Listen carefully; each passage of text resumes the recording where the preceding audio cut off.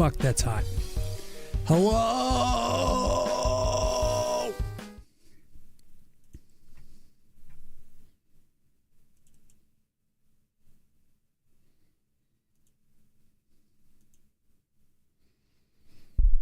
We stream.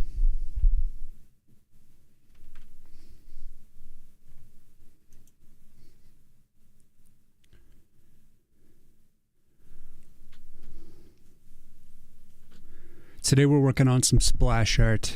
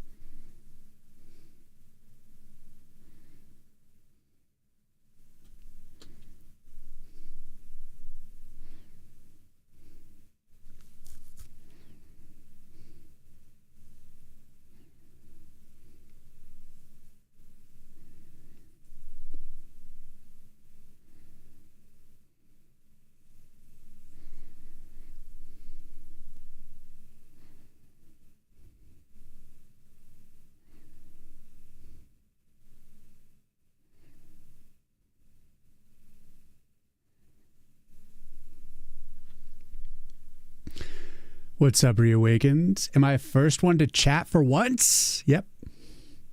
You're the first. The best of the best.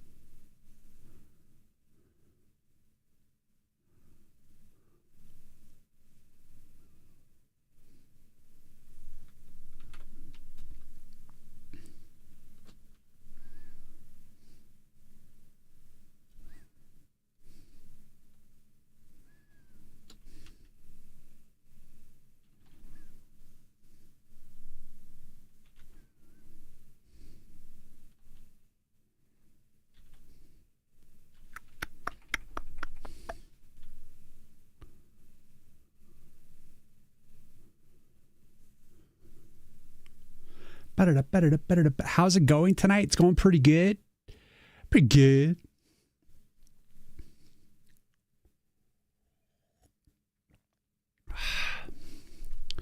Need to I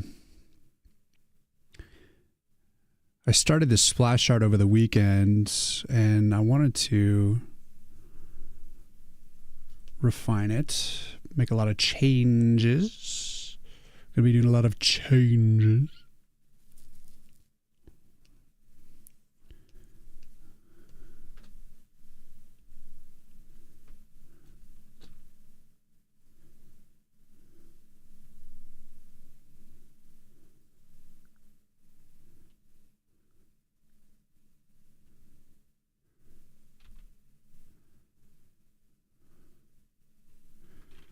As much as it pains me to do so, I must delete this stuff.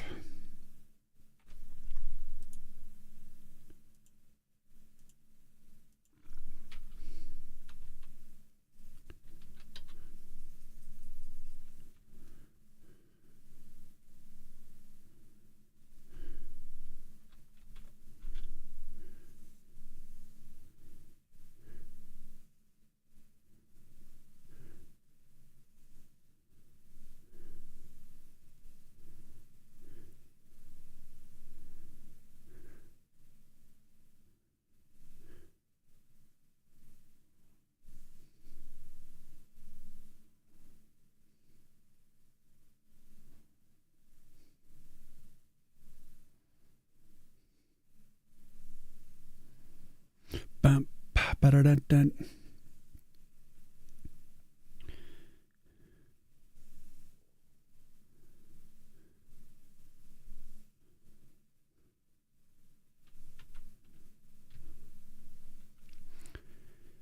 It sucked to delete stuff, but your whole approach is iterative, so it served the purpose to give you better ideas. Basically, yeah, everything's a stepping stone, 100%. Or something motivational like that. Well, I just think I did a good job on some of this line work, but we got to let it go. We got to kill our babies, as I think that's a Bob Ross quote. You know, kill your baby. Kill your pretty little babies. It's the only way to succeed. I'm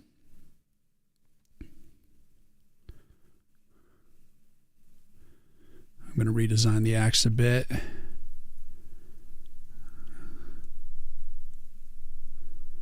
Just got to let go.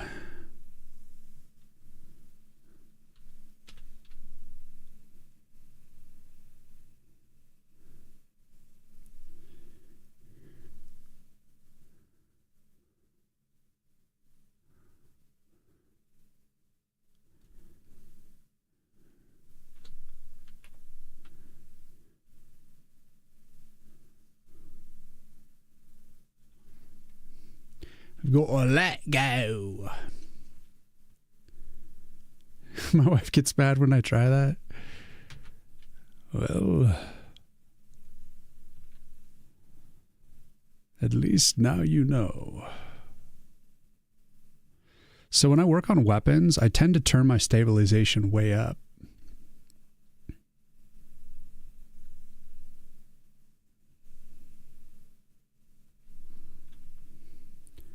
For those who know. Because weapons tend to be more precise things. Oh yeah, this is like...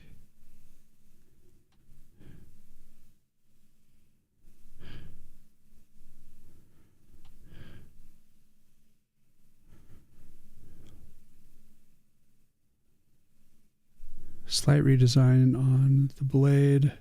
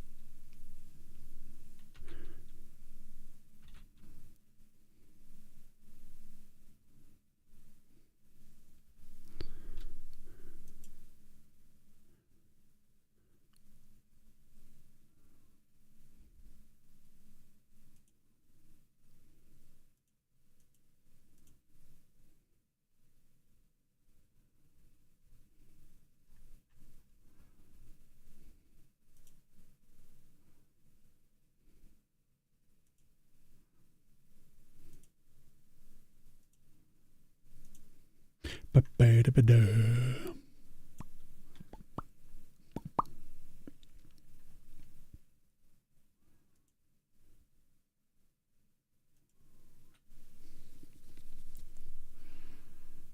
You don't want slightly wavy sword edges? No, I don't. I want it precise. What's up, Zadis? How you doing? Welcome in.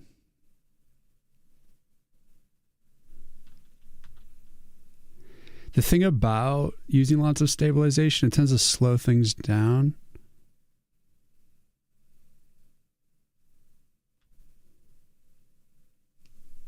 So you get like this weird like kind of delay, but it really does like solidify your line. But normally when I'm sketching, I prefer slightly more organic lines generally.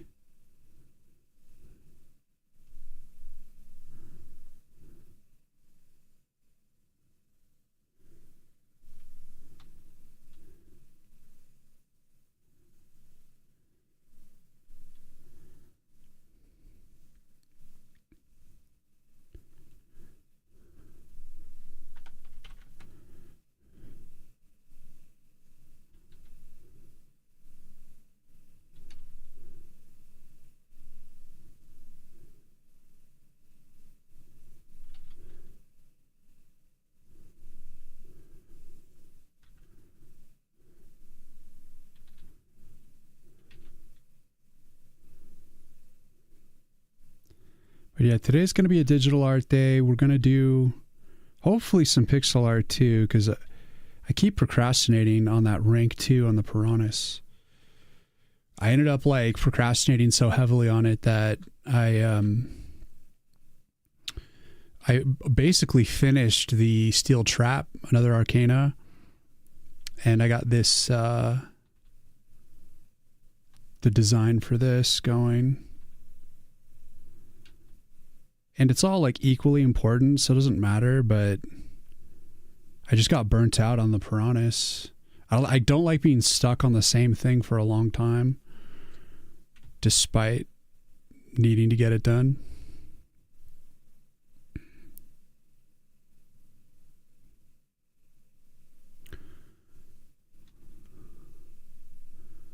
But I did like make a little bit of progress on it.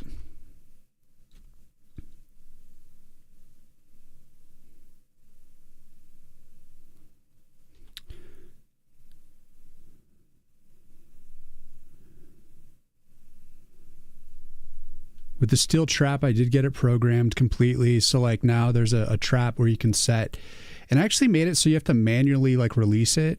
And I'm not sure about that functionality yet. I need to make it more convenient than it is now, because it's like 2 clicks to like reset it. And I need to make it a 1-click reset if I'm going to make it work.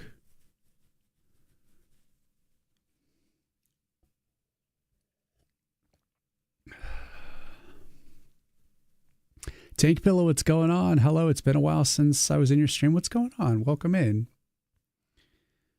Well, we're making progress. Maybe I should try to put up like a little extra reference window so people can kind of see the full picture.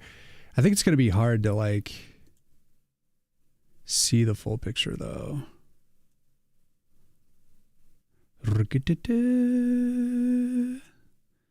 it's going to be like very sketch. Let me set this up. I don't have a reference. Must have gotten rid of it.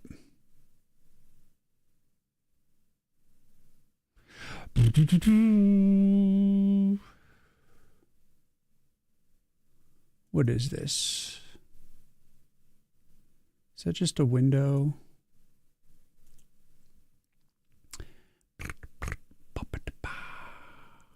Window capture, clip, studio, reference.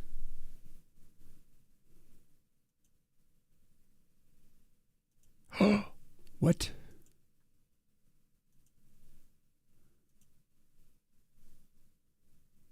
I already had one.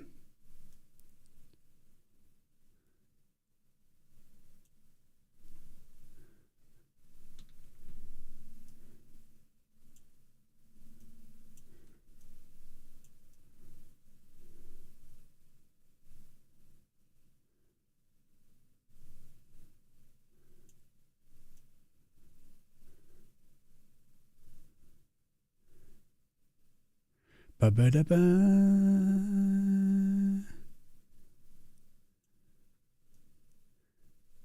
Ba-ba-da-ba. We'll make it kind of small. Mm-mm.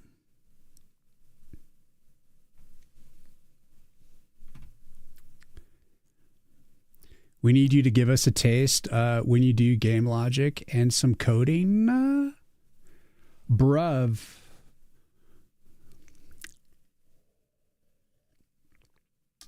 You want a taste? I'll give you a taste. We can go over what I recently did. Whoops. Whoopsie. All right, see, did I pull? All right, let's build.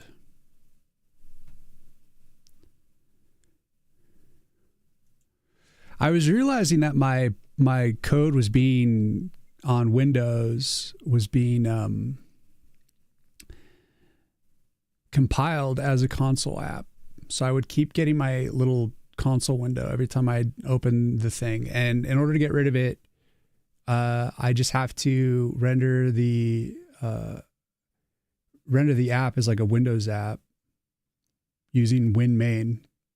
And it seemed to get rid of it, but I just went back and like I have it commented out, but I might switch over at some point, but I don't know. There might be another way to get rid of the console-ness. That's one kind of weird thing I worked on.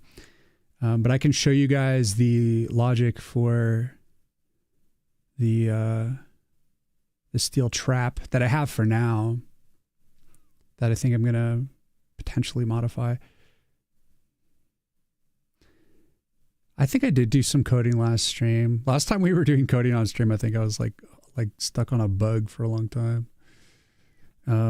So you guys haven't seen this at all. I mean, you did see the graphic for it, I believe, but I've added the steel trap.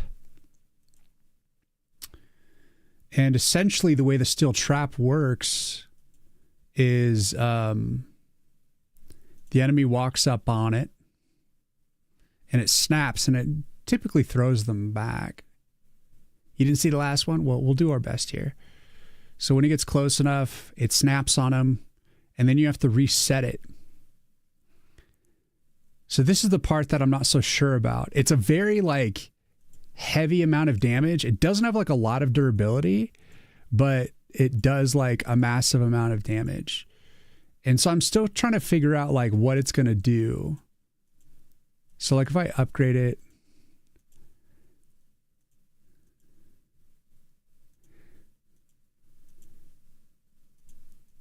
so it's like it's a tricky thing.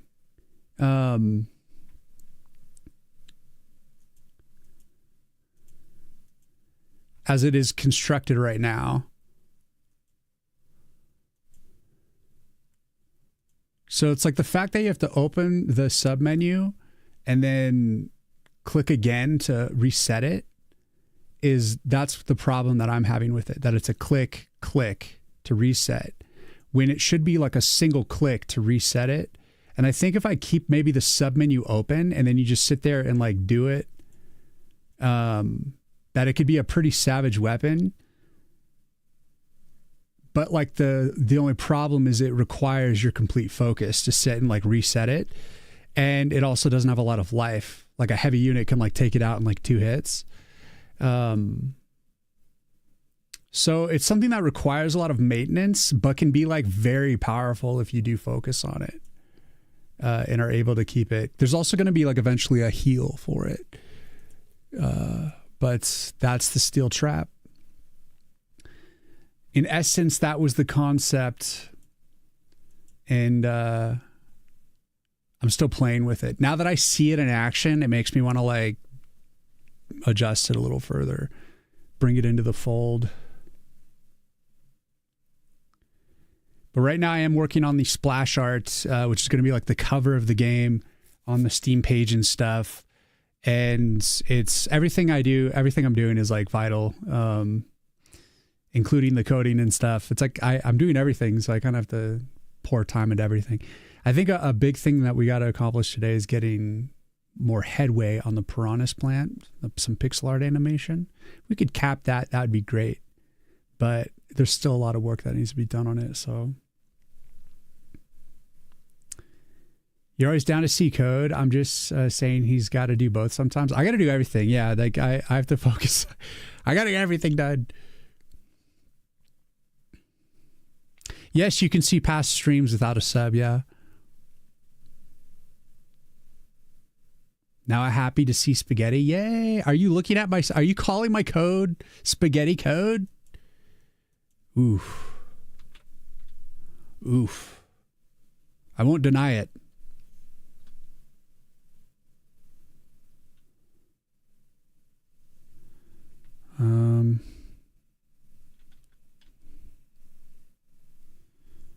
We're going to leave this we want that to be on the other layer.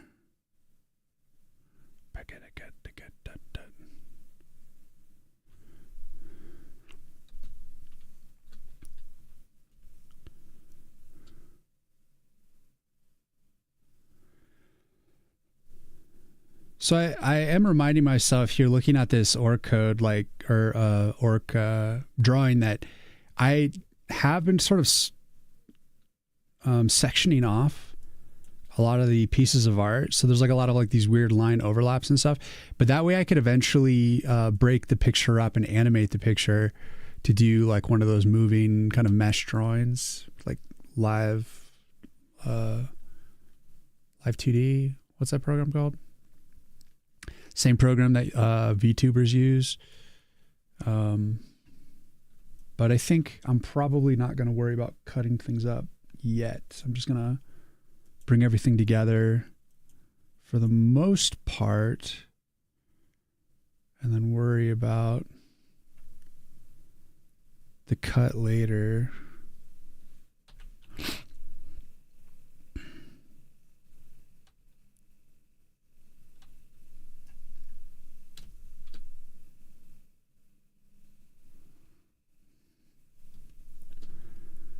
But yeah, today we are focused on the art.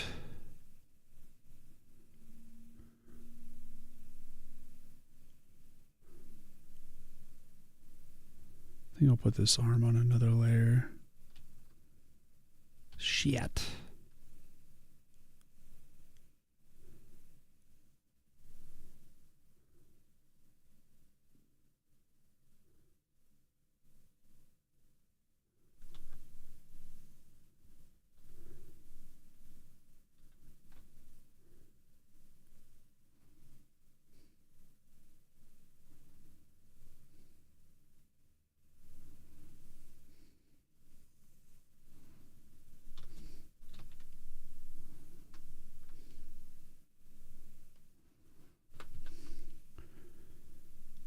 The legs also change. Let's probably end up deleting that.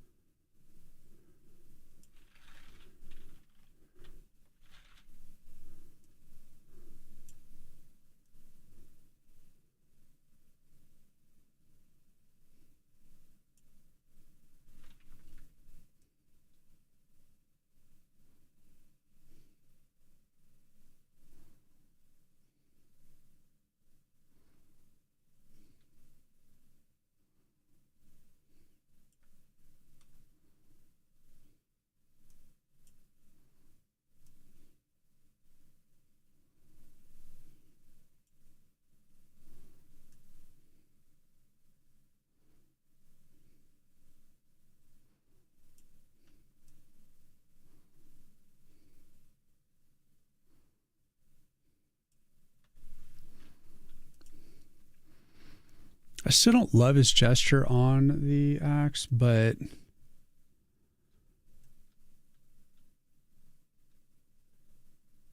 trying to cram a lot of action into this in this little like space. So I am gonna try to like make the arms make sense in this scenario, but see what happens.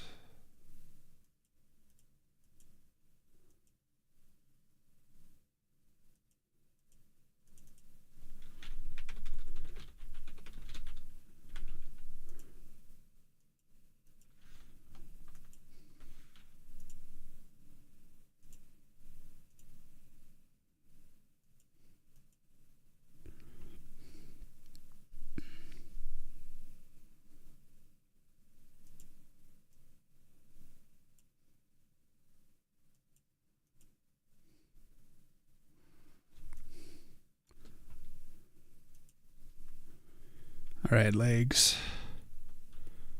Time to say goodbye. Gonna draw new legs. It's no longer going to be in a super squat, a power squat. It's now going to be more standing.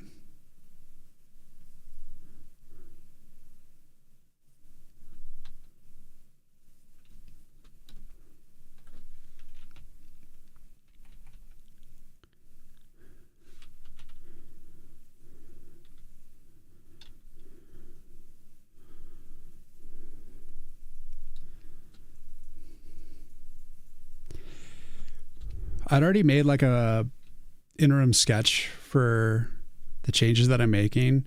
So I'm like in the middle of transitioning this thing.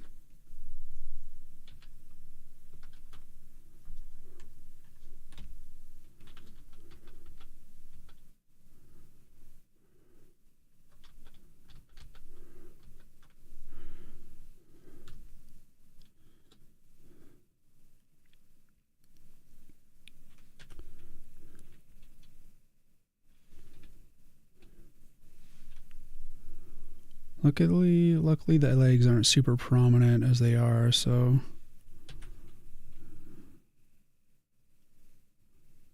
it's not going to be a super big deal.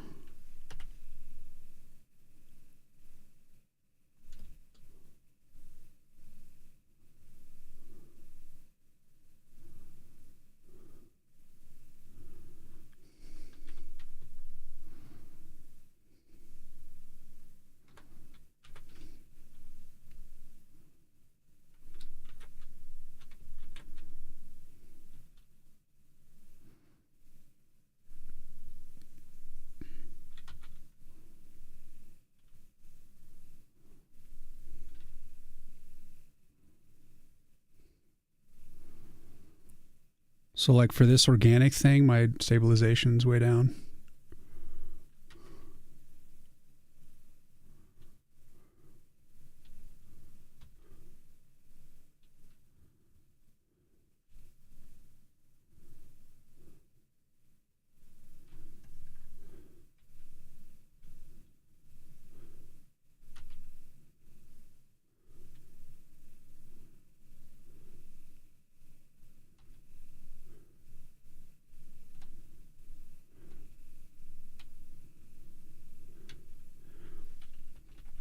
Lower stabilizations I've noticed is also like a bit better for getting the kind of the pressure effect to work properly. Like getting thinner edges at the end of your lines and stuff like that. It's helpful.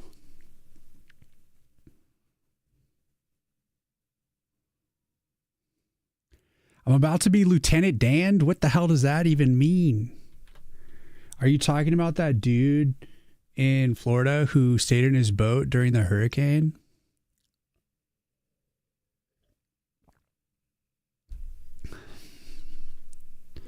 What actually happened to that guy?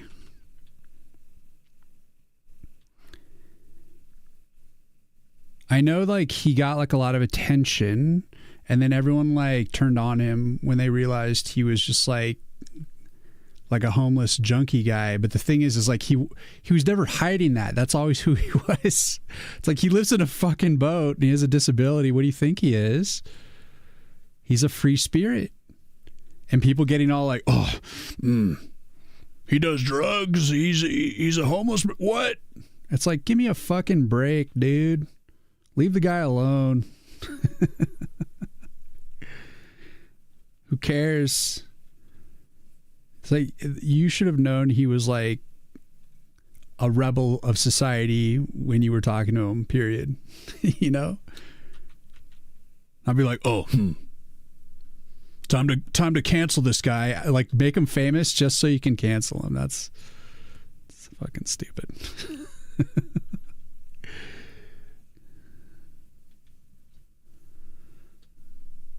Like, you should do what I did and just not give a fuck the whole time. Although I was worried about him. I didn't want him to get I didn't want him to get swallowed by the hurricane. So what he did was very risky, but aside from that,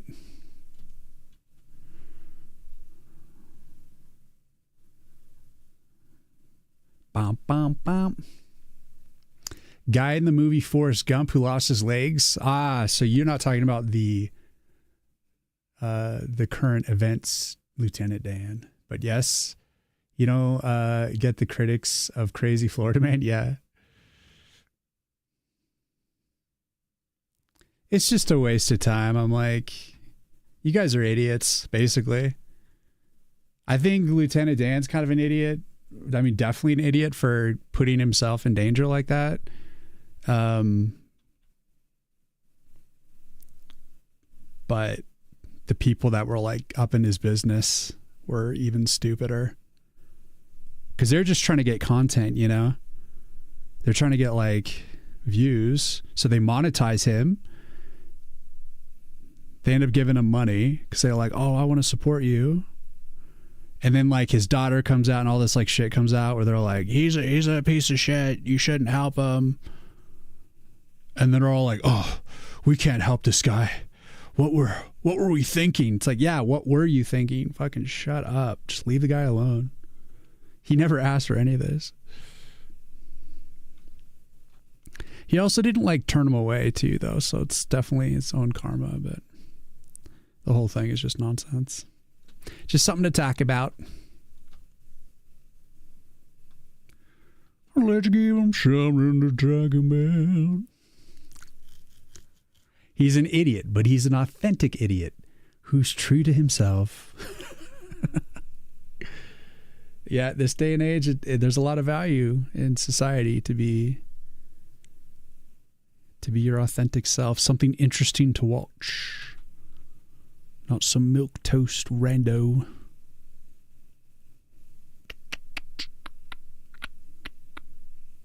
Man, these orc lines are thick. Thick as fuck. So got to keep that in mind for Gant. This hand. Ugh, definitely needs some work.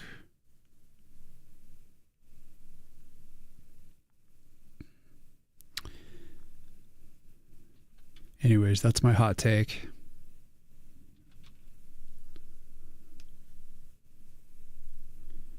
All right, we got to redraw this hand. This angle is not working.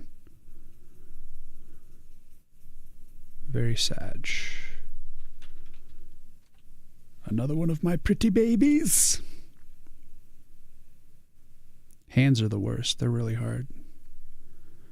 Pain in the butt. So what did you mean I was going to be about Lieutenant Dan? Like that guy.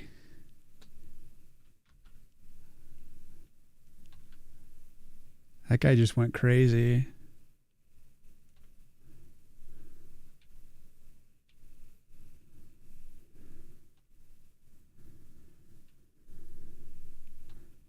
I'm just curious because I have no idea what you mean. Is that some sort of meme?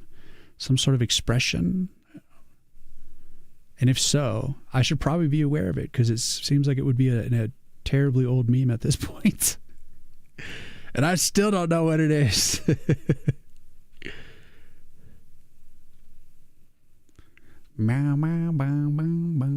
was a response to when you said, sorry, I'm about to take your legs. Oh my God. That's the worst thing I've ever heard, Reawakens. I did take his legs though. I love trying to infer meaning from like the things y'all say when it's just like always slightly out of context for me, because you comment about something that you heard, you know, like 2 minutes ago, and I'm already talking about something else, and I'm like, what the hell are you talking? What are you talking about? But it's a beautiful thing though, because without it, we wouldn't find ourselves in random, like non sequitur, tangential conversations that we find ourselves in when we're hanging out here. If I was just always understanding you guys perfectly, it'd be more boring. It's a good thing. Oh, those knuckles. No. I did like that knuckle though. Knuckle was pretty, a pretty knuckle.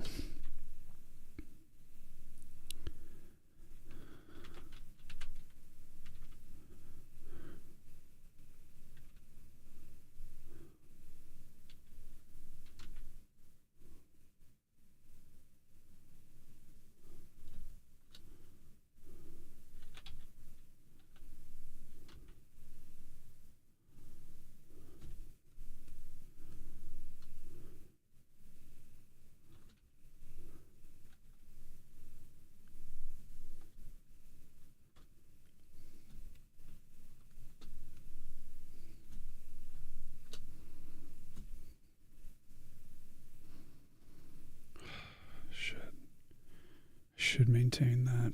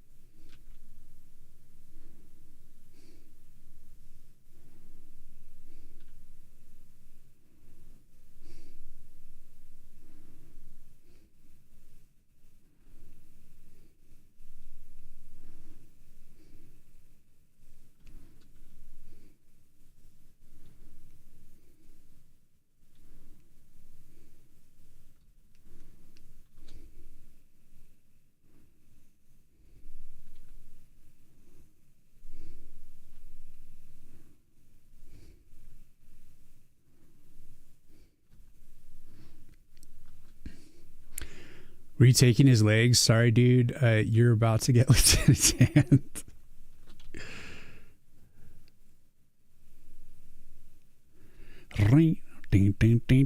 I guess it does kind of fuck some jokes up.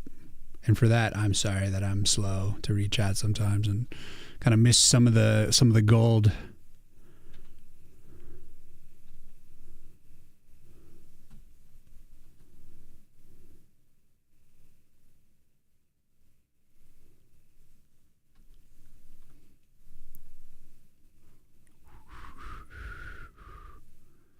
See, I'm not so sure about that hand.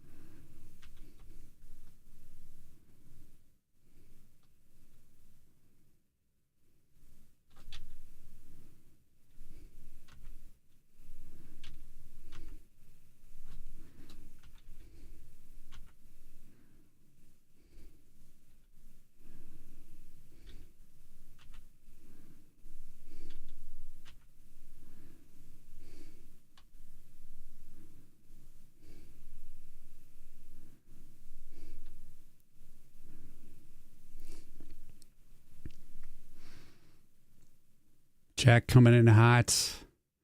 Read the delay. You're good. So is working stream. I should be formatting comments like an email in context. Whatever. If you want to look like a boomer.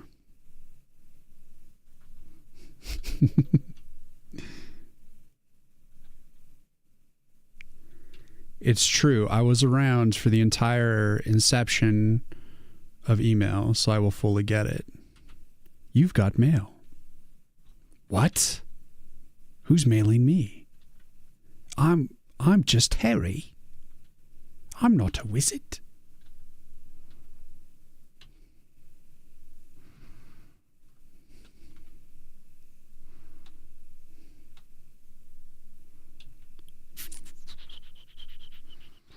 Mm-hmm.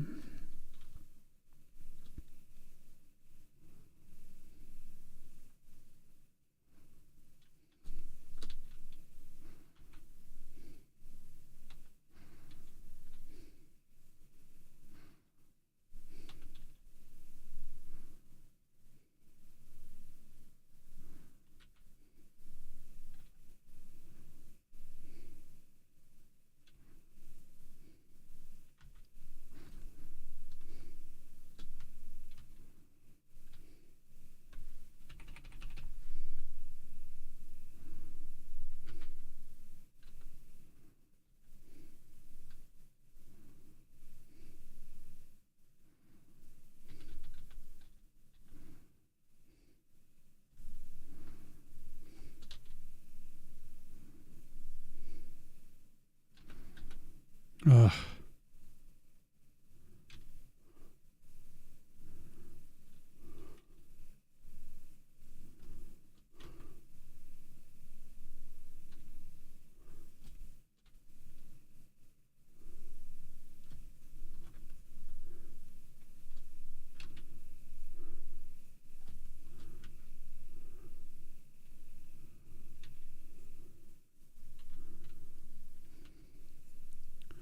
Hands are tough.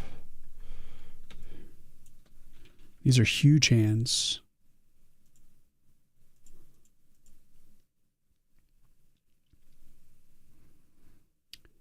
These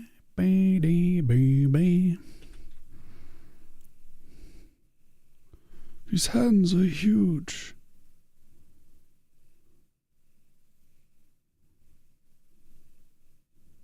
Possibly at the wrong angle.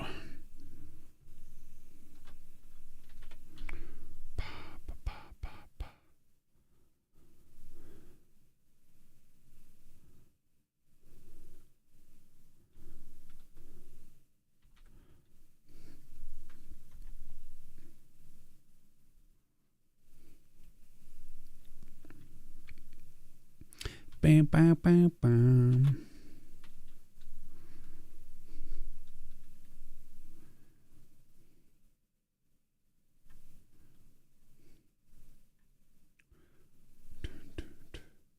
Ouch.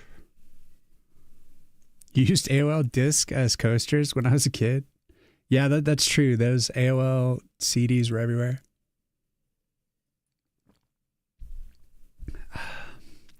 You know, now that like I'm starting to hear about the internet getting wiped and how like things are slowly being consumed by like they want everything to be filtered through AI.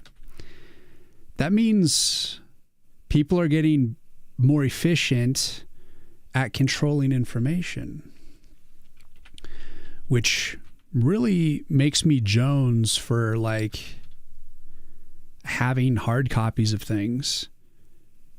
It makes me like want to just buy more books and just own information that I think is good. Not like, because like you might think, oh, it's always going to be available on the internet. It's like they may take it down or they may only funnel it to you through AI. And then all they got to do is tell the AI like, oh, like if it's this type of person, don't let them see this information. They can like start to gatekeep on the information, which seems pretty fucked. Because right now we're in the age of like all the information's available to everyone. But I don't think it'll take too long before they're just like, all right, time to paywall all human knowledge.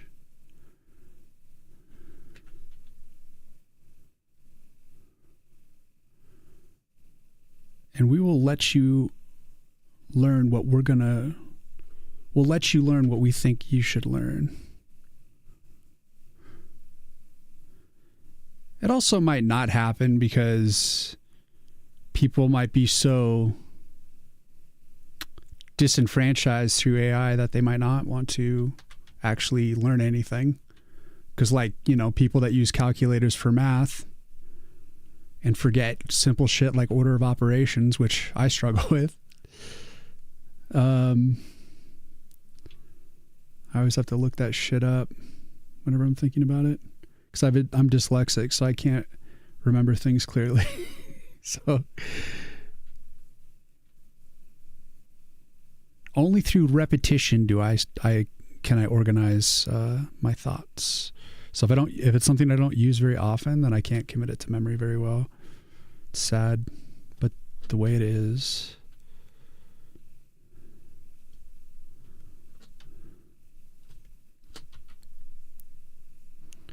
Should probably change the angle on this.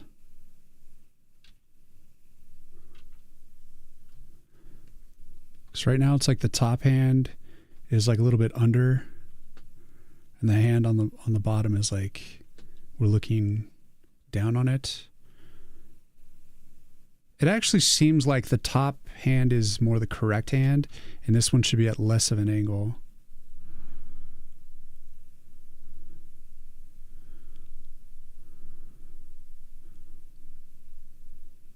Based on the perspective on everything else.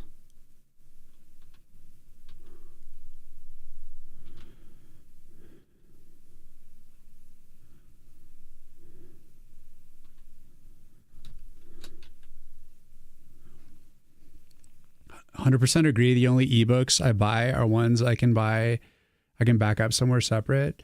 They're already doing that, editing movies or streaming services, retroactively removing access to digital games. Yeah. It sucks. They're already starting to like wipe the internet. Things like archive.org and stuff I think are struggling. People want to be able to control the internet because if they have like a bad moment, they don't want people to be able to like memeify and the whole disinformation thing. They basically want to not get rid of disinformation. They just want to take control of it. So if there's something out there that's like fake news, but it's not saying what they want, they want to get rid of it. That's why the US government wants to get rid of TikTok.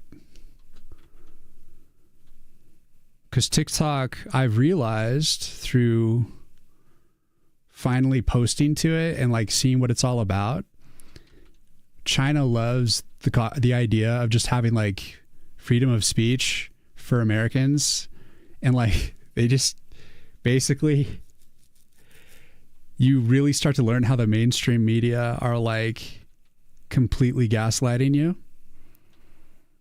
And when you watch TikTok, you start to like see what's actually happening, and it's kind of fucked up that you're getting like information from TikTok, but it's from like other, Americans posting, talking about what's really happening to them. So yeah, it's hearsay, but it's also like highly contradictory to like everything you see in mainstream media. Highly contradictory. Like it's just all lies. Biased and whatnot. It's just nutty. It seems like the mainstream media is starting to die because people just don't trust it anymore for good reason.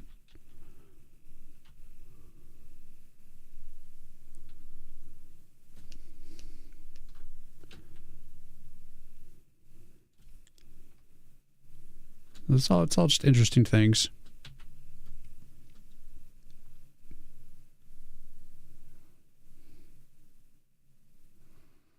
It's all very, very interesting. What is that? I like that actually.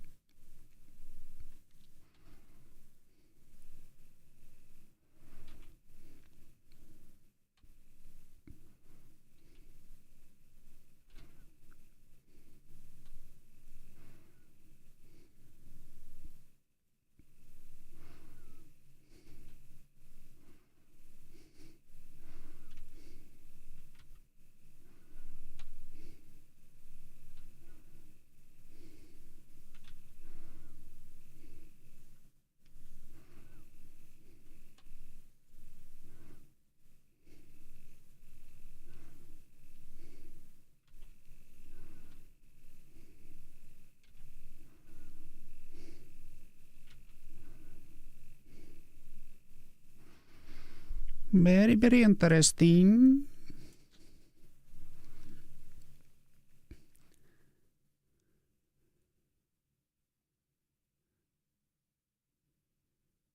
Ukraine providing video disputing the claims in the news. Oh, yeah. It's like when Kamala in the debate was like, we have no troops that are deployed.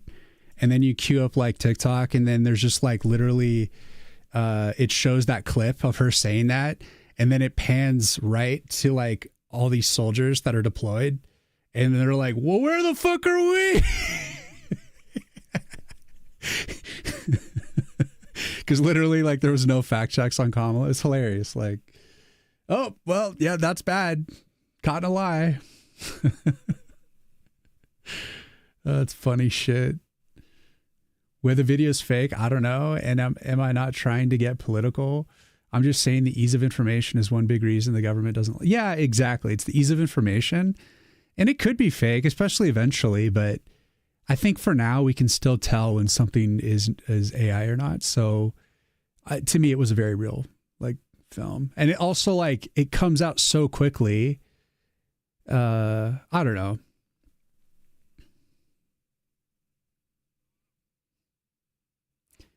Hey man, with OP looking book animation, what's going on? Arya, thank you for the good vibes. Welcome in.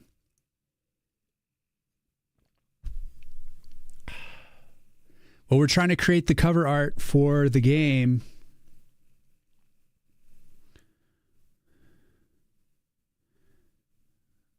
These hands are weird as hell.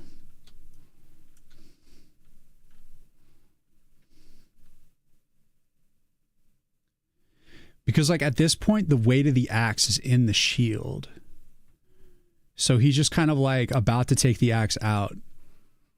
So it's like that weird kind of middle moment. And what's weird about these hands is like this one down here is like we're seeing the top of the hand because it's a lower hand. And this one I'm showing the under part of the hand. So that's weird. That's like a conflict of perspectives potentially, but I think this is still possible. Considering like this grip on the top, he's kind of like almost loosening the grip a little bit. With this one, he's still holding on pretty tight. I don't show the top of the axe. I could straighten that out a little bit actually. Let's do that. So I'm gonna jack up my stabilization and I'm just gonna like do like a more straight line. Kind of nullify some of this perspective.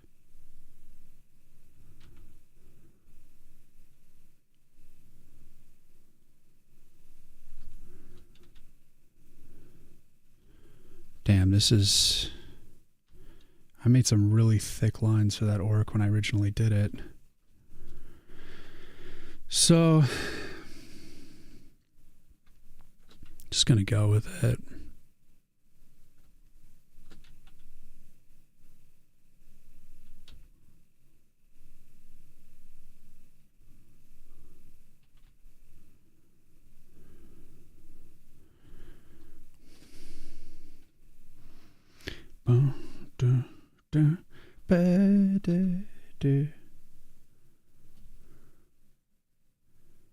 I could potentially push his arm back a little bit because that could be part of what feels kind of cramped about this. So why don't we try that? Did I put his legs on a different layer? No. All right, let's put this arm on a different layer.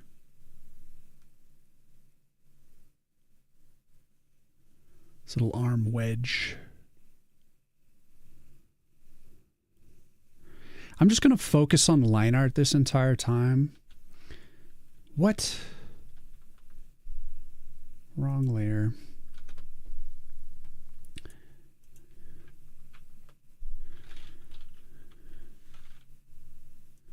Let's rotate it on the shoulder bone there.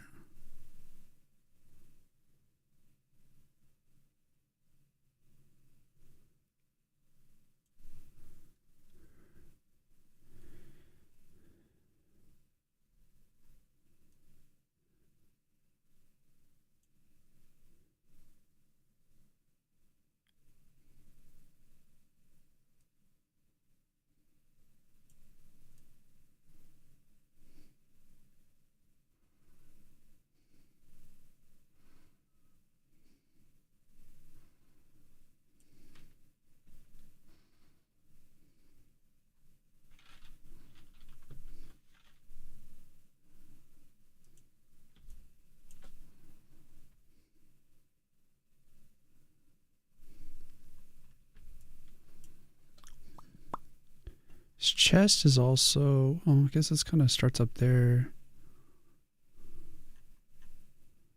But I did expand it on the rough. The draft there. Looks dope. Why is an elf fighting the orc though? So what's happening here is this is Gant. And I'm still not sure if he's going to be blonde or not. But that's the elf that gets put into the tree. And I wanted a very clear clashing of enemies. And we're on ads, so I don't even know if you're seeing this, are you? So I will cease.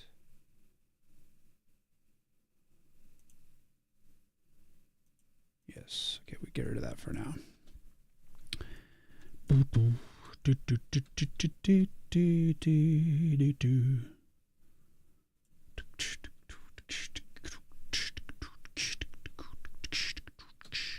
back from ads yet.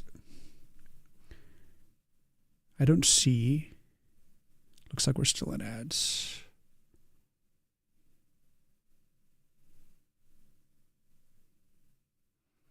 All right, looks like we're back from ads. Hello. Hello. So, Arya, to answer your question, Reawaken, you said he body checks Gant so hard he becomes one with the tree. This never directly happens, this scene, but it's more of like a metaphor in a way, because Gant, this is the elf that is getting, whose soul is bound to the tree, and he becomes part of the tree. And you can see that he's holding the thorn blade, and his defense, which you can't clearly see now, but it's the barricade. It's the arcana in the game. So you see basically how, you see him fighting in his humanoid form before he gets put into the tree, because I wanted like a clear clashing of enemies. I found that like trying to make the clashing of the tree to the enemies was harder to depict in like a very concise way. That could be easily like perceived through a picture, like a thumbnail. And what's good about this picture is like, I'll have like the logo like right here, and basically this, you can like make this picture like this small. Like I can make it like this tiny, like that big, and you would still understand what's happening. Or you can show the full scene, and you get like, you can see how the tree is there in the background with the face and stuff, and it's there, but like you're understanding what the game is about based on like what you're seeing. It's not like you're going to see the splash art and then you're going to immediately see screenshots of the game. So I'm not like misdirecting you. I'm just trying to like capture the essence of the game in one picture, but without like tons of detail, because the best thing to do, like my first ideas for splash art was like show the picture, big and grand, and then have like literally all the enemy types, like a good portion of them coming out at you, like a huge group of enemies surrounding the tree. But that's harder to depict because like when I would show that like in a thumbnail or something, you would be like, what the hell's going on? And it's just harder to like, I don't think I'm like good enough of an artist to be able to sit and masterfully do something that complicated without spending literally like a month on it. So I needed something simple that conveyed the action. So here we are. And you saw last time I was drawing the Gant against the tree like he was at a funeral or something. And I ended up saying, well, if I'm going to just draw him like that, why don't I just put him into the action? Because I needed something to counter the energy of the orc. So then I just drew Gant, and it was already kind of in that same kind of orc style that I had established. And it just evolved into what you're looking at, where they're literally just clashing weapons, and he's holding the thorn blade. And it's just like, I don't know, it just made more sense to me for all of those assorted reasons. I just think it looks cool. Like I liked how Gant came out. He needs to, obviously I need to like improve a lot of stuff, and I'm still not sure if he's going to be blonde or not. I kind of liked him with brown hair, but I was worried about too much brown being, I'm like making all the decisions based on like what looks best for the picture. I might end up making him have brown hair, but we'll see. But I think he turned out pretty good. I really like his face. And I do like his armor. There's still going to be more to the armor, but like the essence of the armor, especially with the leather under shoulder pad underneath, looks pretty cool. And just the fact that he's like holding some of the arcana, you can kind of understand where the arcana came from in a way. It came from like what he's like imagining these things, and inventing them through magic, but it comes from like his armor set, and I wanted him to be like super ripped. I wanted everyone in the game to be ripped city, because I feel like that's sort of like, I don't know, it's always fun to have that. I grew up on comic books that had like ginormous muscles everywhere, and I always found it entertaining.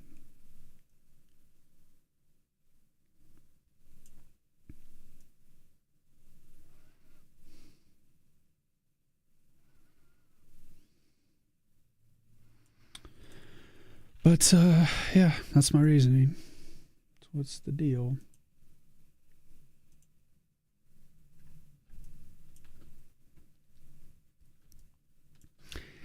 I was initially kind of floating the idea of using the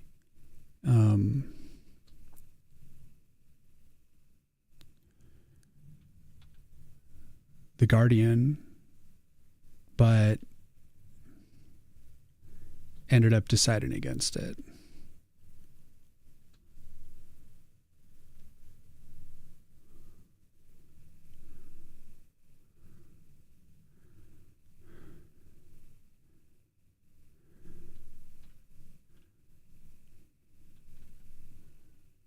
Because I just ended up drawing Gant, and I'm like, I like how this looks. And just had to go with it. But naturally, there's a lot of stuff that needs to be improved about it. So that's what we're doing today. Trying to get at least some decent line work going.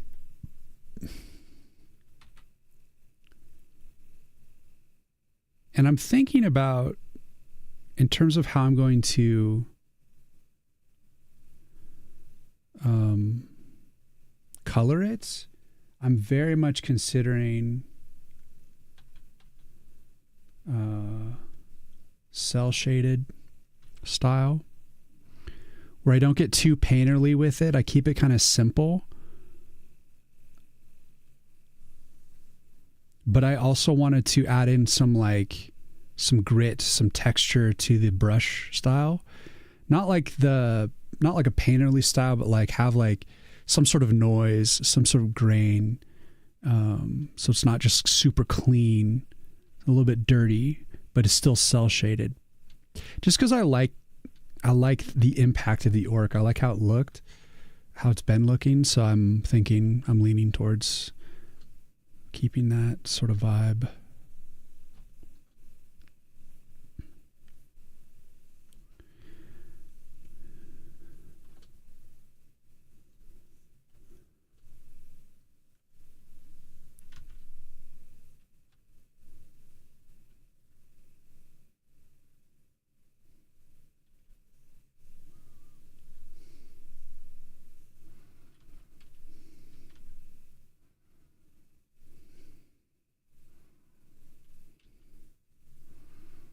I still have my stabilization way up for this. Probably too much. But I am trying to make something very like broadly appealing, so I think I'm okay with having very clean lines.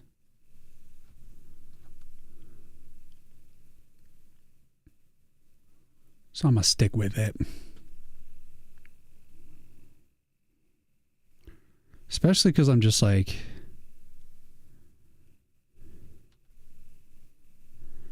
tracing what I've already drawn here.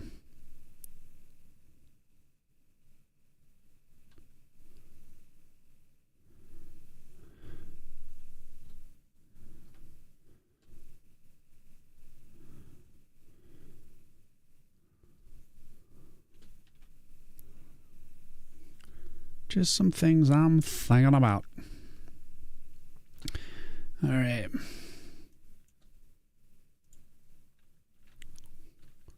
Let's draw some more of Gant.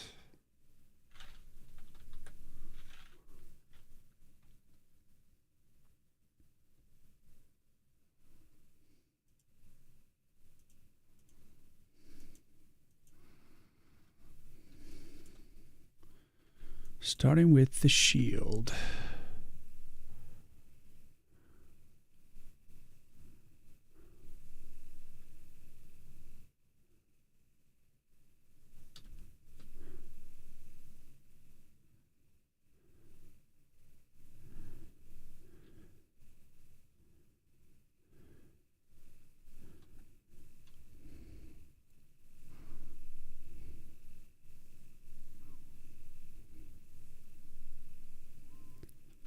I'm actually turning the stabilization down for this so I can get more nuanced with my line work.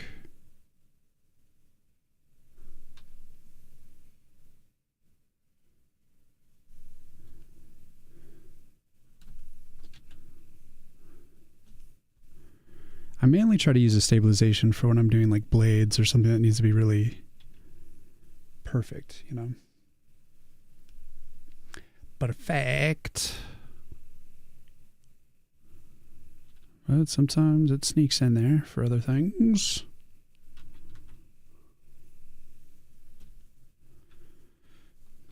That's one of the weirdest things when you're starting out, switching into digital art. It's like when you have zero stabilization, you're like, why are all these lines so wobbly and horrible? Why am I so bad at drawing? But it's like you just don't have the settings right. So you see that's actually with stabilization really low. You get that long tail. It's just not great on like the sharp edge of the line. Don't love that.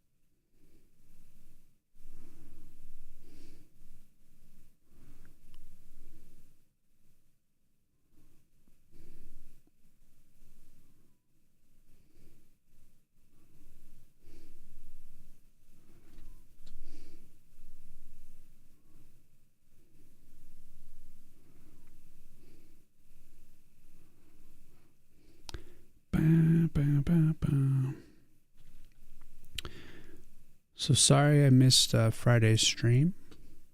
I posted on the Discord that I was feeling under the weather. I still ended up working on the game a bit, but I needed a break because I was feeling kind of sick.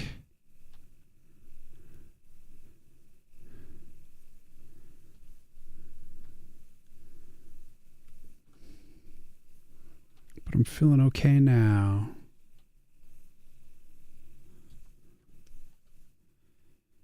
Just try to listen to my body when it tells me, hey man, take a little break.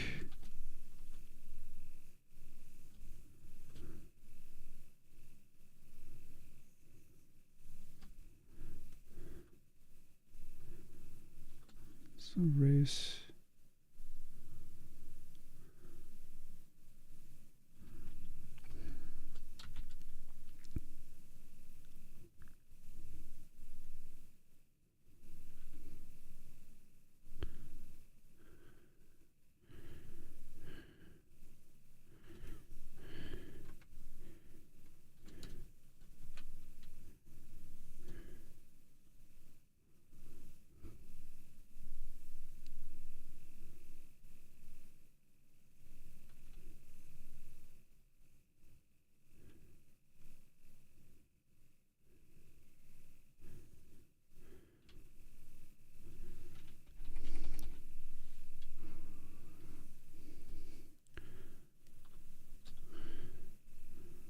Whether I'm streaming or not.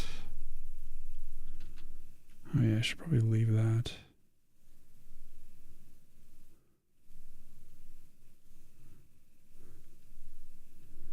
I'll be working on the game. Making progress.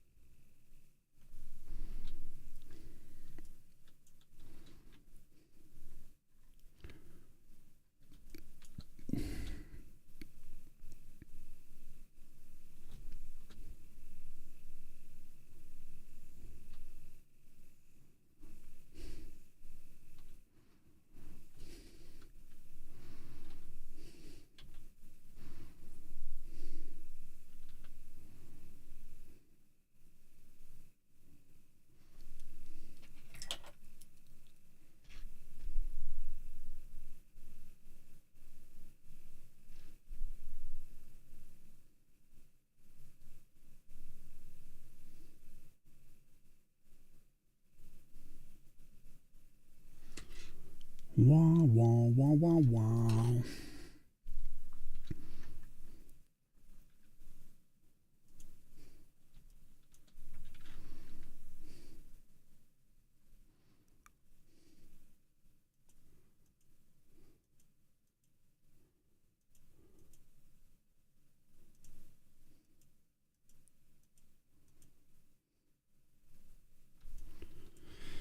Just put this on its own layer.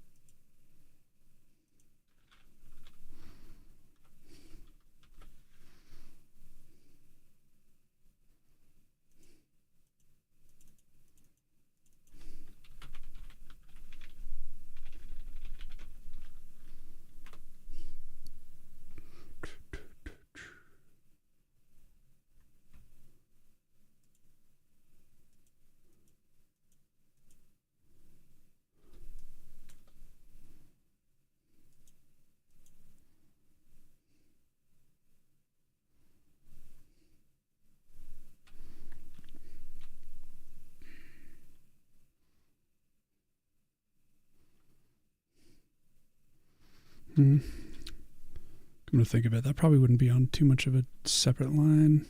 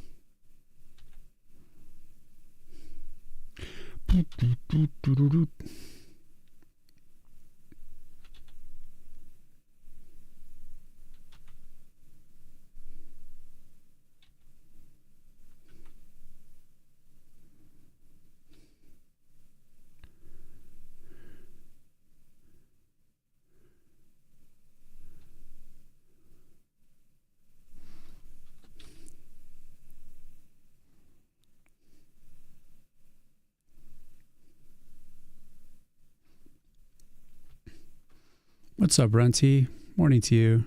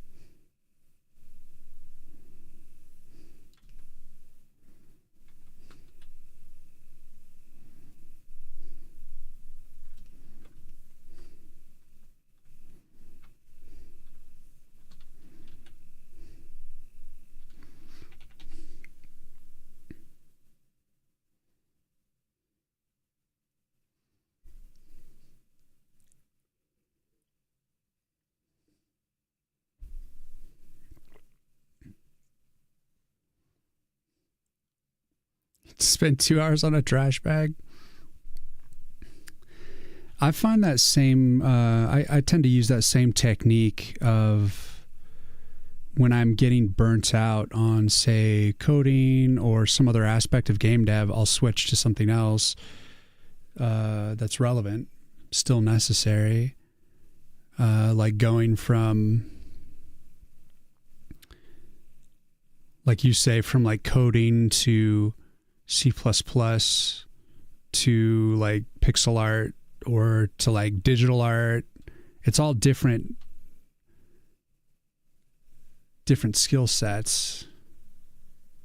And they're all equally important, you know.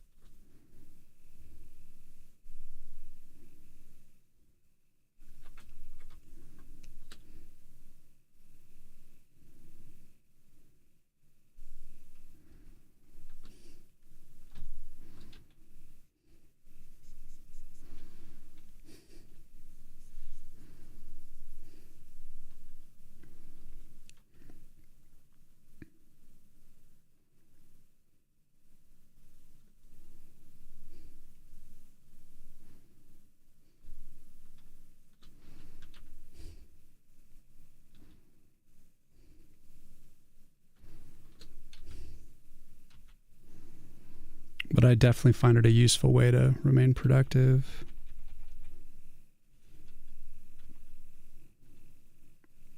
That's what I've been doing. Like when I'm procrastinating, I've been procrastinating on the Piranhas rank 2 and rank 3 stuff that I need to finish. I'm more likely to finish like programming tasks, and it's the art that I'm like, I'll procrastinate on sometimes.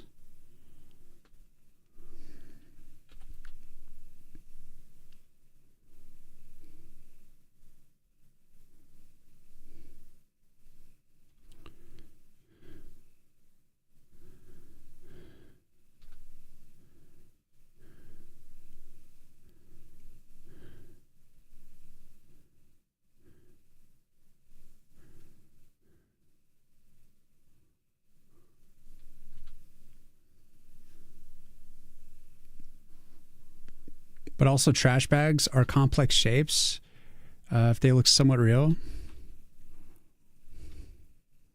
Indeed they do.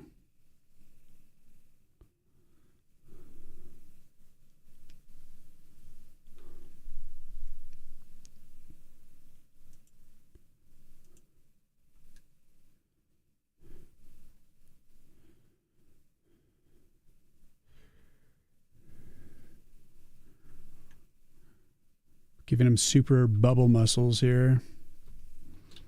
Might need to back off that a little bit.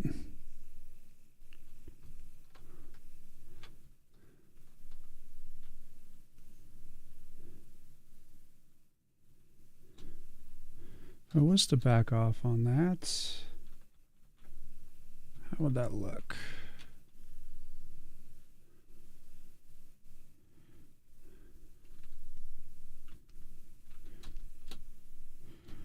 Let's see, like,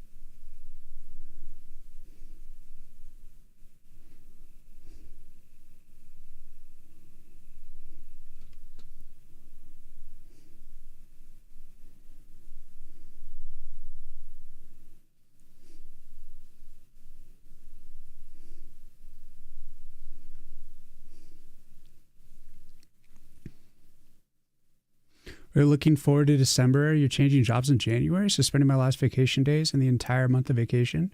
We're starting the new thing. Nice. Gonna spend the entire month learning Unreal Engine and game making. That's awesome, Runty. Well, you're welcome to join us anytime. We're always out here making games together. That's all I'll be doing. It is the long haul. The great tasks that we all face.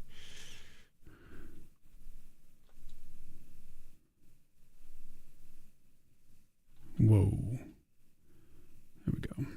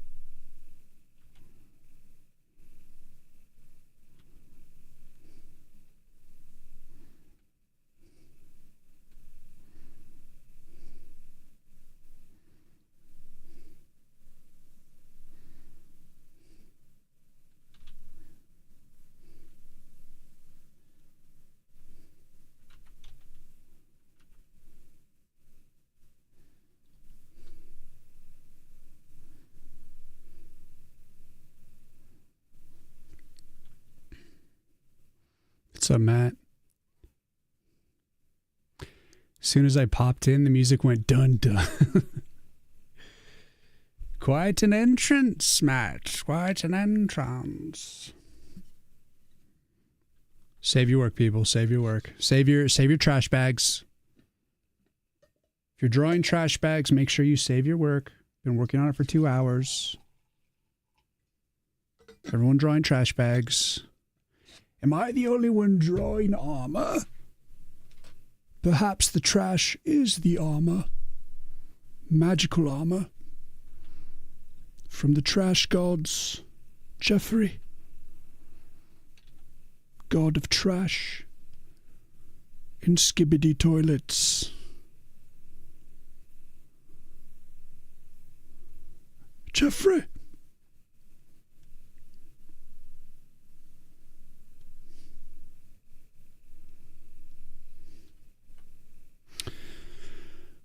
It's got a little overlap on that bad boy. That means the whole thing's going to be overlapped. Alright. Kind of want to just push that out. Push his whole arm out.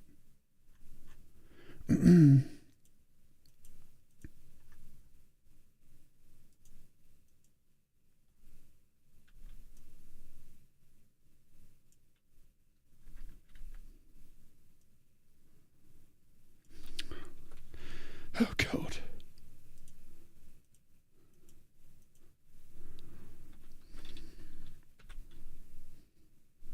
Gotta use that Gen Z lingo.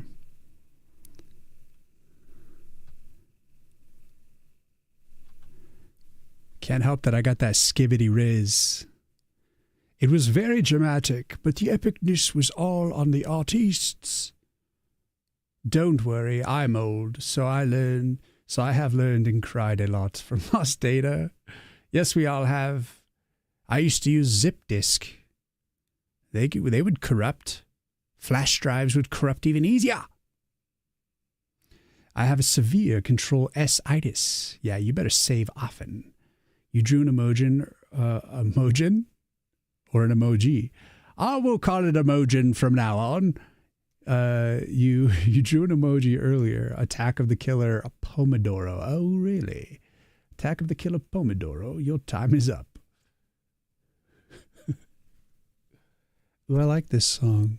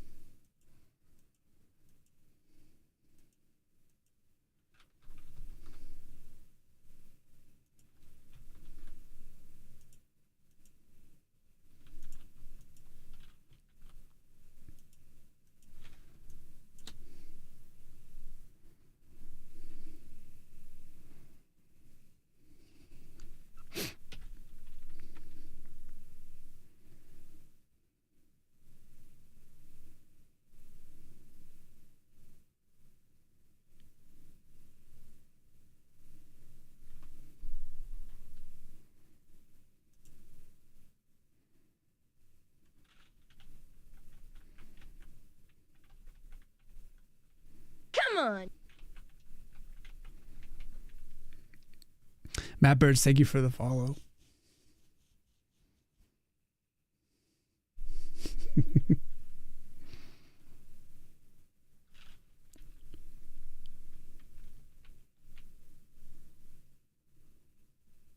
then move the bicep. Bicep kind of works.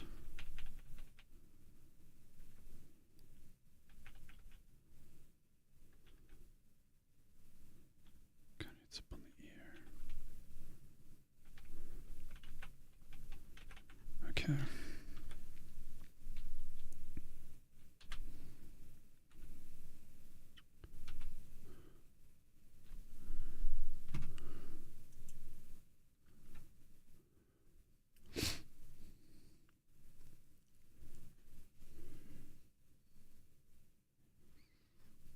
Now let's get into a bunch of random stuff. I got to select a steady sound. Though I do find this song quite pleasing, albeit a little loud. It's the Wild Arms theme, yes. Serious nostalgia, you're correct. It is Wild Arms opening.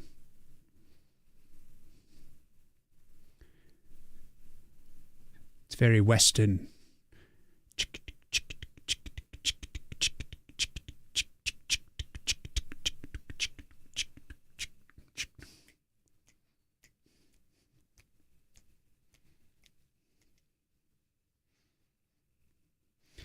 I know what we're going to listen to next.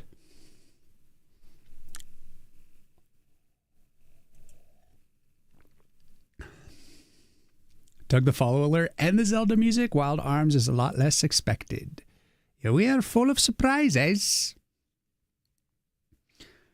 For a second there, reminded me of Outlaws, the game. All right, let's finish this shoulder, and then I will switch the music when the time is correct to do so. Cannot interrupt this masterpiece. Just let it play out. I feel like I'm gonna sneeze. Yeah, sneezy wheezy. Outlaws is a gem of a game.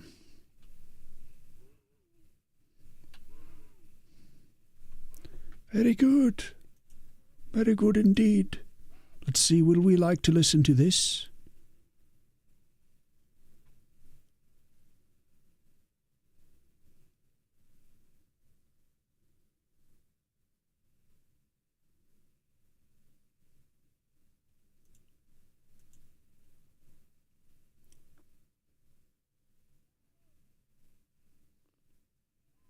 Of course, this one's like way quieter.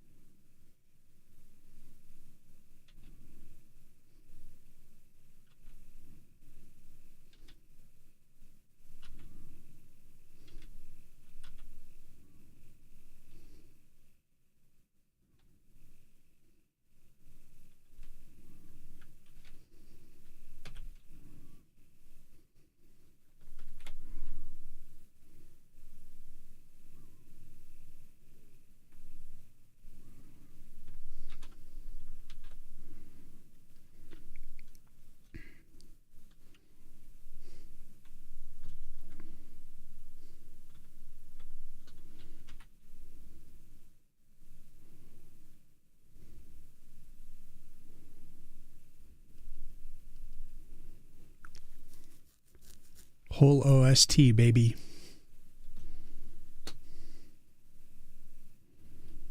Deep tracks.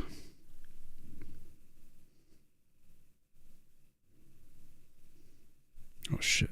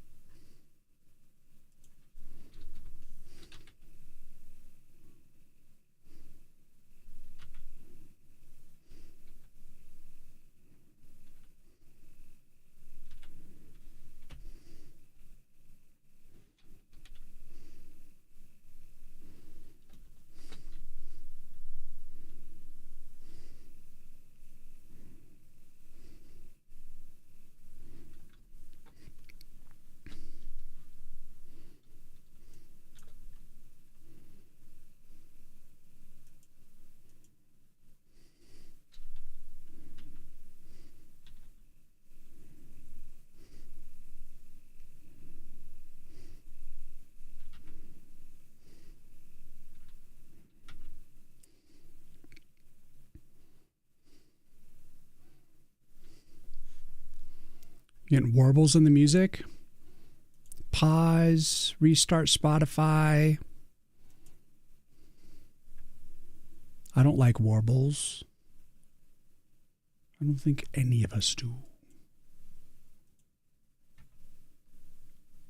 Does it still sound like warbles to you?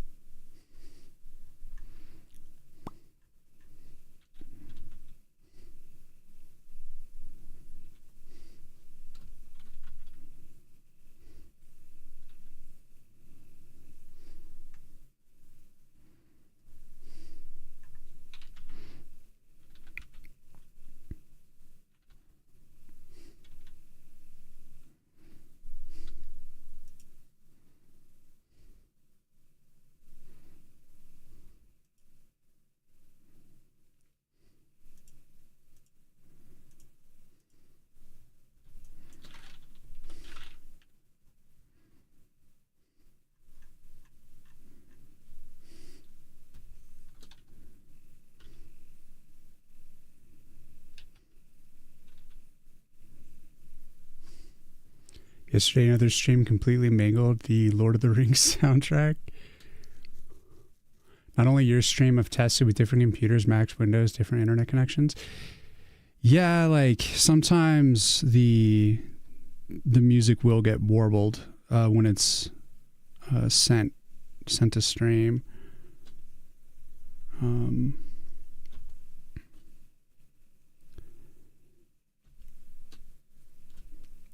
I think it's just could be a number of things. Could be Twitch throttling the bandwidth. Could be my internet failing. Could be your internet failing. Just like a million things in the chain that could go wrong.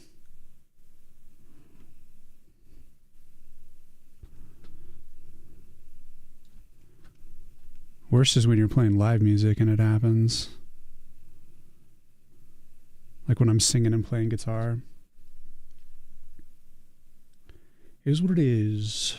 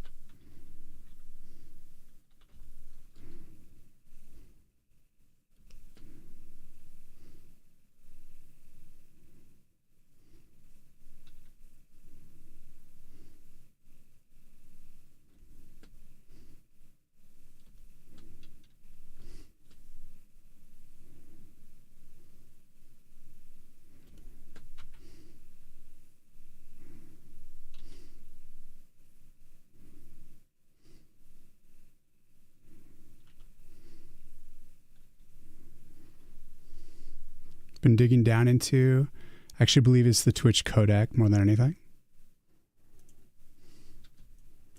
Fair enough. It's probably the right call. I've suspected such things.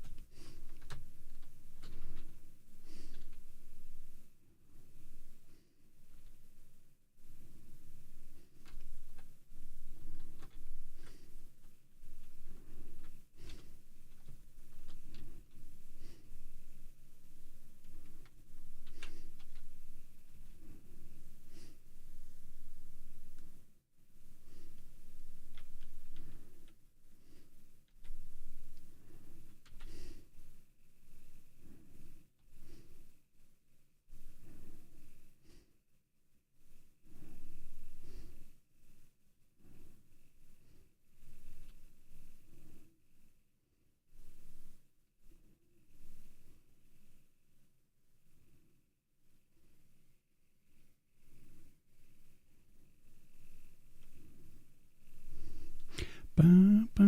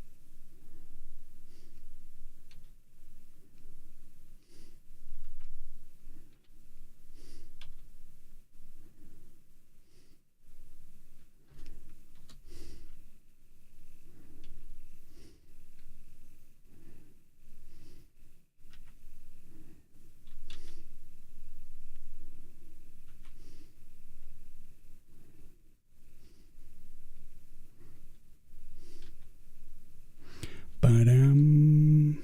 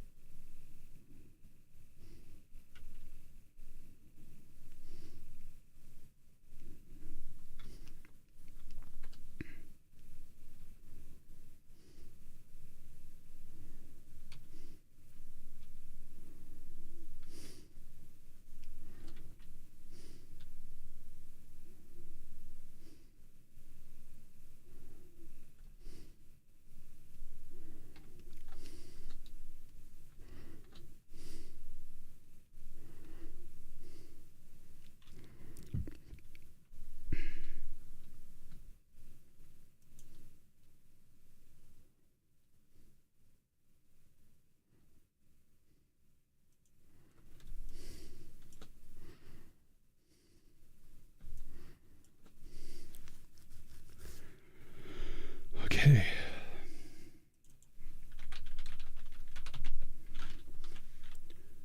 We are getting there.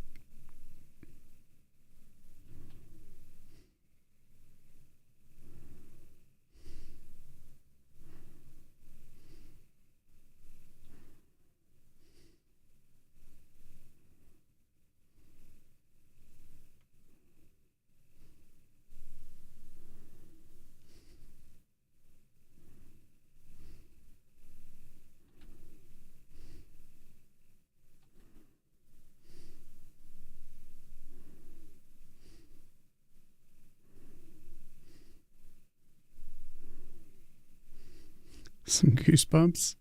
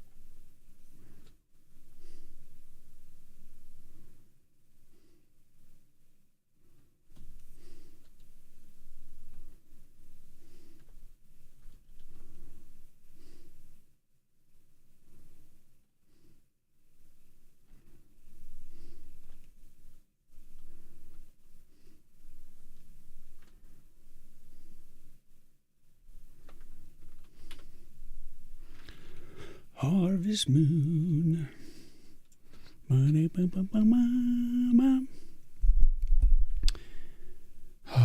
right, we're making progress. The beautiful thing about tapping into the right side of your brain is the disconnect from time, from worry. You're just locked into spatial reasoning. It's bliss.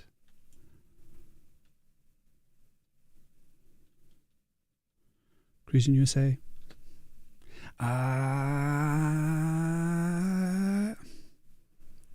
That old meme.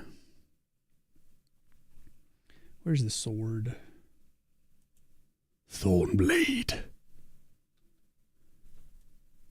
think we can just resize you. Good old Thornblade. That's pretty much all I did to it. Let's make it bigger.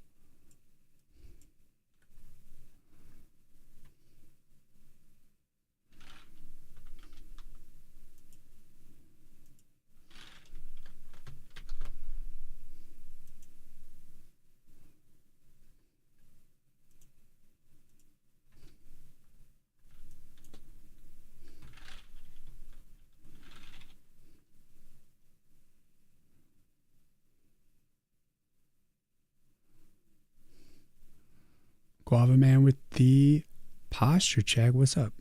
Thanks. See if we can try to thicken this up. It's at like a weird angle, so this might be difficult.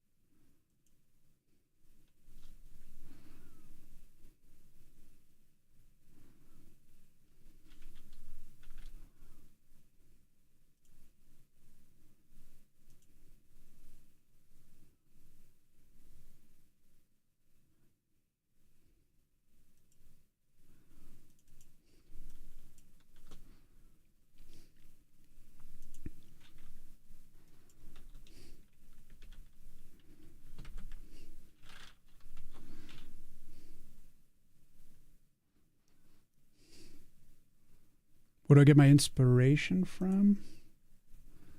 Many places.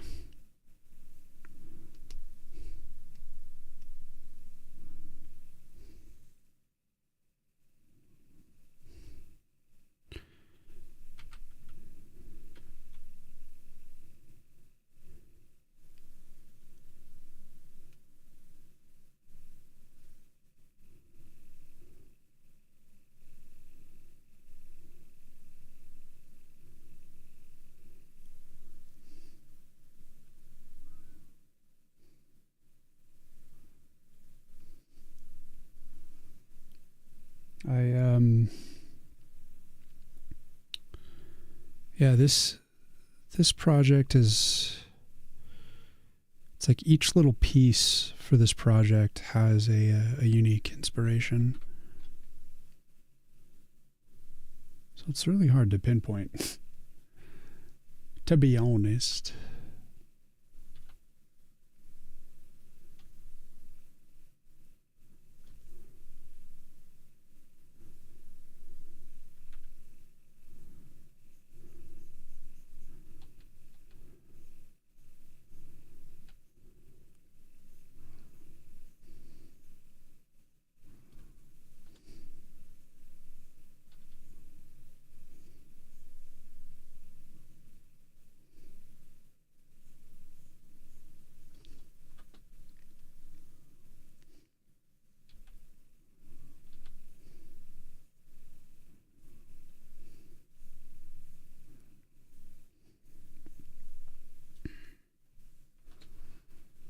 Hard to think outside when you're in a flow state. Keep at it.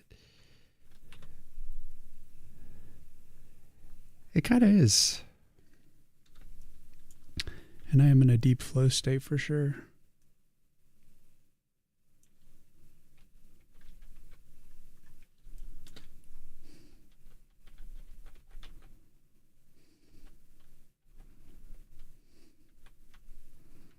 But this is going to be splash art for the game. So it's one of the rare streams where I'm doing digital art.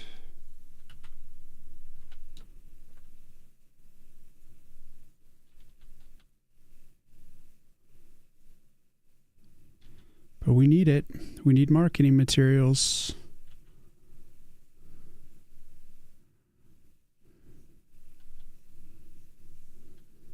Game needs a face.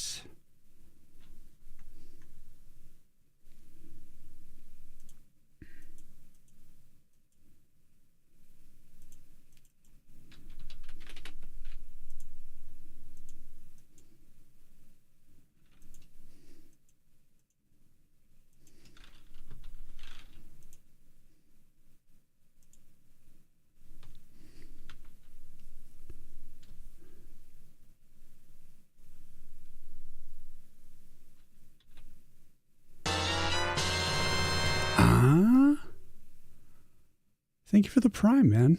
Really appreciate it. Guava_man just subscribed. Guava Man, legend. Really appreciate it.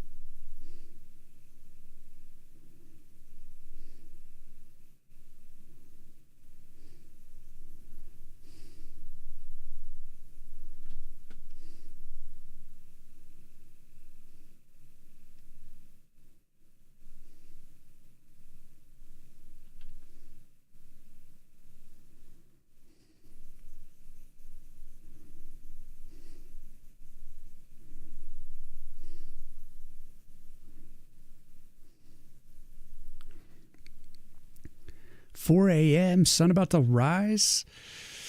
Oh, wow, you stayed up all night.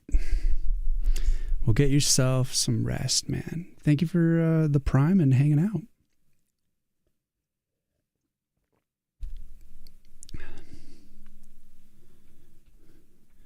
I stream Mondays, Wednesdays, and Fridays.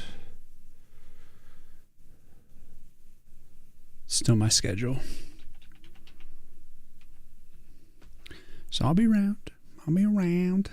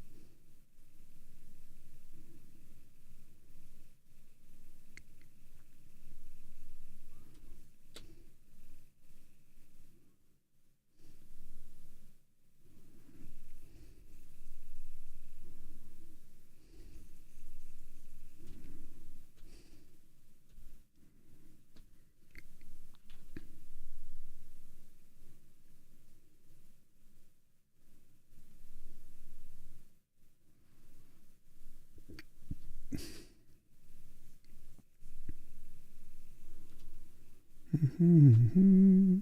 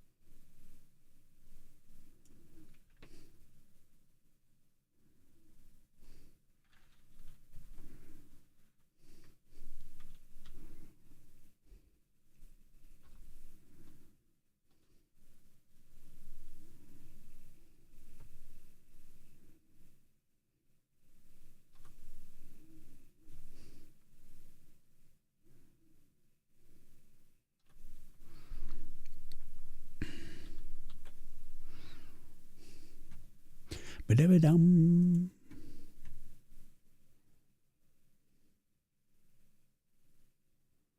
Guitar stuff, guitar stuff. Mama, I'm gonna change the music to something else.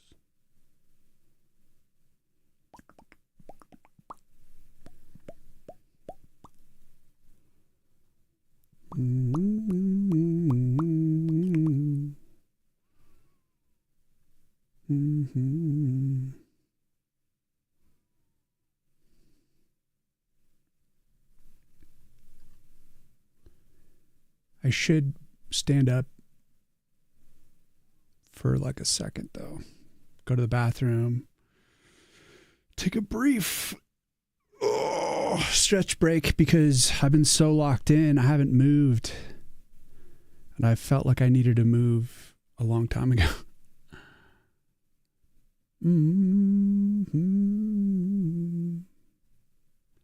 So I'll let this music play out. Next up is Super Mario World, Super Mario Sunshine, all guitar stuff. There's some Mario tunes coming up, and then I'll shift it when I return.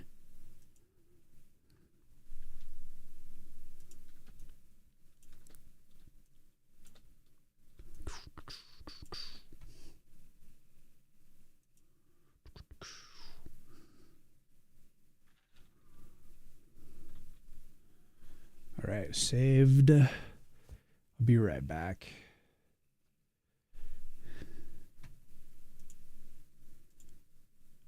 We're certainly not done today. I feel a good amount of energy today, so I think we'll be going for a while. But yeah, I think I got some snacks in the fridge I can go grab too. We can do a little snack break. I'll eat on stream. I just go to the bathroom, grab the stuff, come back. So I'll be back in like a minute or so.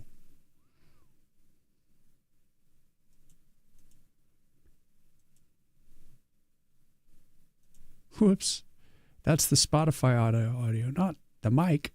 Sorry.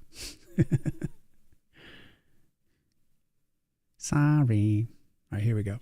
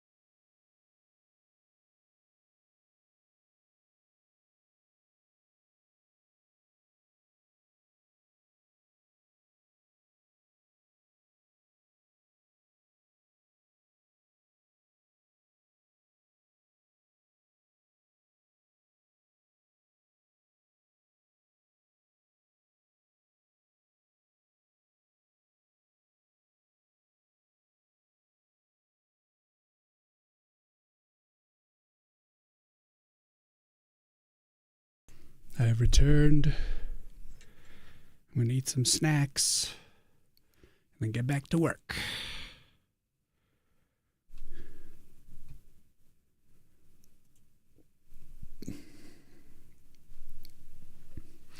Ba-da-da-dum.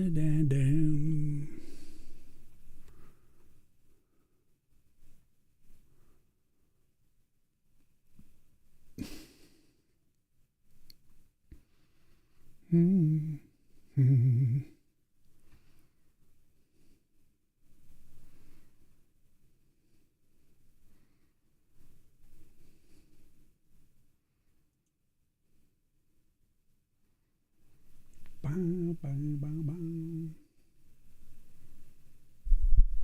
Yeah, this food will energize me for sure.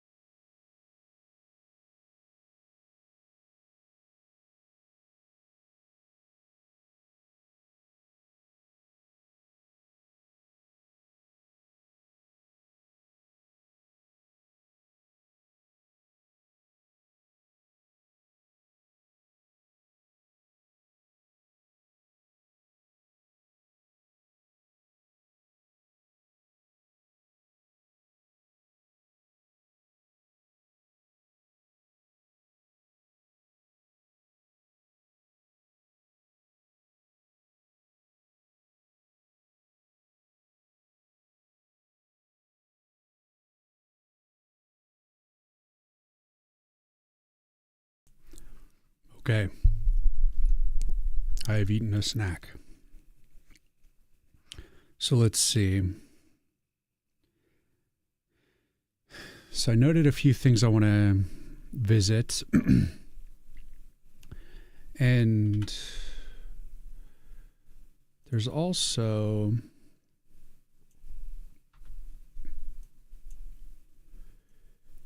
my written notes here. So let's see. Fix arm anatomy. I already attempted to do that, but I don't like how the biceps looking, so I'm going to have to revisit that. The work, arms and hands definitely need work.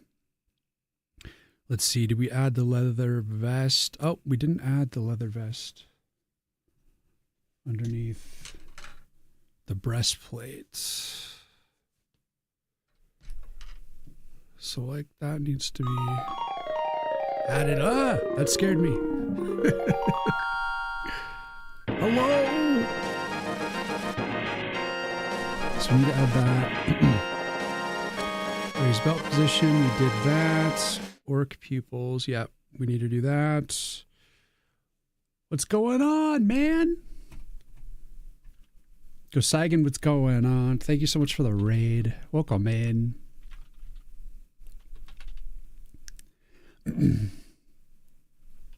Sick art. Thank you, senpai.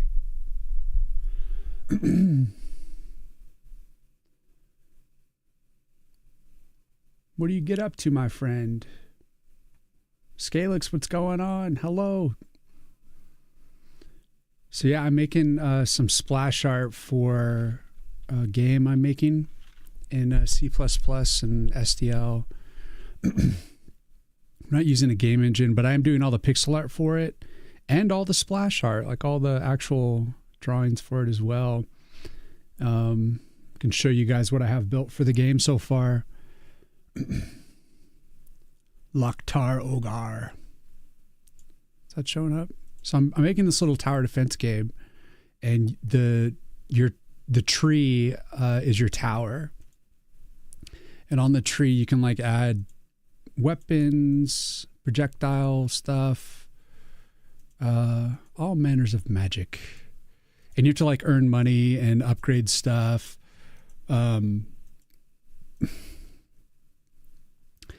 And I'm just currently in the process of building everything. It's not really fully functional yet. Like I need to make it so that you don't have infinite money. You're just going to be earning money as you kill dudes. And so like you have dudes coming from the left and the right. And oh yeah, Piranha's not ready yet. But that's the deal. Here, let's upgrade this sword so it has an increased range. And so yeah, I'm just trying to come up with like a cover. That's what I'm up to. You're drunk on the raid train, but I'll behave. All right, senpai. I'm watching you. Nice art. Thank you, Scalix. Game dev, Pog. Yes, this is a game dev. We do a lot of pixel art and game dev type stuff. Typically, it's actually less common for me to be doing the art, the digital art, but I'm do whatever I need to get done for the game. And I need to get the splash art done so that I can start getting better at the marketing side, because you need those sorts of materials. And they didn't even get to the steel trap yet.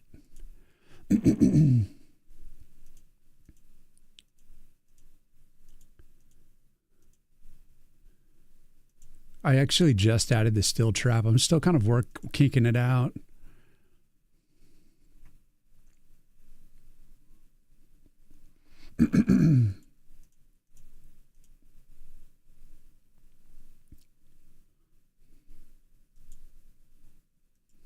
Unfortunately, the sword has like a shorter range. Oh! You're really scared of game dev, but it got RPG Maker a while ago that haven't touched it. Hey, I don't blame you, man. It takes a lot of work. Like there's a lot of time into each element. Yeah. Go, you making a game too? I'm going to shoot you a follow, man. Thanks again so much for the raid. But also understand if you got to lurk and raid and go or whatever. Whatever, dude. Another element to the game is when you kill enough dudes, you'll earn a card, like a deck builder style. And the cards will allow you to do like AoEs and extra powers and stuff. So you like select a card and then it goes down in your deck and you can drop that whenever you want. So that's going to be some additional art and stuff. And you just kind of like pick your like assorted powers of how you want to like load up the tree. And I'm just slowly building up the arcanas, as I call them. Oh yeah, I got to fix that steel trap. Steel trap. Thumbnail's messed up. It's got that like glow on it for some reason. Messed up that stroke. Must have done a replace color and didn't realize. Anyways, I'm gonna get back to the splash art that I'm working here. It's gonna be the like the cover, you know, and the logo will be like down in the center. But I haven't told anyone the name of the game. It's top secret.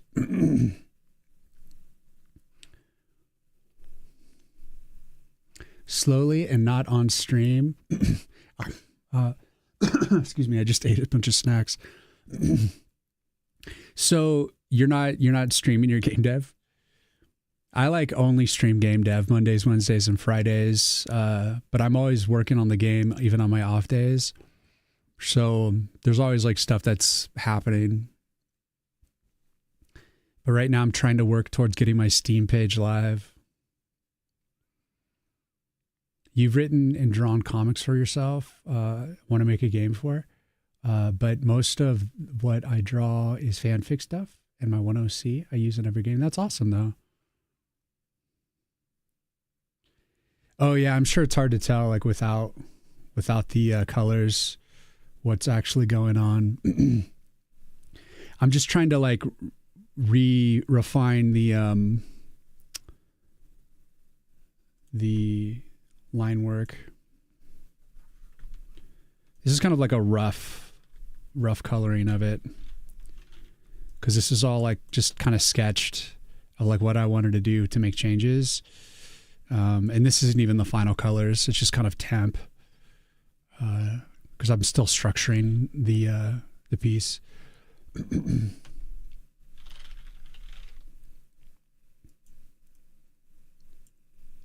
Work in progress. But yeah, like right now we're just focused on the lines.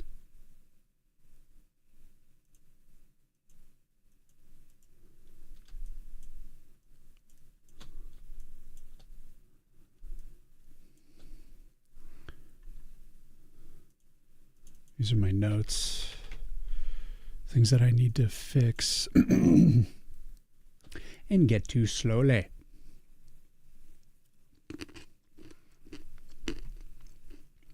Really? So you're not really productive on stream? Well, this stream I've been like really quiet and just focused in my flow state. But that's like more the case when I'm doing digital art, like just straight art, because I get locked into my like flow state. When I'm doing spatial reasoning,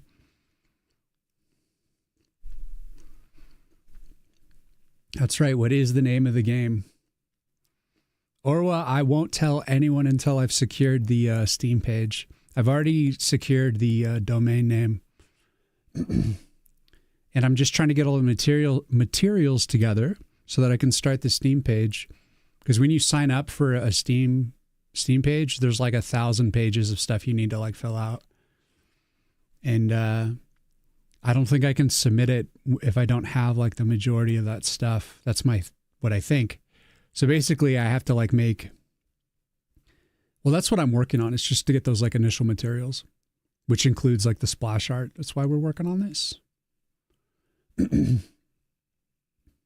But I'll never tell. And then when it is ready, I'll never stop talking about it. I'll never shut up. It's going to be a total 180. But right now it's kind of like a little bit secret. So it's like, you know, harder to market something that like doesn't have a face, basically. It doesn't have like a marketing stance. But I already got the logo built, and it's a lot of the stuff is like just in concept, but it's coming along. We'll have it all together soon here. And by wheel, I mean me and you watching me do it. It's all by myself. You got it without the color, but the color pops so far. Oh, thanks, man. Yeah, the color is like it's like a little bit rough. There's definitely some color adjustments I wanted to make. But right now I'm just focused on getting the underline drawing locked in. So both like the line work and just the general sketch too. There's like a lot of, I need to like rework some of the anatomy and all these little like red all things and stuff. All the little notes are little areas I need to fix, which we'll get to in a second here. I'm just kind of finishing up my snack and saying hello to you guys. Looks like what you would see for World of Warcraft. Well, I wouldn't say it's the exact same style, but I see where you're coming from, and I don't mind that at all. I don't think my art is like nearly as good as like the World of Warcraft art, but if it looks anything like that, if it feels like that, then that's good. I'm for that.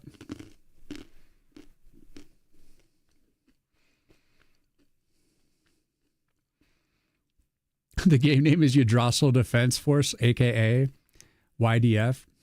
How'd you know? Took me way too long to think of the name. Names are hard. Names are so hard. I forced myself to come up with 50 names. And that was really hard. Because I knew that you have to be, I don't know, I had to do overkill on it in order to be satisfied with a name.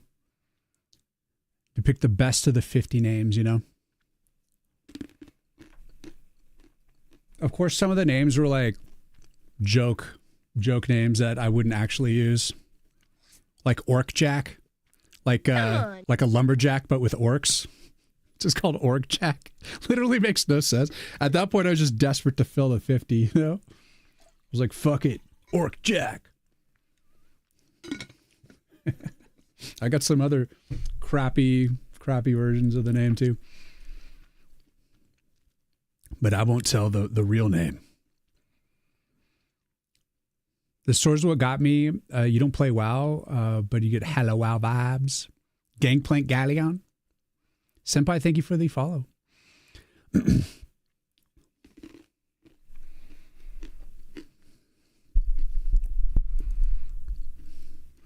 All right, I'm going to finish up the handle of the sword first, and then I'm going to jump around to all these little notes and fix them.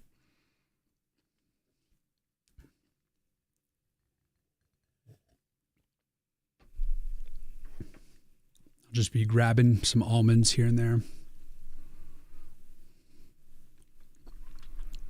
All right, food has been consumed. Let's get back to it. Okay, so for the hilt, you guys might note that when I am working, I tend to get quiet, but if you guys are chatting, I'll definitely respond.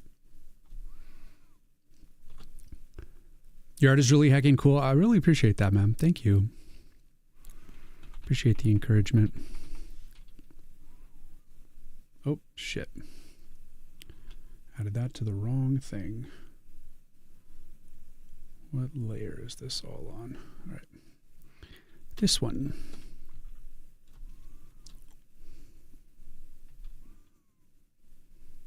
Right now I have my stabilization cranked way up. I'm just basically trying to ink and get polished lines here for the weapons. I tend to turn the stabilization down when I'm working on like more organic areas. And I think I need to still move that down further here. Base of the hilt.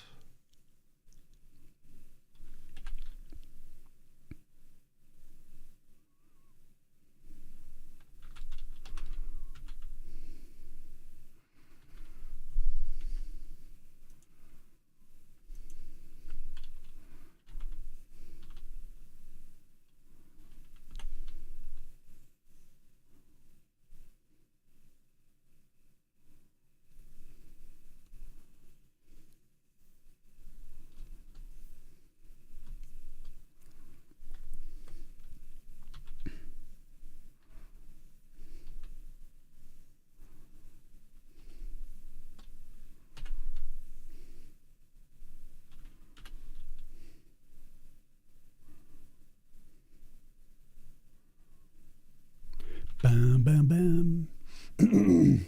So good. I'm trained by drawing in class instead of studying. And you failed every art class, but I think a solid 3 out of 10 because I can draw what I imagine for the most part. Drawing from imagination is one of the more difficult things for sure.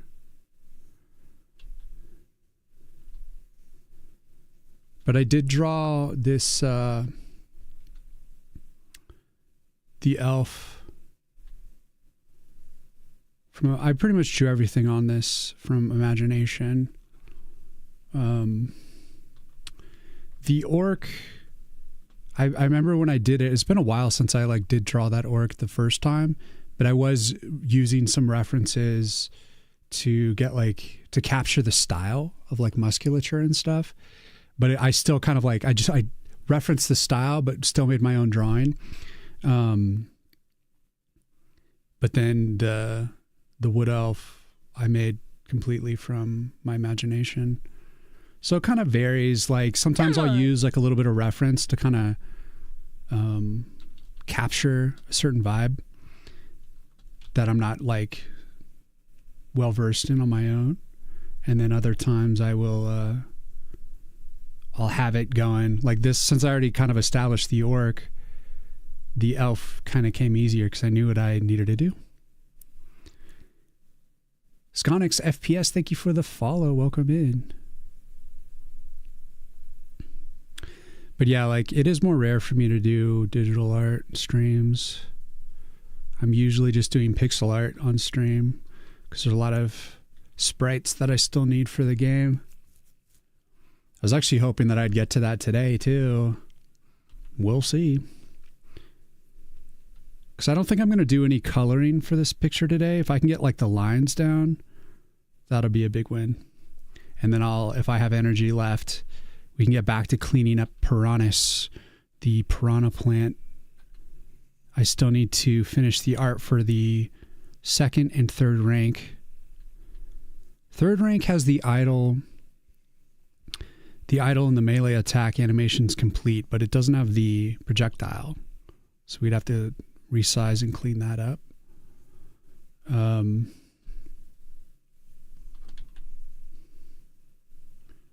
Just bring these together. Oh shit. I'm going to do that. Then I need to...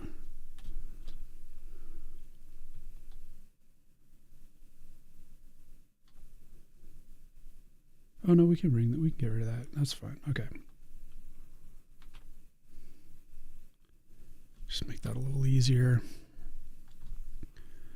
Just got to redraw this hilt piece a little bit better.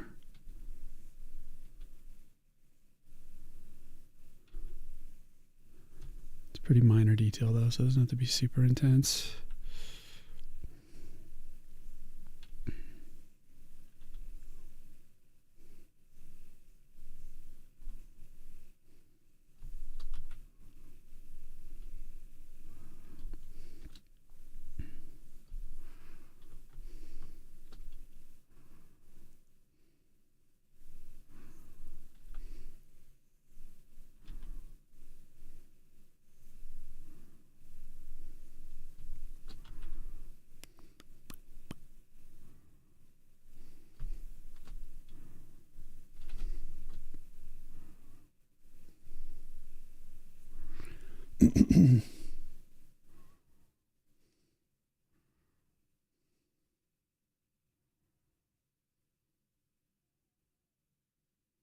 Well, thanks, Senpai.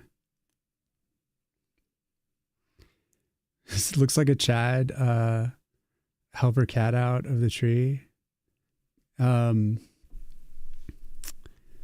This elf is named as Gant, and my mission in this game was to make every character as buff as possible.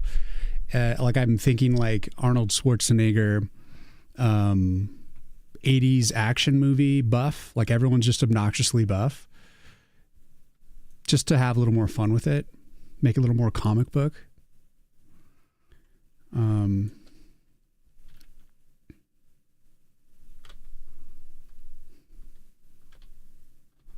Oops. What was the rotation?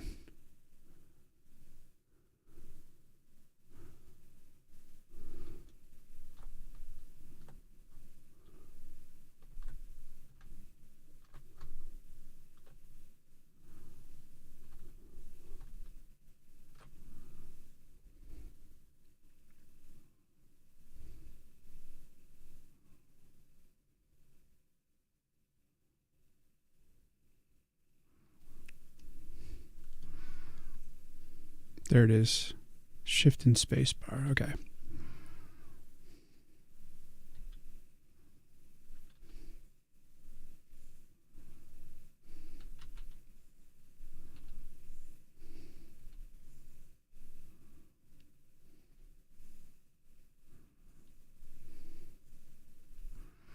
Yeah, the thing about like zooming in on digital art, it's kind of a waste of time most of the time.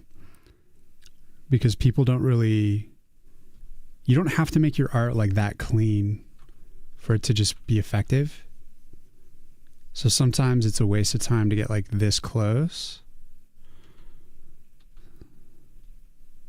So I wouldn't necessarily recommend emulating my my technique, but it just helps me sleep better at night, I guess. You know what? I need to get rid of this and redraw that because that's distracting me. Let's move this whole thing up. Just doesn't feel connected yet.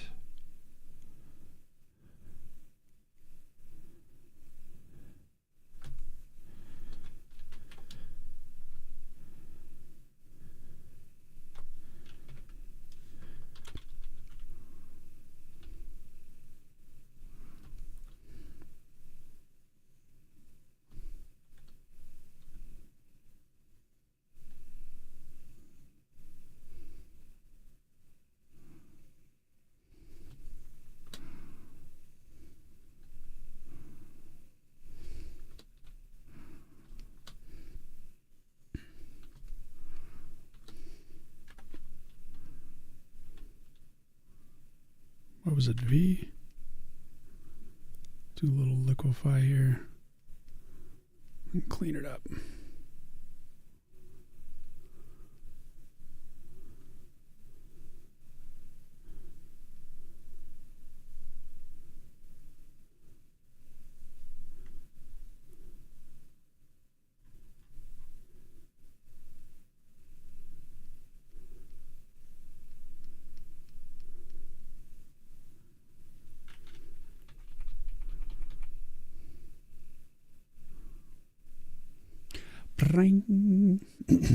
It's one of those things I always notice when looking for other people's art.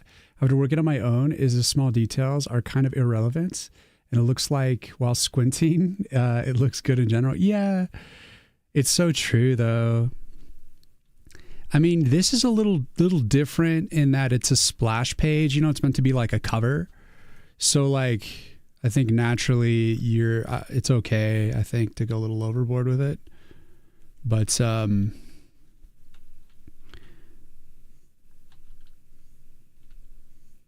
even still, you know, and they say like you should, in areas that don't matter as much, you should start to nerf the detail a little bit so that people don't get fixated on the wrong thing. So you're using like level of detail as a control over a focal point. So where you don't want people looking, you put a lot less detail. And then you concentrate your detail on that which is, you know, where you want people to look.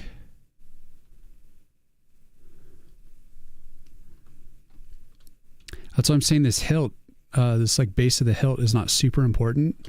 But that being said, you don't want it to be like poorly drawn to the point where it's distracting too. Because I think something that's just kind of like a bit rotten can spoil the batch.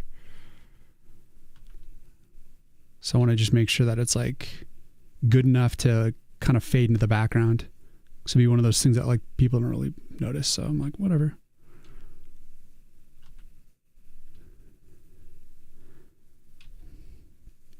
But we do what we do, spending extra time on parts of the drawing that no one even notices.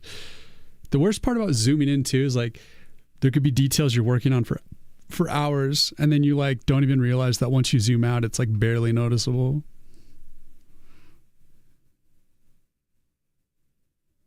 Ah, Senpai, thank you for chilling through the ads. Yeah, mobile ads are the absolute worst. Prime sub not ready for 6 days. Oof.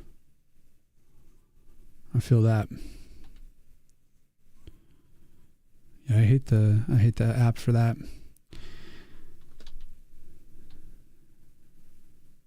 Bug-a-dig-a-did. All right, so it's going to get a bit of a different perspective there. This makes me even want to push it back even further. Still feels like it's not fully. I think I also need to round out that base a little bit. But then I need to assess this in the grand scheme of things. Don't want to put it too much beneath.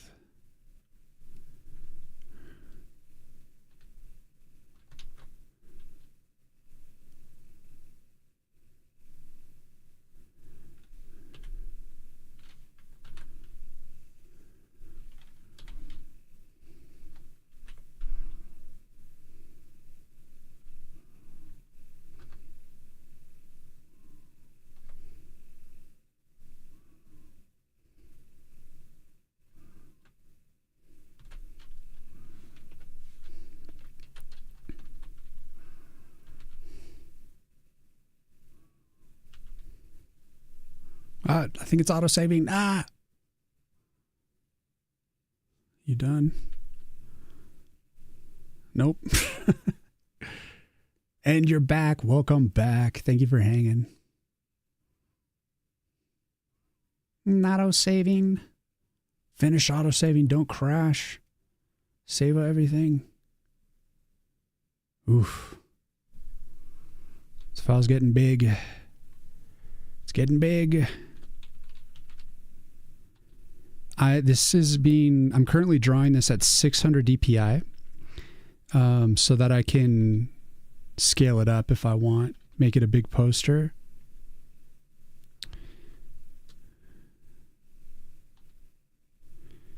So that means it's going to be a little bit slower to save at times. Because with digital art, you got to basically draw it big before, if you want to print it big ever. And I think it'd be nice to have it be printable. Maybe make some posters.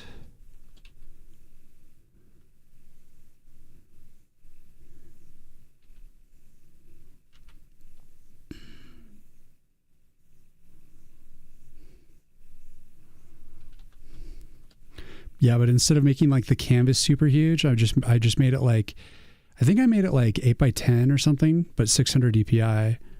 So that way it could be sized up to like, I don't know, like 16x20 or something.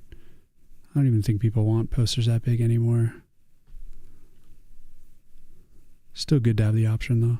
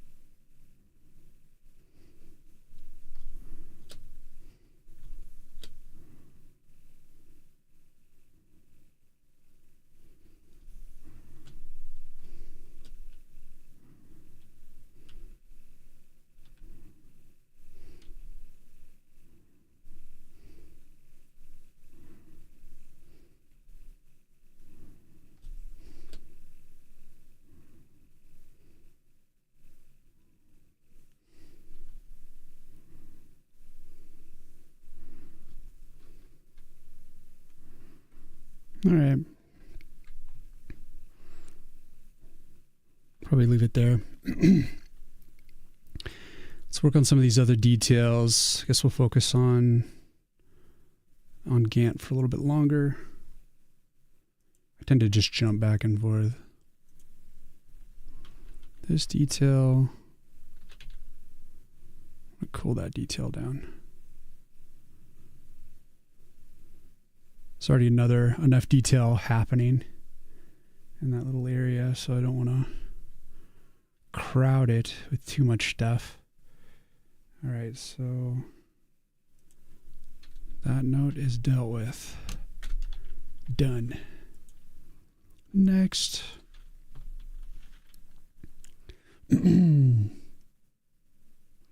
Worst is when you spend an hour on one detail, then realize the rest of the art is off. I remember drawing something like for 12 hours.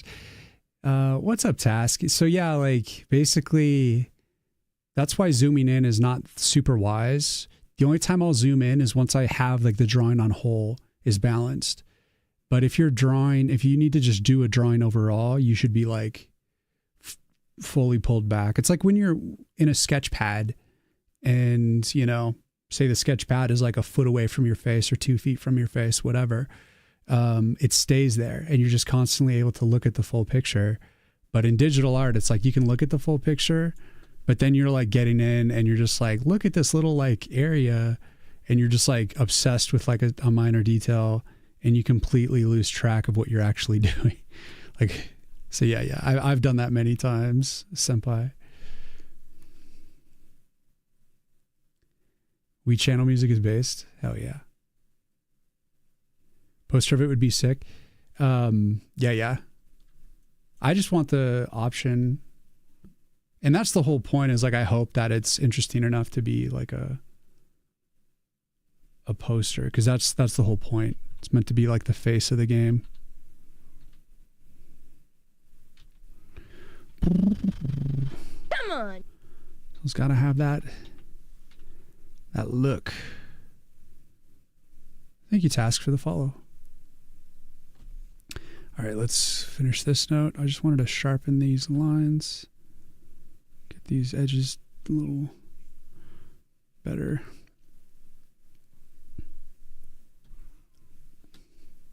You draw mostly on paper? You can't do digital yet? Yeah, the transition into digital is weird. You're making thumbnails for free. If you'd like them, you can buy some. I want to make one just for you. Thumbnails, or thumbnails as you write. Screw posters. We want box art. Runty, that'd be cool. Box art for collectors.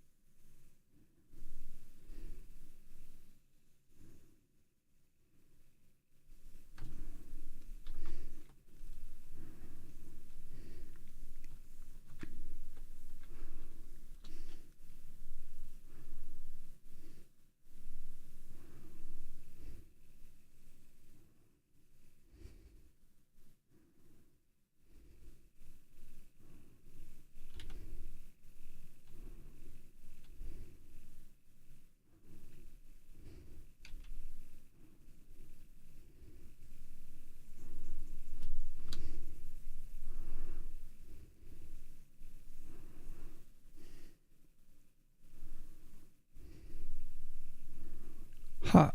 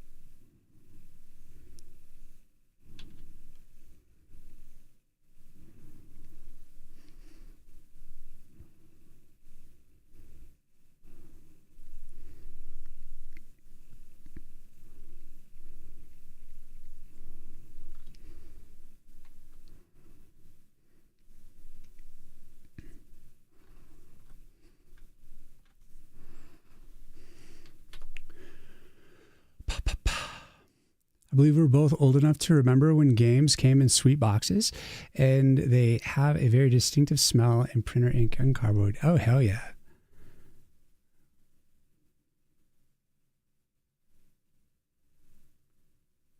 Johnny Atma?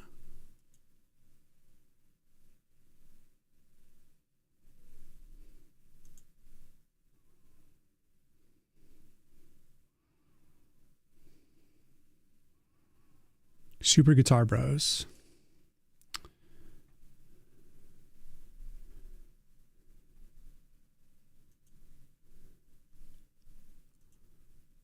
I was thinking of switching to Game of Thrones.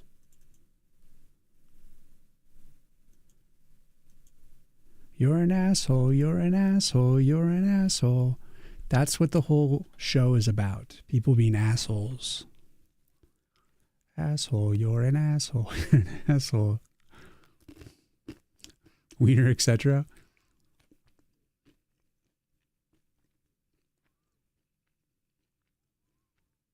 You still have your Halo 2 aluminum box? That's awesome. You're an asshole, you're an asshole. So's Bicep.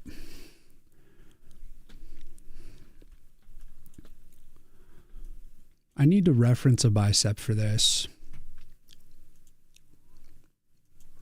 I need to see a sweet looking bicep. Let me see.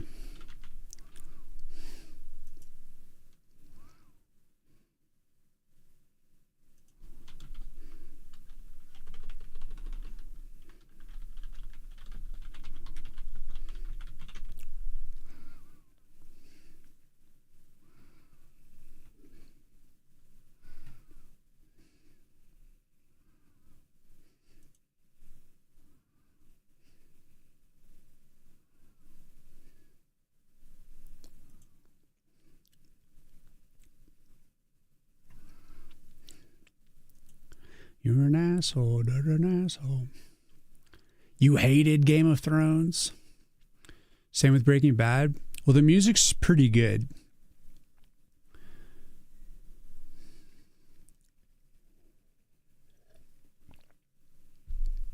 This is very like medieval style, which is Game of Thrones is very good inspiration for me for for what I'm drawing. Imagine if they just stopped the show 2 seasons earlier. It would have been critically acclaimed show. Yeah, I agree. The way the Khaleesi flipped and became super evil right at the end was super dumb.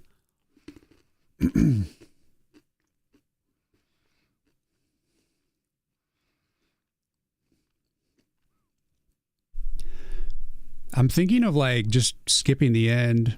It's really just like the very last like few episodes I feel is like where it goes the worst. Like somehow it just gets like really worse and worse right at the end. But it's like almost holds up despite it. But we'll see, because it's been a while since I watched the whole thing, so I'm just currently on a watch through. So I've been drawing this. I've needed the inspiration.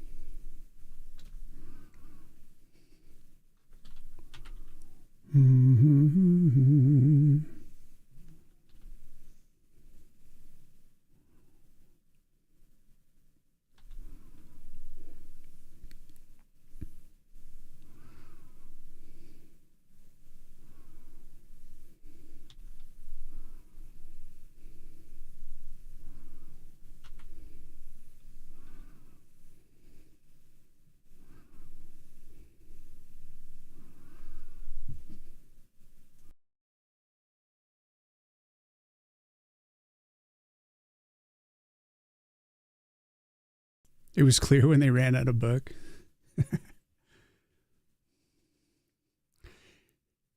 Yeah, it's funny that that the author won't continue the book. He's supposed to like finish it. Now he's like, I'm too rich to care.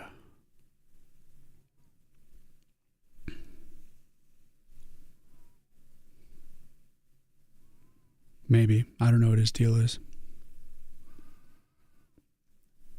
I don't know what his deal is.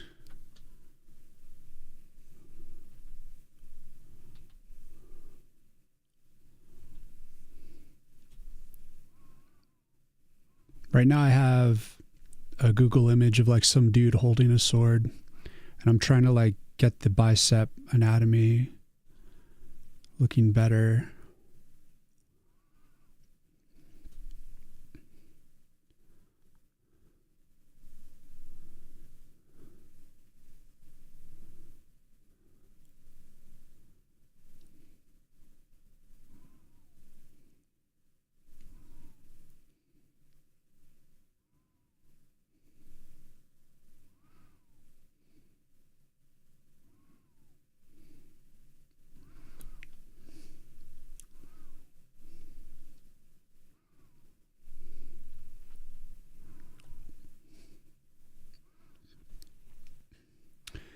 with your dad who would get drunk and binge it while I was trying to sleep for work, but couldn't sleep because I had to know what happened next and finish school in 3 hours of sleep. Oh, for 9 months.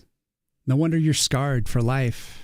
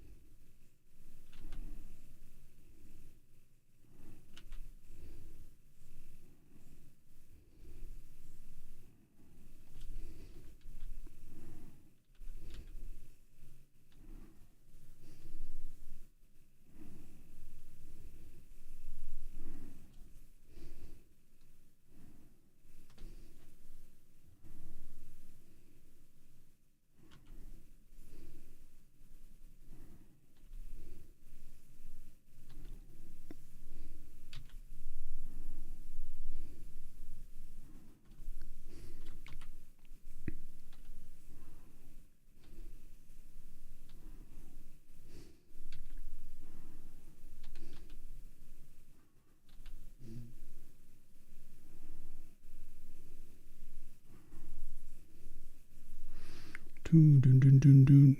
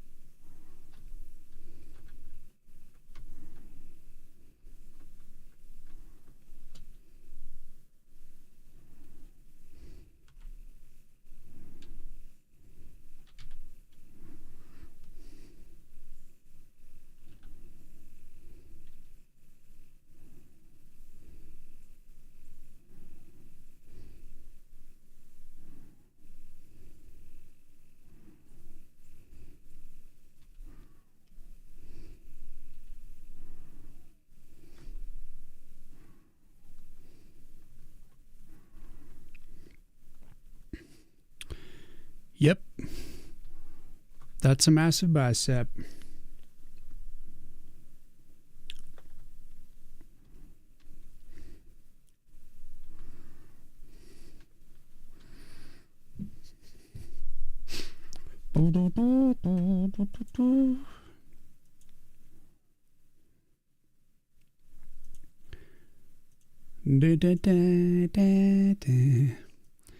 All right.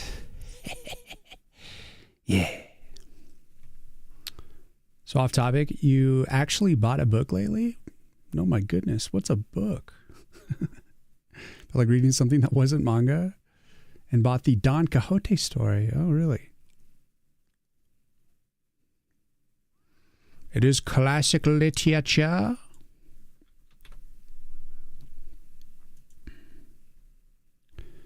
Wow.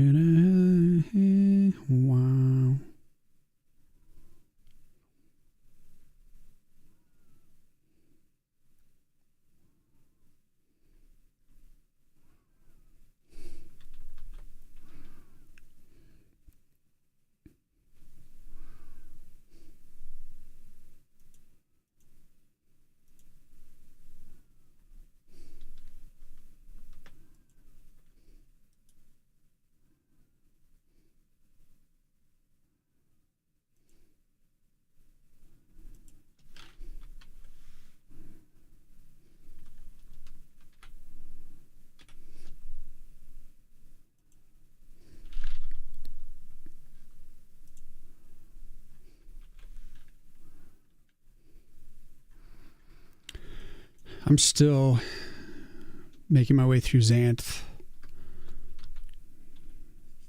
It's a fantasy book series, but I haven't been doing a lot of reading lately.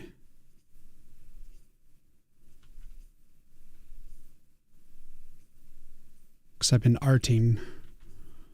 Been kind of putting everything I have into game dev.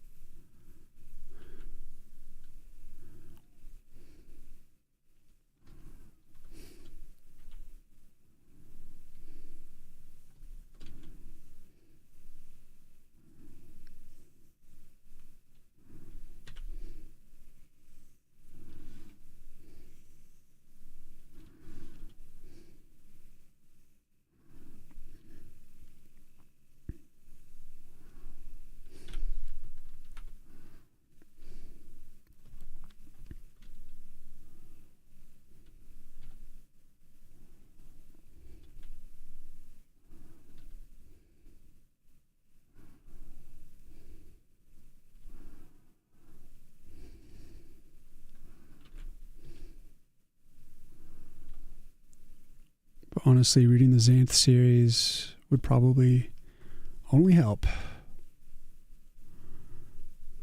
Because it's been a big inspiration so far. Very creative. Pierce Anthony, the author.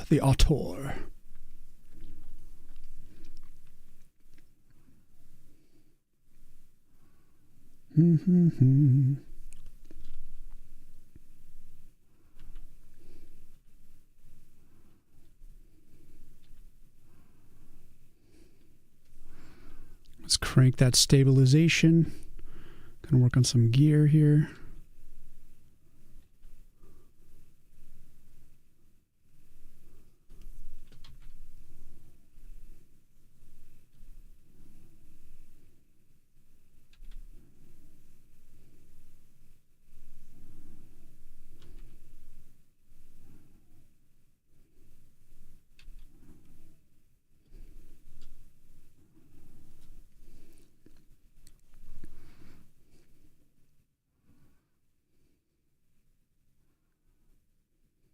Adds done. So your Melee Hero song is about a book.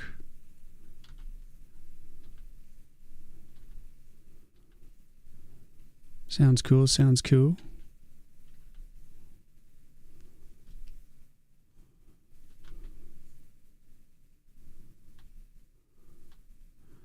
Trying to think of the last manga I read was I think Mariko-chan. A series about a girl who could see like ghosts and shit. But she doesn't want to because she's like afraid of them, so she pretends like she can't see them so they don't notice her.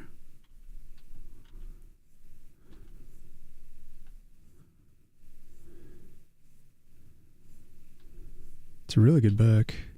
Or manga series, rather. There was like a short anime on it, too. The anime was also good. Of course, the manga goes well beyond what the anime does. The anime is like one season.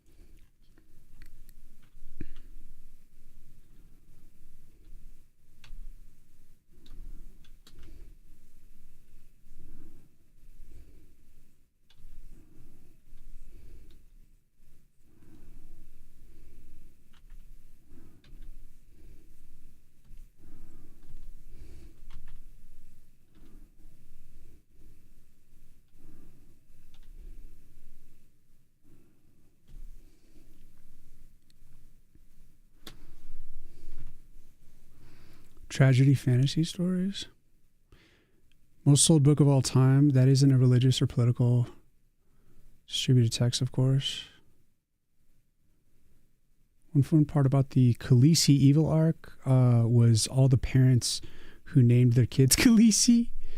It was clear when they ran out of the book. That's I missed that comment earlier, Runty.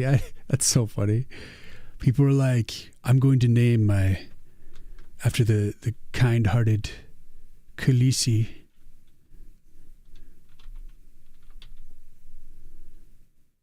But she was always cruel. She was always kind of a bitch, if you ask me.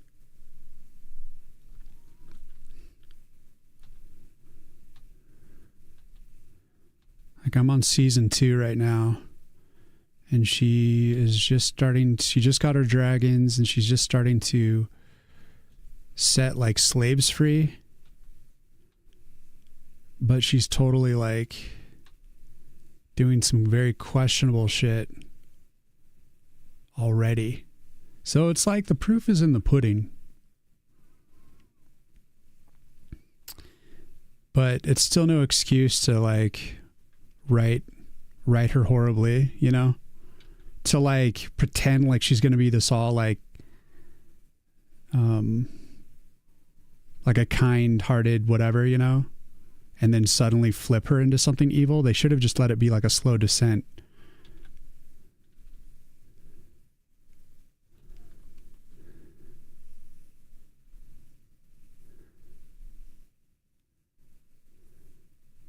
Because I think it felt like a shock, like a U-turn, you know?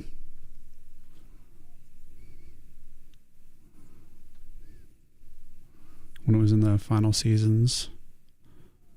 Anyways.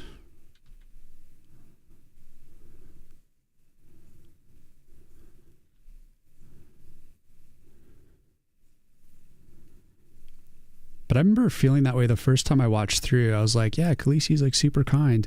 But now that I know the story, like I'm watching her and I'm like, yeah, she's already fucking evil, like in her way.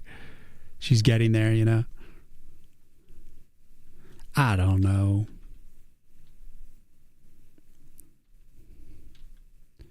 I never read George's books.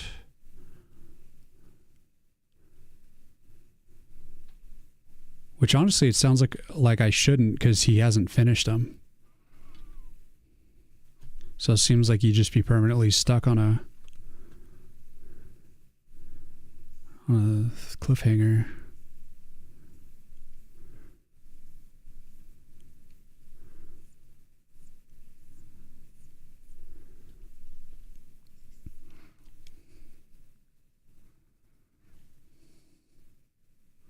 Read tons of manga.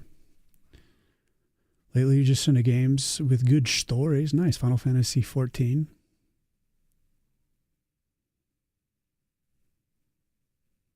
Naming your kid after Cinderella's mom, yeah.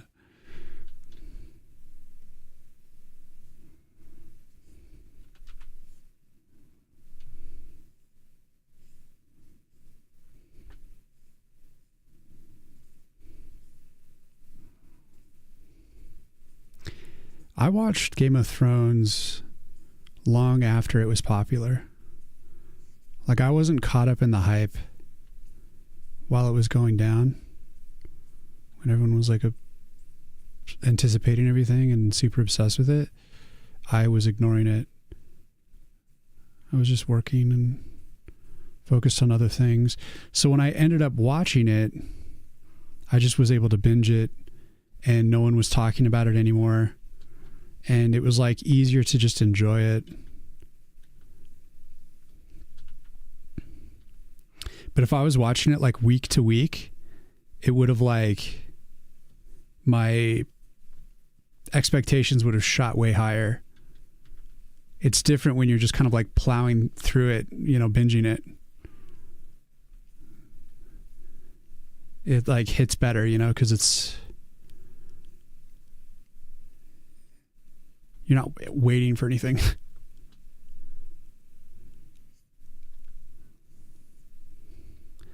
But I definitely felt like it was like a weird ending.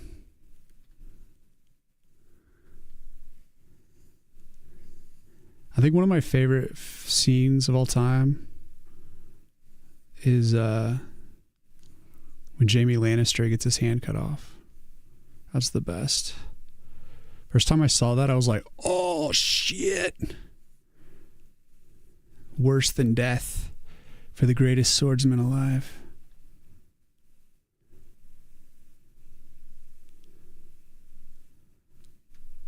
He's just like, oh.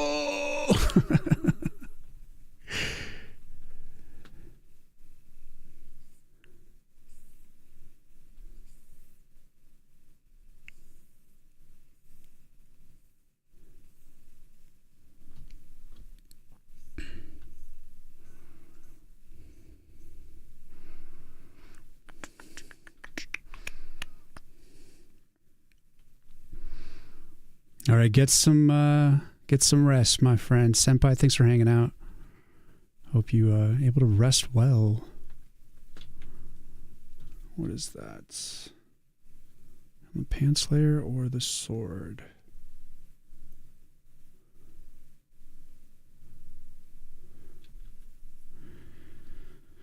Okay.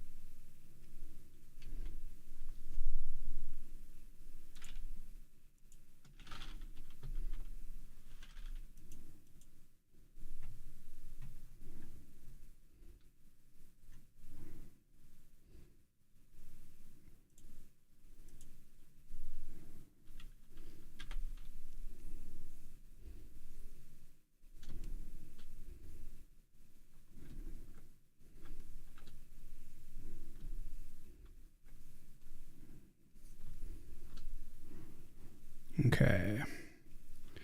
You are done. Got a nice clean little wrist armor there. Got a little wrist on the other side. Side note though, I was thinking of adding more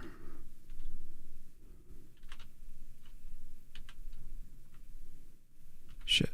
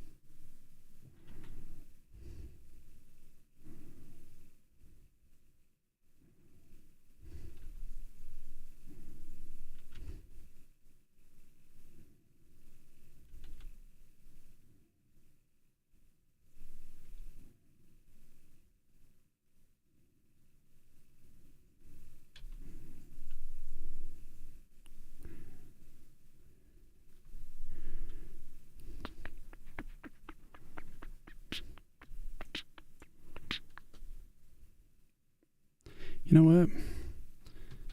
I'm just going to leave that detail out. Keep it simple. Because I think that area will be competing for attention once the logo's in there. So just leave it alone.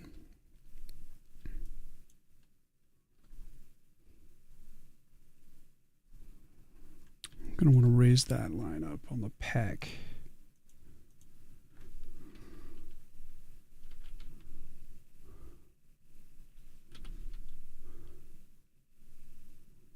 Now that I raised the shoulder up.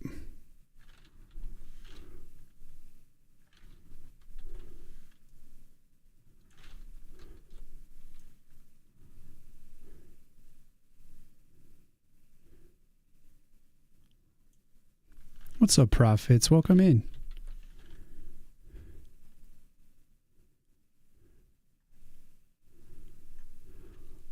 Hope you're having a good day.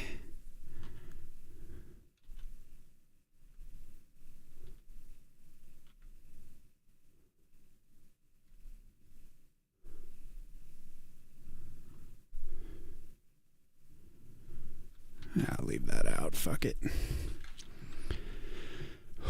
Okay. All right.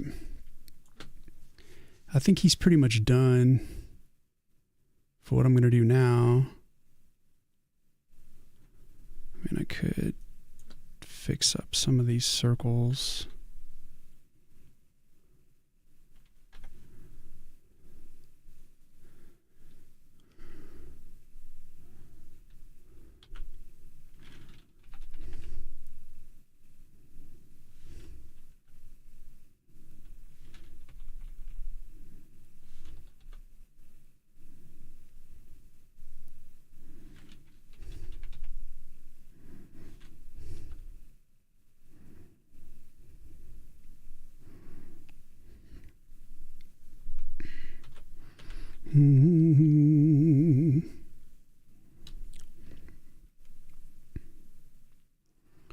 So yeah, these circles are meant to represent the different stages of the moon. So I think what I was going to do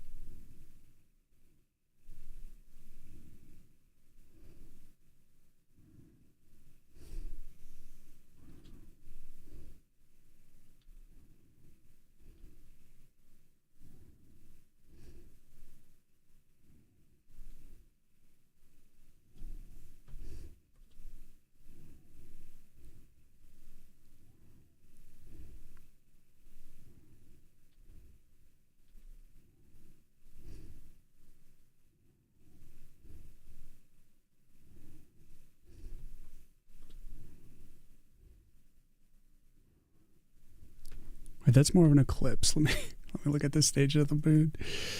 Stages of the moon.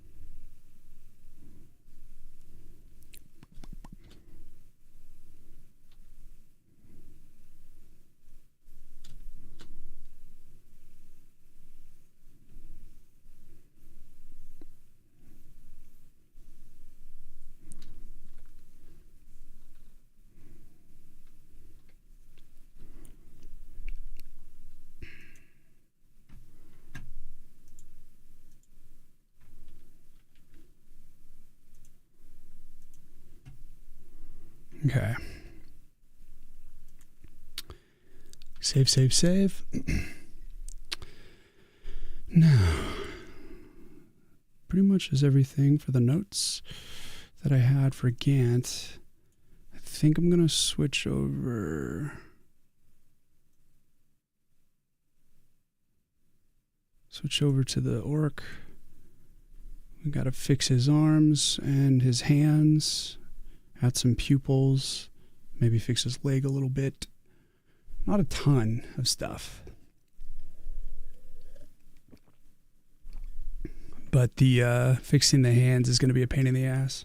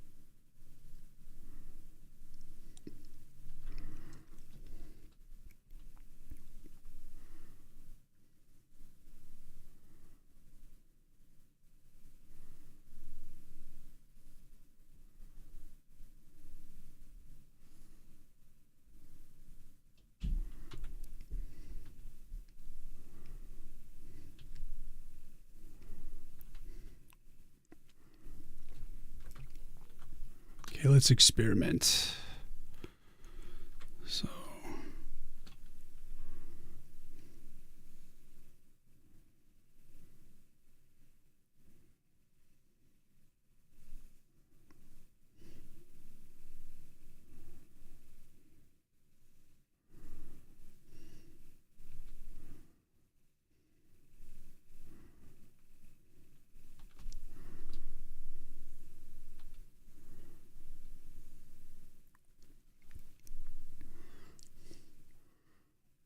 what's up, Heart? This is Game of Thrones. Wait, is it? Yeah. Wait, no.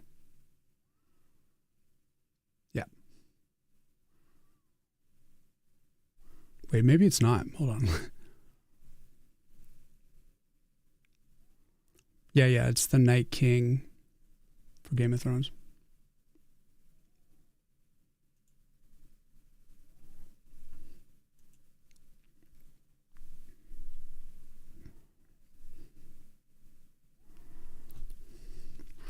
So thick ass forearm. We need to change his grip entirely.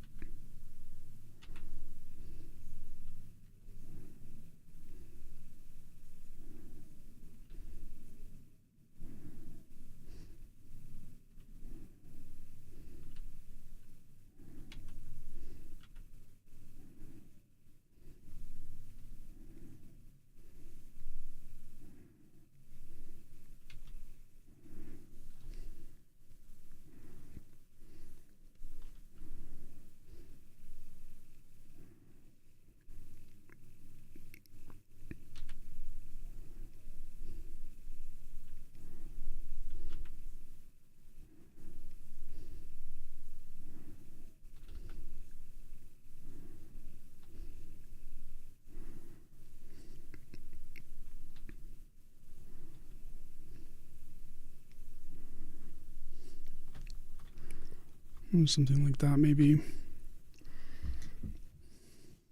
Sounds just like the Westworld OST, though. Is the same composer, which would make sense. There you go. Just sells what he already knows. Here, I'll be right back. Got to go to the bathroom. And I'm going to finish up these hands, the rest of the notes on the orc. Here, I'll bring in the color so y'all can gander at what soon will be. And I will return shortly. Nature calls.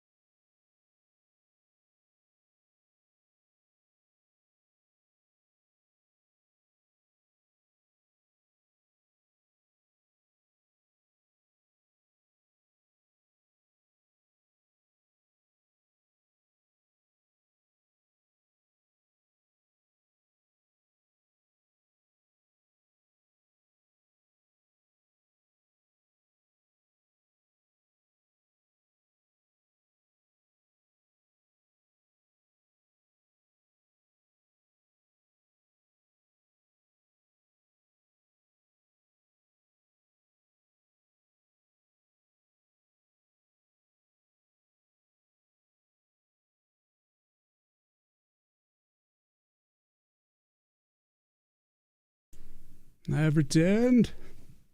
Sorry for the delay.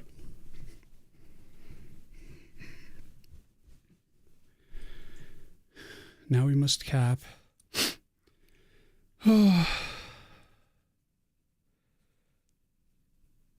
The hands.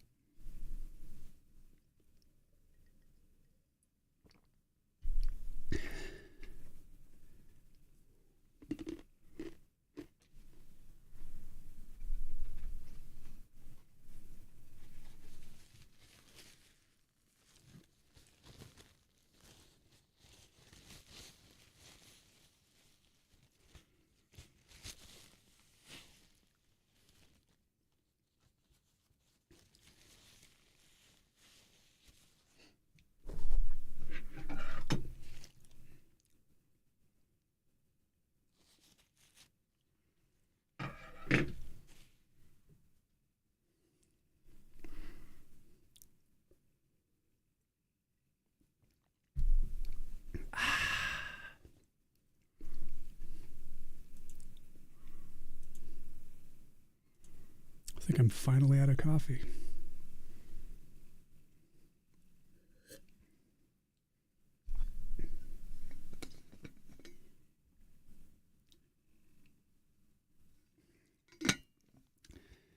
Yep. So sad.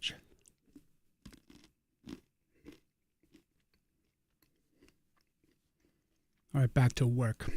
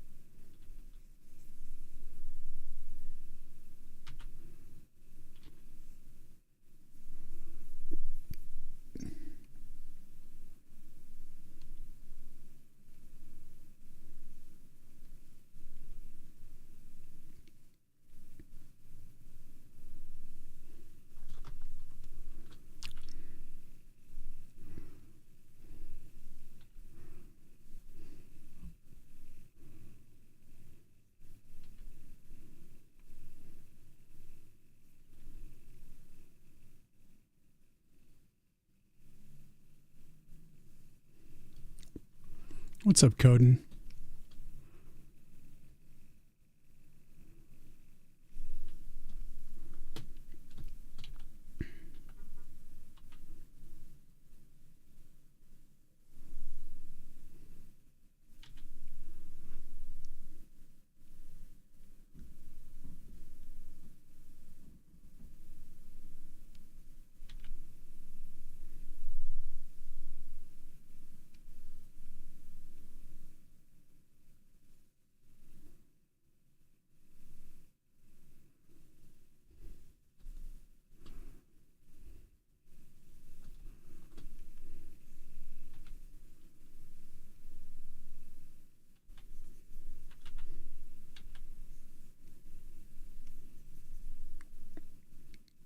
Sketch time. Nice. That's looking pretty dope. It's the it's gonna be like the cover of for the game.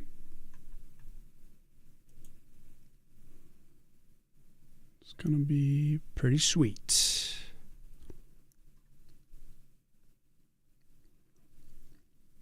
Still a bit of a mess, but it's a work in progress here. We are getting there. Trying to improve this hand. Might need to redraw the other hand too. My week's going pretty good. I unfortunately didn't stream last Friday. I wasn't feeling too up to it. But had a productive weekend. And here we are. I do feel bad for missing that stream, though. Feel bad.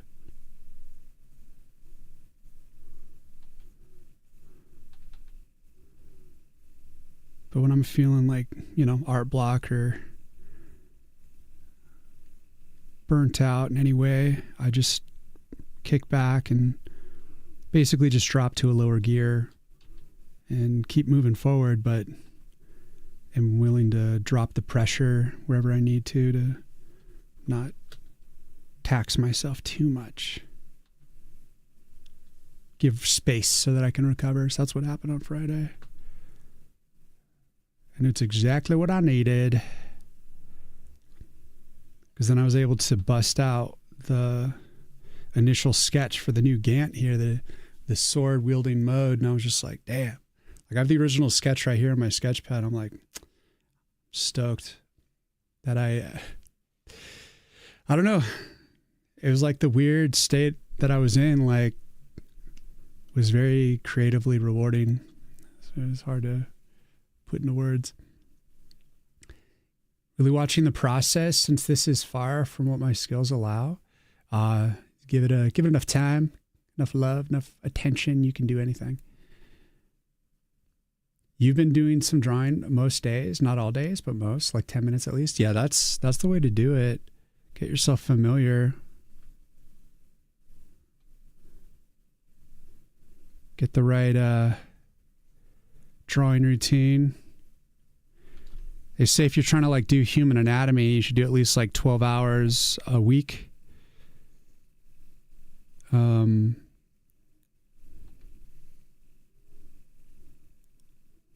If you really want to make progress. But 10 minutes a day is like getting you ready to cultivate, you know, getting you in the mode of dealing with drawing on a daily basis. It's like the first step. The next step is the grind.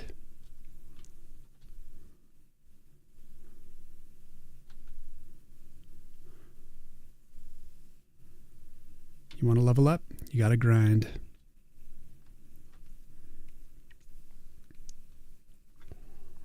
All right, let's drop out guidelines. Clean this up.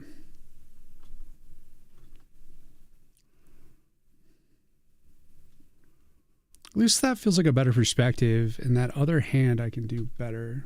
Let's do better hand here. Honestly, I just need to like restructure these fingers.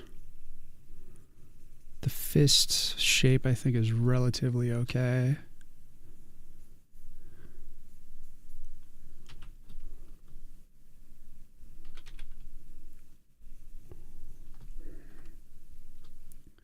do want to get rid of some of these extra lines though.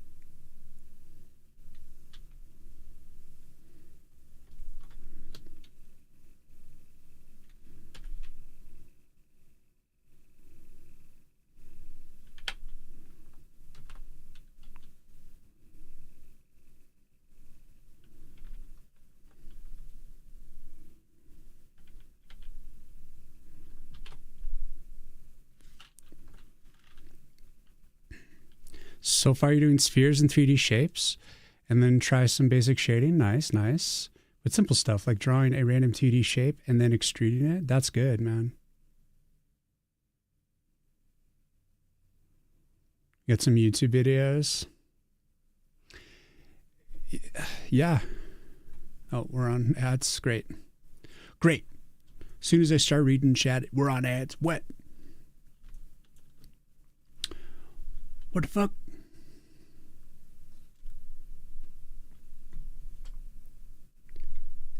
Uncle Jeff?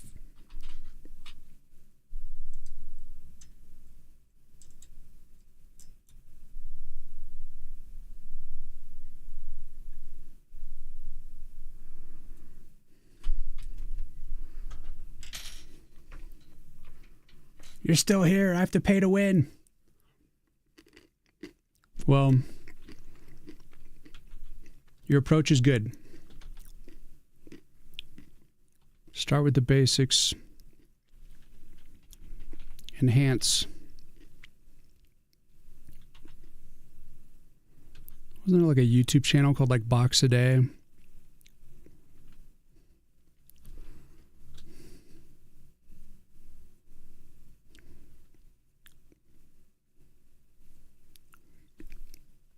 But keep in mind, like going very simple like that too can be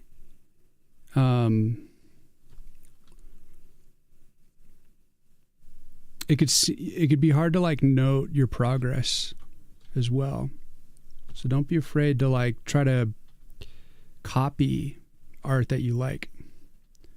Find like queue up an artist drawing that you love and then try to copy it. You can initially trace it to try to break it down into shapes, but then try to replicate it without tracing. And that way you can start cultivating the style that you like.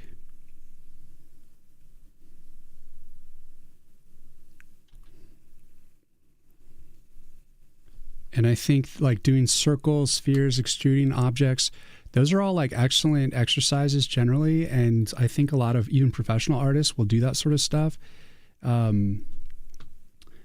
a warm-up. Because usually when you start drawing, you need to draw for a little bit.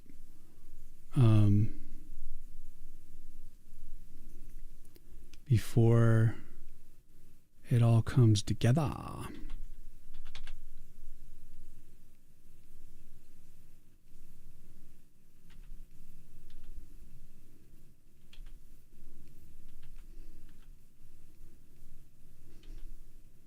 I know I do.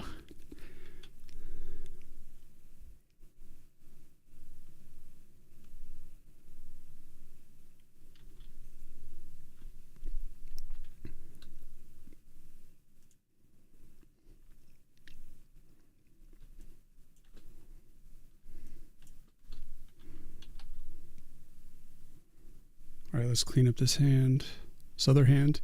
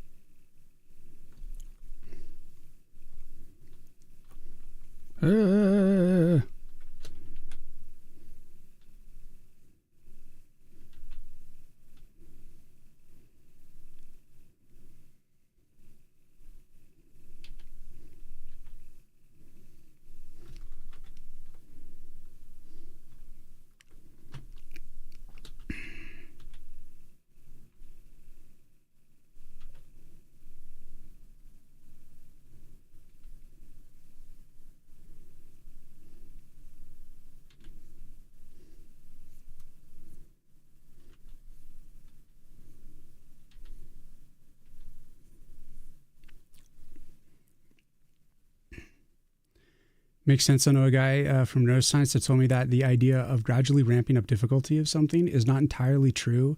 Most recent literature suggests that randomish spikes of difficulty here and there are better. So pushing it here and there, even if you fail, is what he suggests. Art is like a weird culmination of subjectivity and objectivity. You need to like understand from like a very empirical point of view that like a certain object or style follows a formula of shape language, a manner in which they populate 3D space or the illusion of 3D space. And it's like coming to understand what that language is. It's like a programming language, but with shapes. So you got to understand kind of like how things are extruded and volumized, shaded, whatever. And once you kind of understand that base structure, how to like build something from its shape language, basically, then you can replicate the style and do creative things with it, take it further. And that's why I suggest when you're like, when you want to learn from another artist, you take their drawing, like your most favorite drawing that they've done or a drawing that you'd really like to be able to do. And you take it and you trace it, breaking it down into simple shapes. And then you start to look at the drawing as its basic shapes. And then you go and try to recreate it. And you can start with the basic shapes if you'd like, or you can just go and just kind of generally loosely sketch it if you like. There's really no right answer. You can get to a finished drawing in any number of ways. Some people just straight up draw like a finished render from the get-go, and other people like to do really structure stuff and then build on those structures and then do a lot of erasing. And if you're drawing digitally, you can do that infinitely. And basically, like, if you want to learn how to do art, you have to make sure that you have like a very logical grasp of like what the shape language is and what the shading is, like where the light source is, stuff like that. And then tie that in with your skill, your spatial reasoning and your taste, like what you perceive as looking good. So it's not all like just kind of like winging it until you get good. You kind of need to like understand why things are good and building that slowly through observation. And a big way to do it, I've found, is like critiquing your own work. Like this, for instance, earlier while I was taking my snack break, I don't think I have many notes left, but I was just I pulled out like a red marker here and was like basically doing little highlights of areas that I knew needed fixing. So I was like, I need to add pupils. I need to like redraw the arm. It's not thick enough. The ab is missing.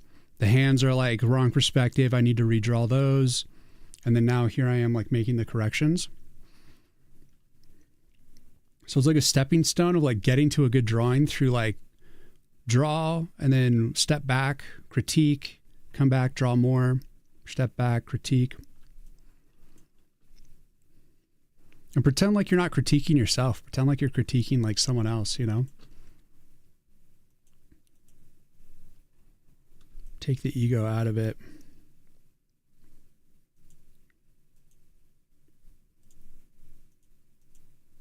if you know what's good for you, laddie.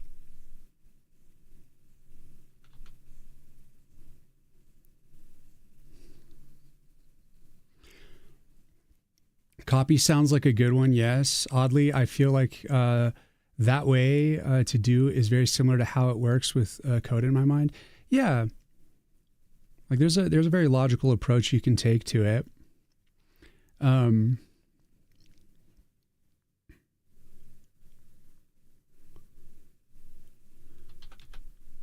But there's a curse when you're doing art. There's a certain curse that you must come to understand. And if you understand the curse, you will succeed. A lot of people don't understand the curse, and that's what stops them. It stopped me for many years. The curse is strong, and it is insidious. I will tell you the curse. I will tell you the secret of the curse of becoming a great artist. And I don't consider myself a great artist. I just think I'm on my way. I think I'm doing well. And that someday I can be great if I just keep at it. It's going to take me a while, a long time. That's okay. But the curse is this. Oh, and then the stream just ends. So the curse is, as your skill gets better, your ability to replicate what's in your mind, to draw, and especially your spatial reasoning improves, and you're able to kind of get something that looks pretty decent, pretty good, pretty pleasing to the eye. And then you start to critique something that's pretty good. You start to see the flaws in things that are good. You're peeking behind the curtain. And so as your observation skills increase, you're going to see more flaws in your work. And then you're going to be able to then use that to get better and fix those flaws. And then you'll be like, okay, they're fixed. Great. And then once you're there in that fixed state, your observation is going to continue enhancing. You'll be able to continue to see even further flaws. So basically, as you become like a better artist through just like sheer skill and understanding of the, technical aspects of it, your observation skills and your ability to see flaws and critique yourself effectively is going to get better too. So as you master art, your ability to tear art apart and find its mistakes is also becoming masterful as well. So basically, the curse is that you will always hate your art on some level. You always see the flaws. And other people, it'll get to a point where the flaws will be so minimal that other people won't notice as much or at all. And you'll just be like, you can't see these flaws? Tisk, tisk. And that's the curse, is that you will always, no matter how good you get, see why you still suck. That's why it's a curse. And it is a curse you must become friends with. It never goes away. In fact, it is your friend. You need it. You get something quick and dirty just for the outline structure that make it work, and start shaving complexity and testing edge cases, something like that. Makes complete sense. It's just the way it is. And you'll find that. The more you're able to not take it personally when you're getting critiqued from someone else, or like you even critique yourself, you draw something that doesn't really turn out well. Instead of being down about it, instead of letting your emotions kind of get mixed into it, be excited and tell yourself like, oh, I noticed the flaw. I can see that it's wrong. That's a good thing. And once you understand that it's wrong, you'll start working at trying to make it look right. If you can't see the flaw, that's when you should really be worried. When you look at your art and you're like, wow, this is fucking amazing. Oh, shit. I can't believe it. And you're just completely blown away by what you've drawn. Something's wrong.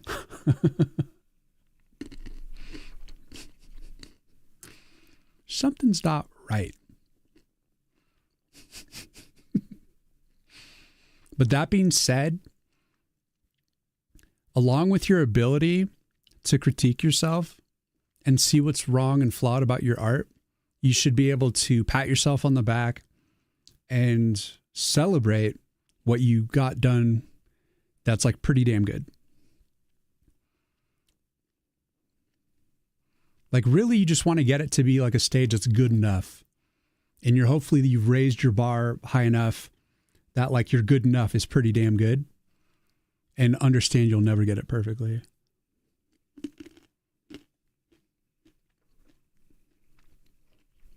And that's okay.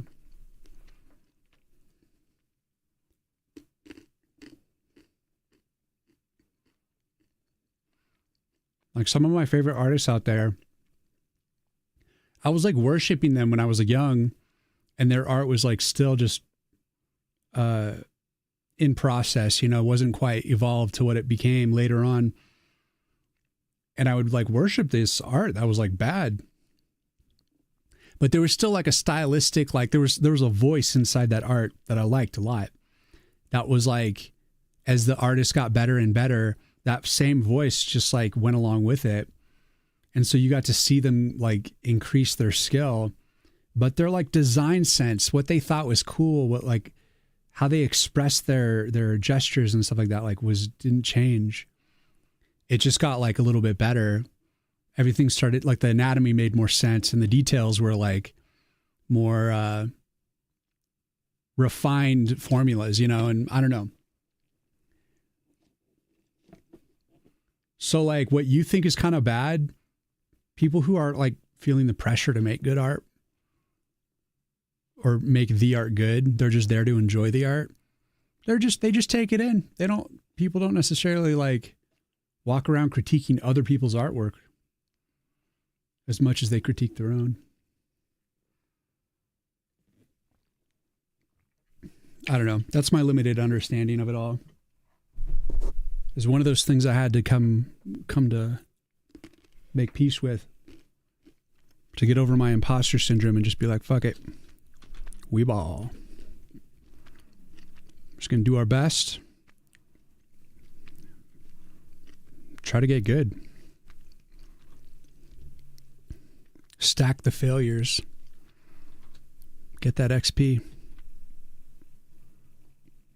Oh. Was that the axe hand? Okay. I think I need to bring these things together. Merge. Hold on. That was reckless.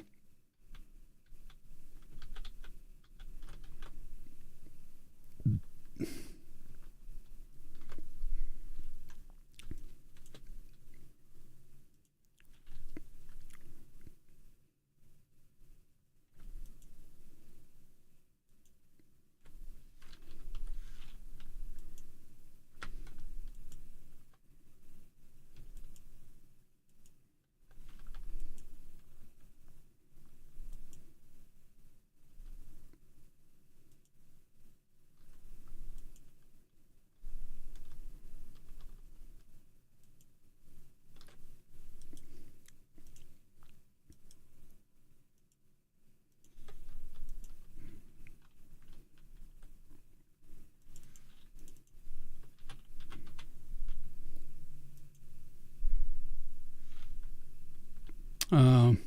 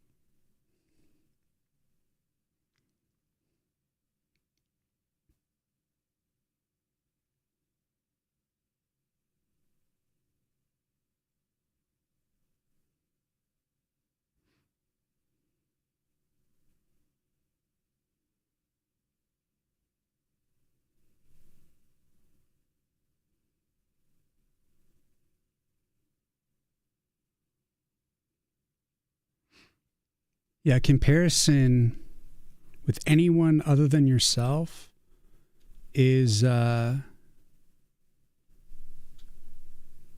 it's only going to slow you down. It's only going to like bum you out if you're hyper fixated on wanting what someone else has worked hard to achieve. You're wasting your energy paying attention to what they're doing, and you're not like focusing on what you could be doing in that day, that moment, to get better.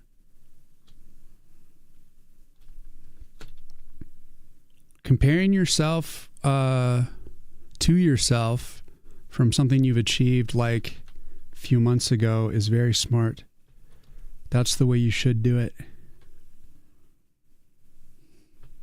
Because that's the progress that matters.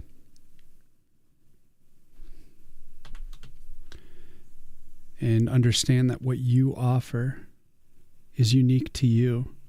So you need to figure out your strength, your specialization.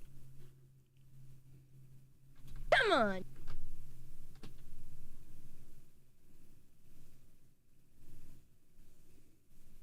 Don't waste your time. Get good in your own way.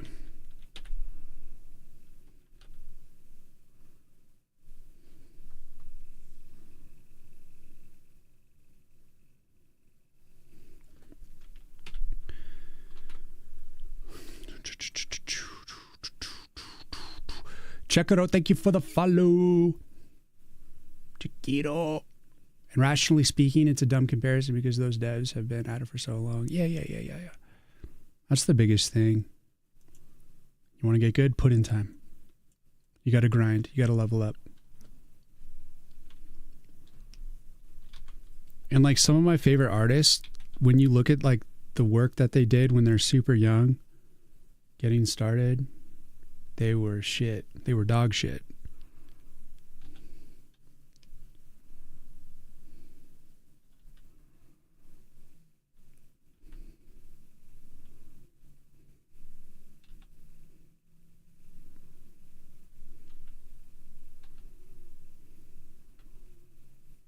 That's one thing that always motivated me.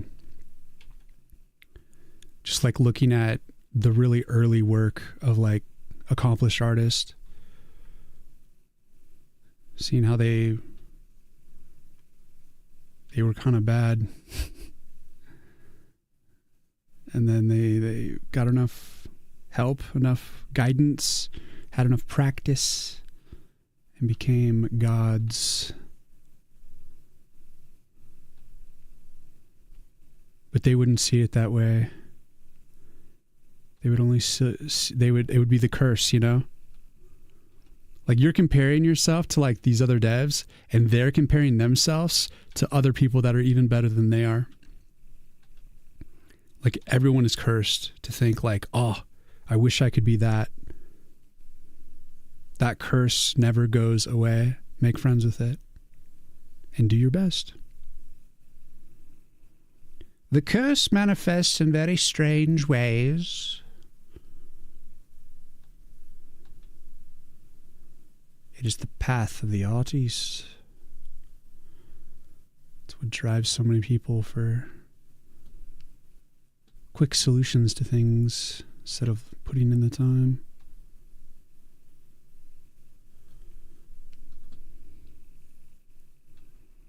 But when you study art and you try to get good at it, it's awesome because it like your ability to appreciate good art goes way up.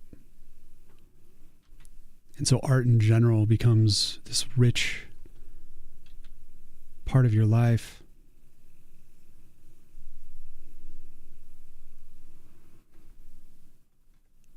Because if you don't work hard for it, then you wouldn't care. No one would care. And a lot of people don't care.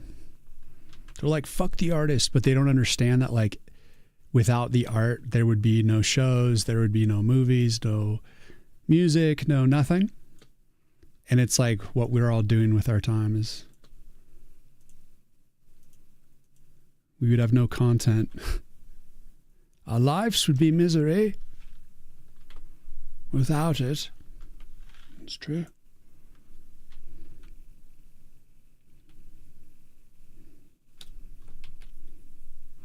Why don't we focus up and try to get this drawing done?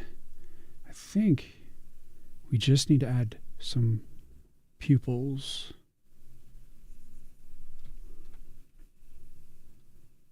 And I definitely like that hand better.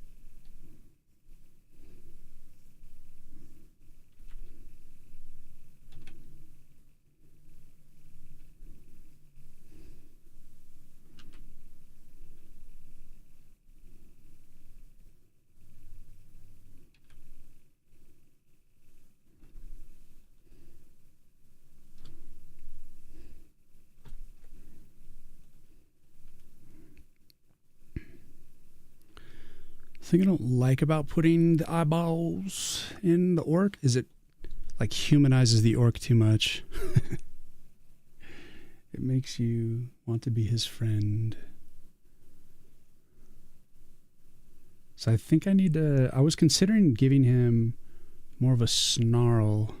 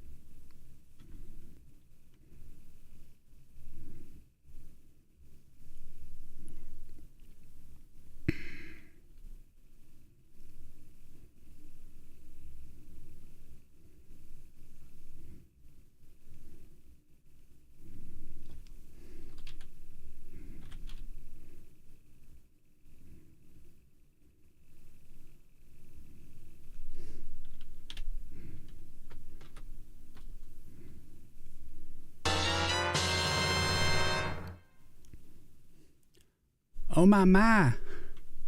Codingry has gifted 5 subs to viewers. Wonderful chat, by the way. Thank you so much, Coden. Really appreciate the gifted subs.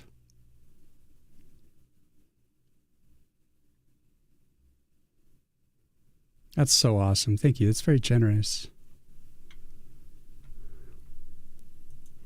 You're a legend.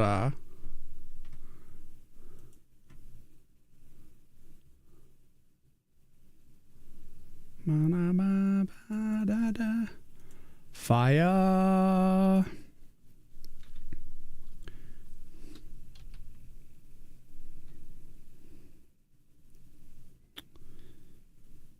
If you're not in the Discord, feel free to cruise in and post art anytime you want in the art channel.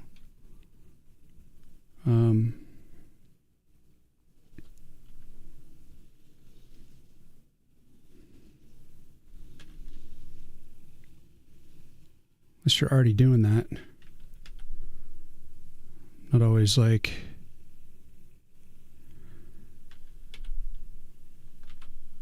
I'm not always able to remember people's Discord's names and their Twitch names. Because some people change it. Because they're crazy.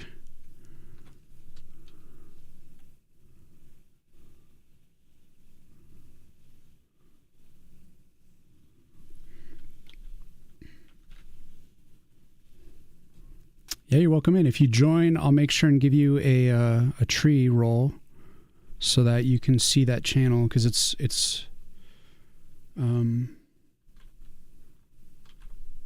I think you can only see it when you have that tree roll, so it's only for the chosen few. So yeah, if you're in my Discord and you don't have a tree roll, you can't see the like other 4 channels or whatever. It's because A, you've joined and I haven't seen that you joined and I haven't given you the roll yet. Or B, you've joined, I saw you join and I just don't trust you or like you. So you are those are the 2 reasons. Could be either. Maybe I hate your guts.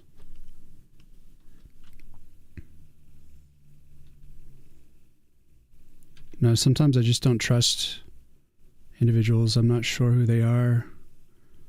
So I like to have a little bit of a safety net.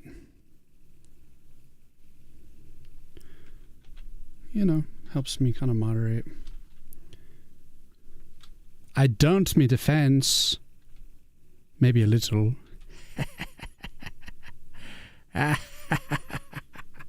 Just joined? Okay.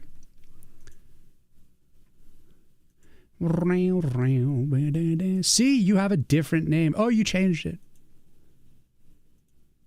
All right, my dude, you have a role. You should be able to see the gallery and the share art here channel. The share art here channel is where we generally share art.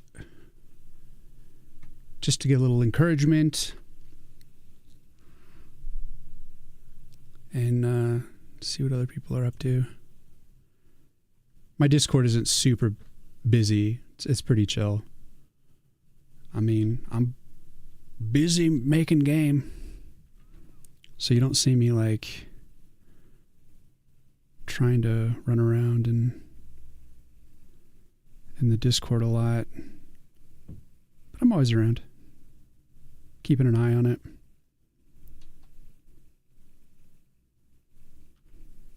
I check it most every day. Since I am the sole moderator, making sure there's no riffraff, no tomfoolery and whatnot.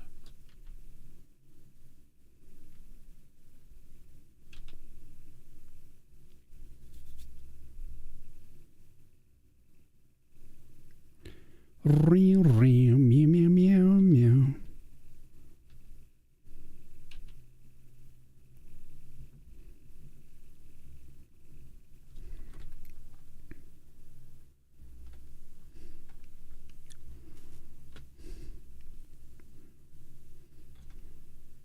All right, I like this eye, but I need to move it because he's not looking at Gant.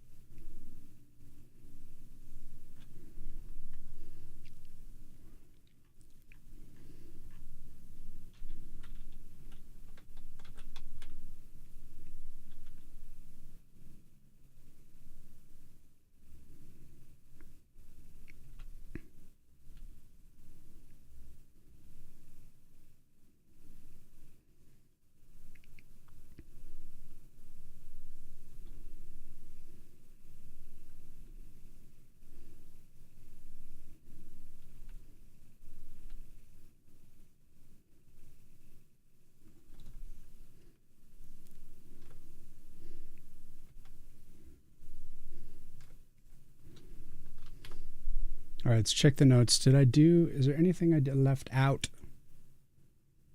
Fixed. I could try with the snarl.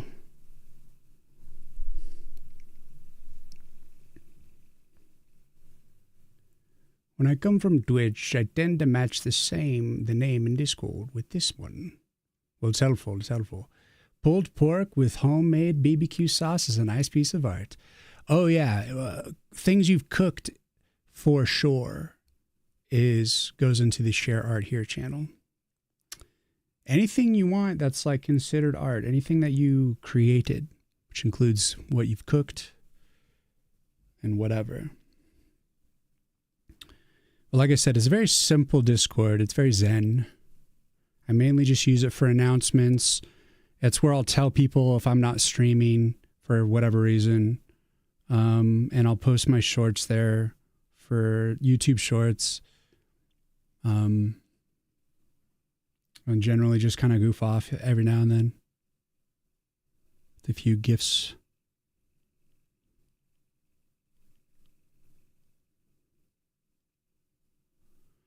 Well, I think I did everything I wanted to do. Let's check the other list. Let's see. Fix arm anatomy.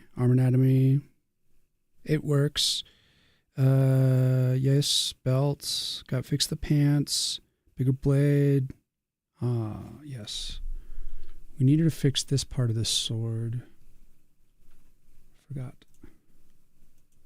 It's a complicated drawing. Except where's that? Is that on the axe? Come back to this. Shield or axe? Yes, okay. Clean it up. Clean as we go.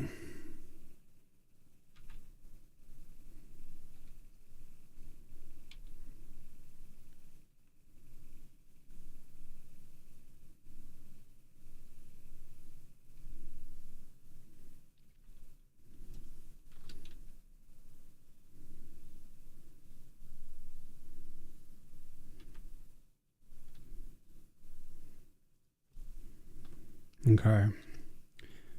Back to the sword. Now Thornblade. I'm going to do a little bit of this. Let's see. How thick is that line? Maybe do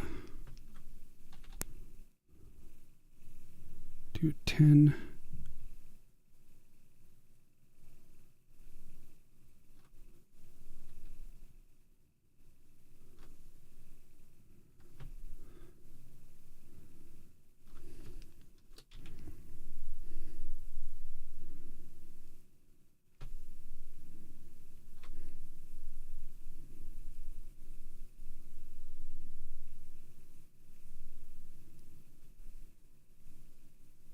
Mm-hmm.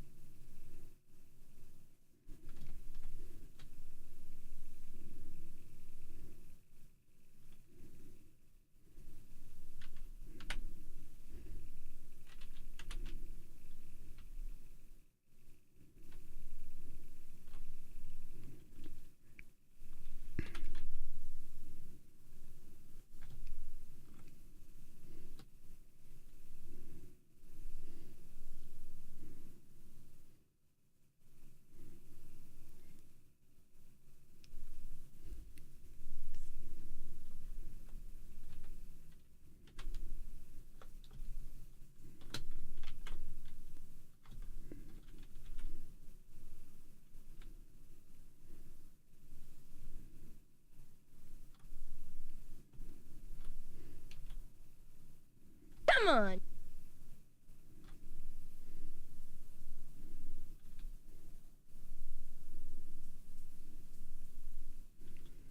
Vlad, thank you for the follow. Welcome in. Welcome in. Bam. You bammed something?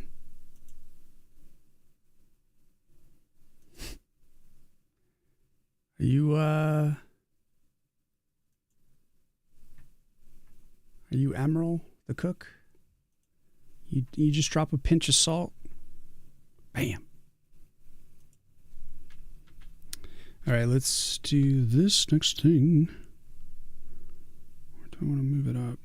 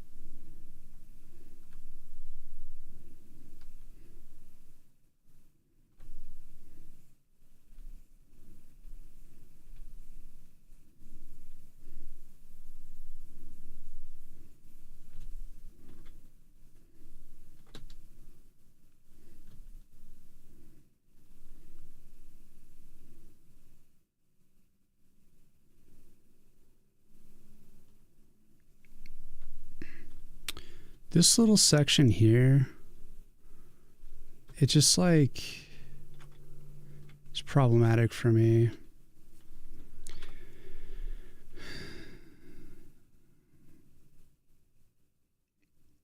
So I either need to move the axe down or up.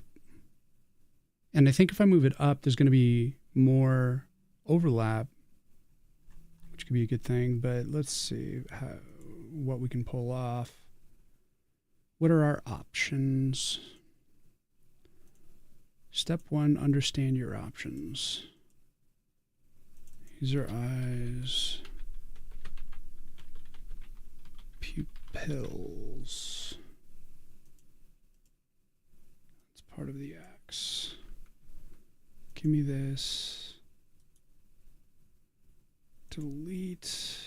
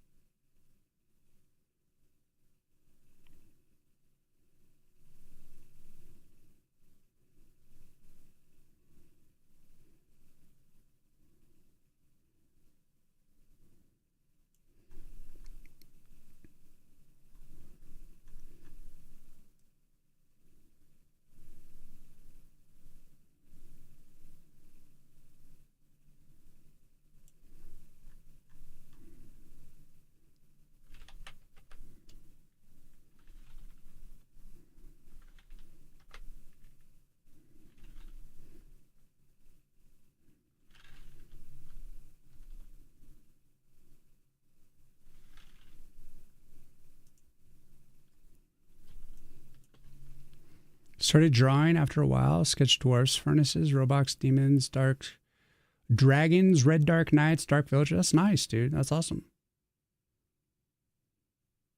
Yeah, I am making a tower defense game, indeed.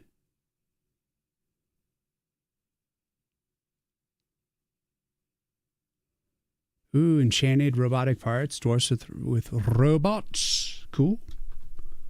Very cool.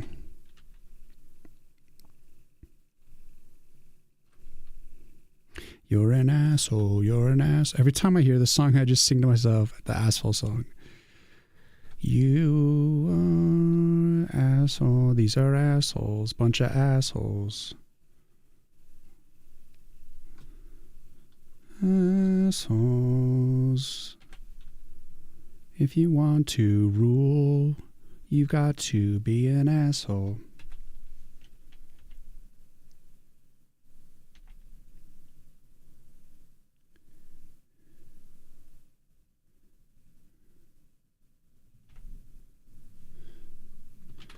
Mom.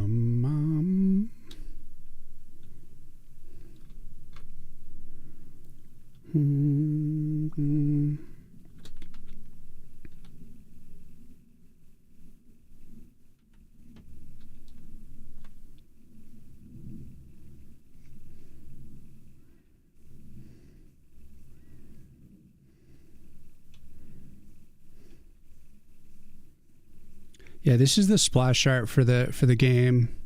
I'm also doing like the pixel art and stuff for it.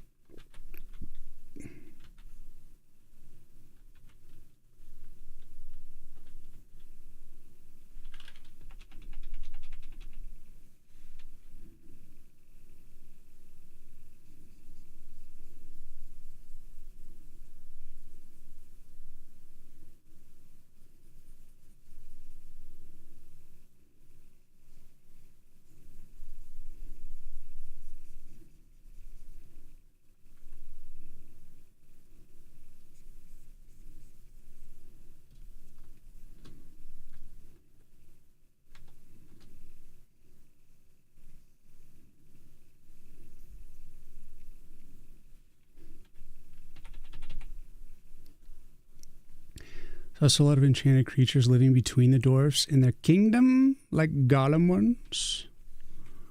Cool. I'm having like, you know, orcs and elves in mine. Definitely some like Ent style creatures, goblins, but I'm not having any dwarfs. No dwarfs up in this game.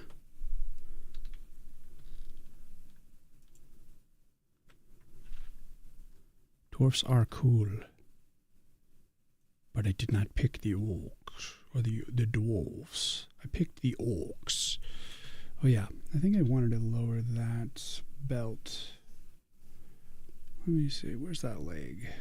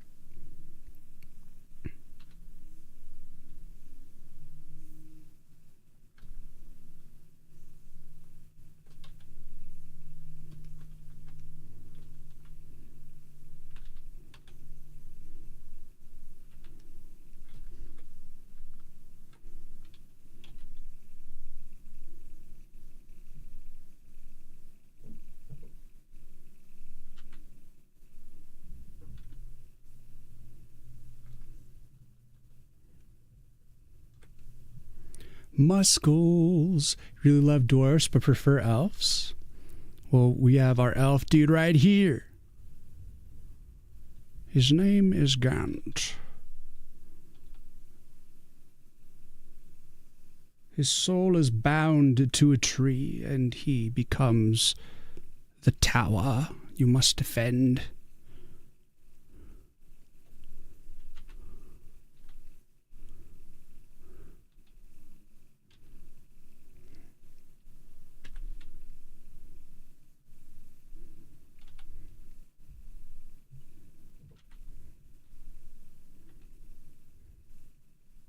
He is a wood elf. A ranger, in fact.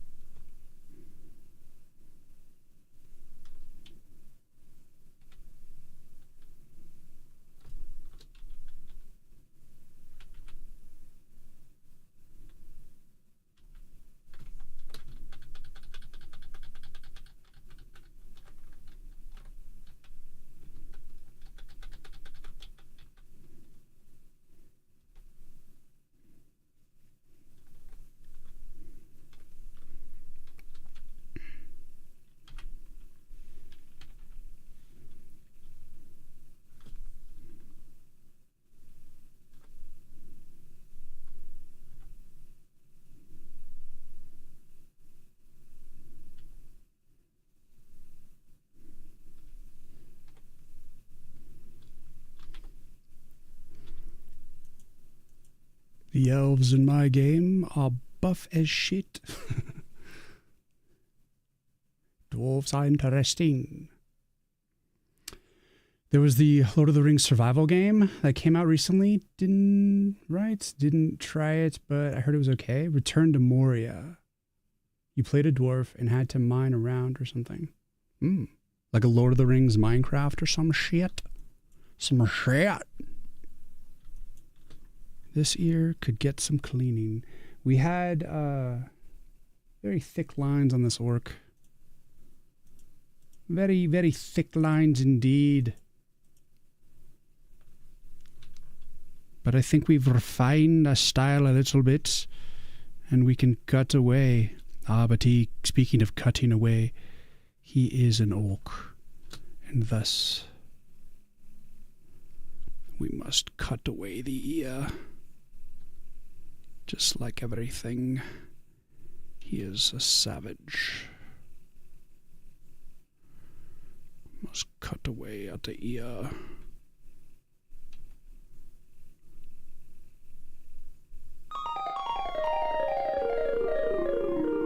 Hey!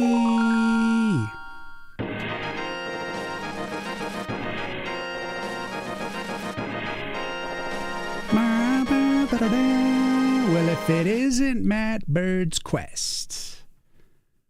More like Lord of the Rings Valhalla, maybe? Oh, very, very fair. What's up, Matt? Thank you so much for the raid.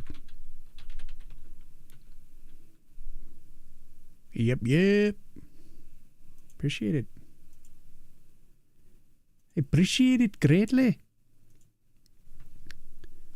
We've been streaming for a while. And we'll be streaming for a while yet.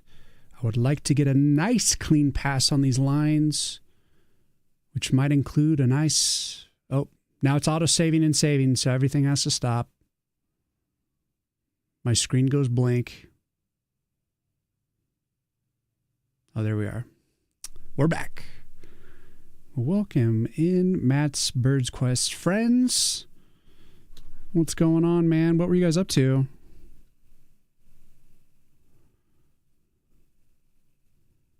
I'm just working on this splash art for the tower defense game I'm building.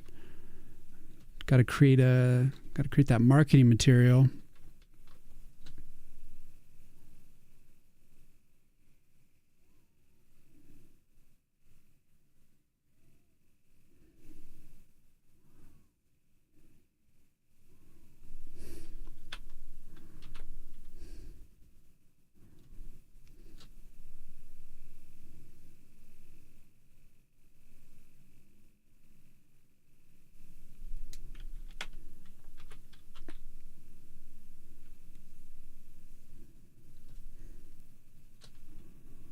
That's what we're doing.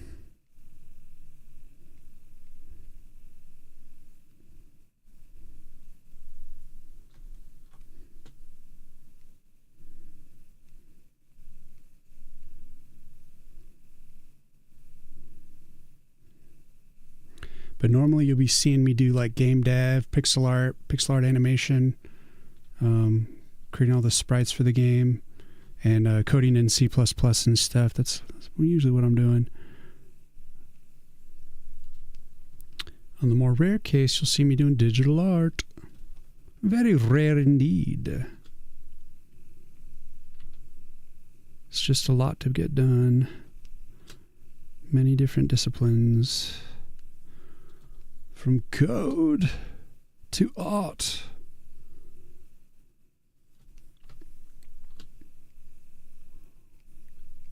And a copious amount of thought. Catch you later. Well, hey, man, thank you for the raid. I really appreciate it. Let me get caught up on what you were chatting about. On the topic of Lord of the Rings, you were born in Rivendell. Oh, that's awesome. Finished high school in Mordor and went to uni in the Shire. That is so cool. You son of a bitch. I was researching the Twitch API. Done a channel emoji earlier. Oh, nice. Cool. Very cool indeed. But it's 2:30 a.m. here, so I'm off to Land of Nod. Good, man. Get your rest. You've already given a follow, so I'll be back. Make sure. I'll give you a follow too, sir. Friendly exchange of follows. C++ is fun, but tedious. Ah, code can be tedious. Anything can be tedious if you hate it. You do all that stuff too. Let's go. Let's go. Enjoy the rest of your day. Thank you, Matt. Get your rest on. I really appreciate the raid. And I will do my best to take care of your crew. And really appreciate the lurks. And also thank you for supporting Matt's stream there. You guys are awesome.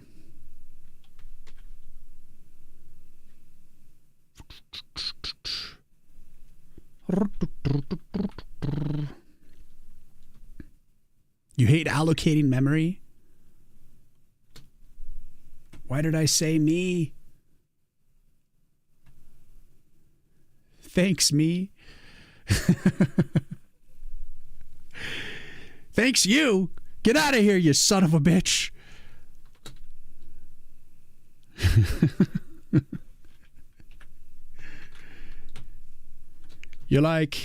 You're welcome for the pleasure of meeting me. Wow. Someone thinks highly of themselves. Very well. I've given you a follow. I will perhaps someday go into your stream and say, oh, you're welcome for the pleasure of me chatting in your chat. I'll never let you live it down that you typoed thanks me.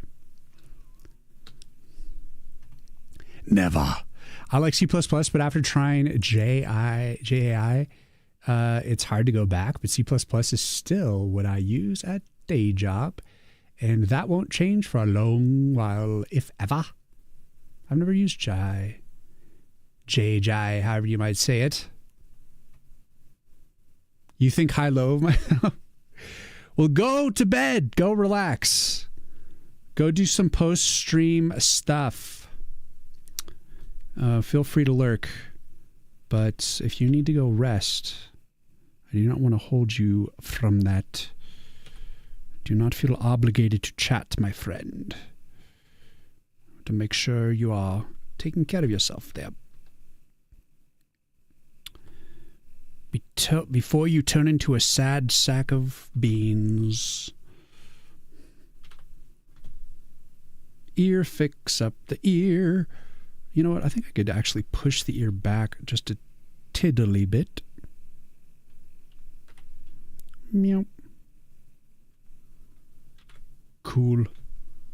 His ear's like straight up in his shoulder.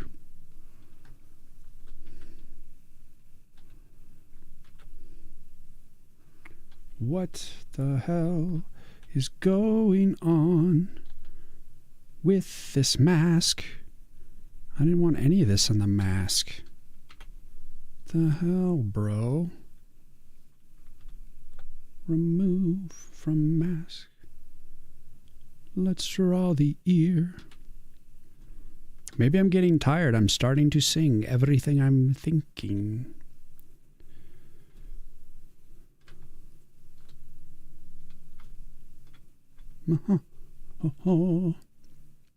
No one is holding me. Post-stream stuff is sleep. I think the only reason I'm tired is because I've been reading documentation for a good few hours. I know what it feels like, too, to be so tired that you can't get yourself to go to bed. Like, I've literally streamed, and it'll be like a good, 12-hour stream, and at the end, I'm just like, I need to end, but I can't. I'm too tired to do anything. I will just sit here. Well, way to zoom out, buddy. Way to zoom way out. And I do 12-hour streams more often than you think. We might do one once a week. Wait a second. How long have we been streaming today? Are we doing one right now? What's going on? Reading docs does take a toll. Oh, yeah, for sure. Reading for hours takes a lot of will. I agree. Who's your daddy and what does he do?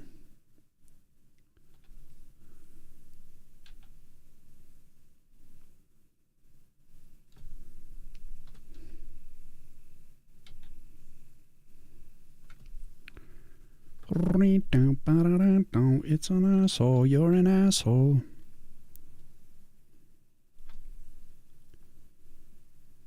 It's the most detailed ear of all time. Let's do a mock sketch. If we were to say, give him a grimace. Because like I've said, the reason I was avoiding eyeballs before, just having them have like white eyes, because it was more like evil. You would be less likely to side with the orc. But with the eyes, it's like, oh, look at the cute orc. He's a cute orc. So can we just, here, let's go to some red ink here. What if we just gave him some like,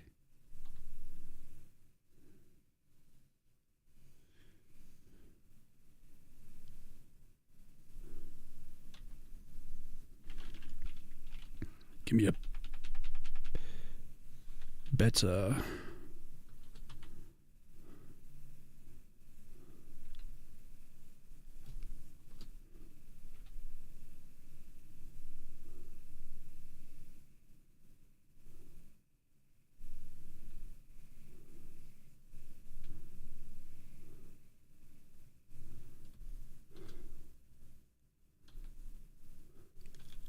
Almost 7 hours? Oh, that's not too crazy.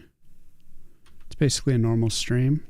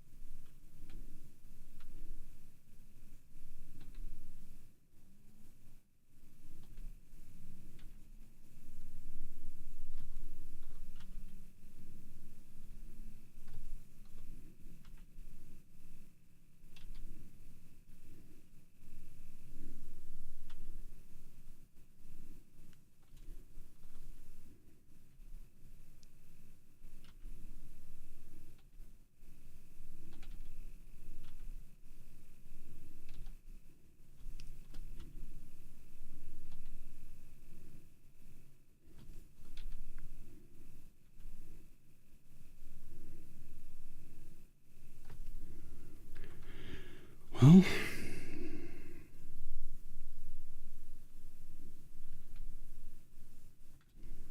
certainly would have a lot more energy.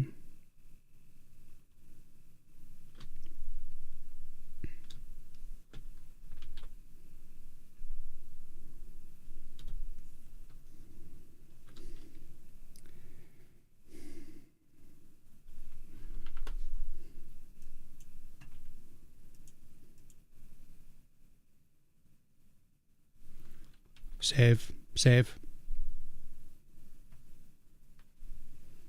You were supposed to stream yesterday and Sunday, but I ended up just going into cave programming mode. Also doing something tedious and interesting at the moment. Very cool, very cool. Yeah, that's what happened to me on Friday. I wanted to stream, but just because I wanted to like maintain my schedule, but I just felt like I needed some solo dev time. And I was generally feeling kind of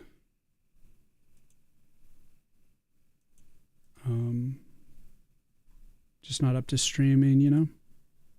I don't always feel it. Most days I do, though. It's very rare. All right, let's erase this mouth stuff and try out. We're just masking out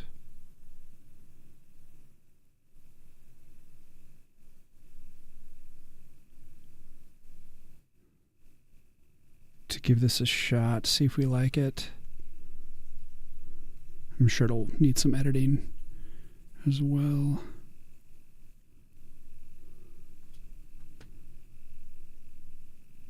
Put that a line there.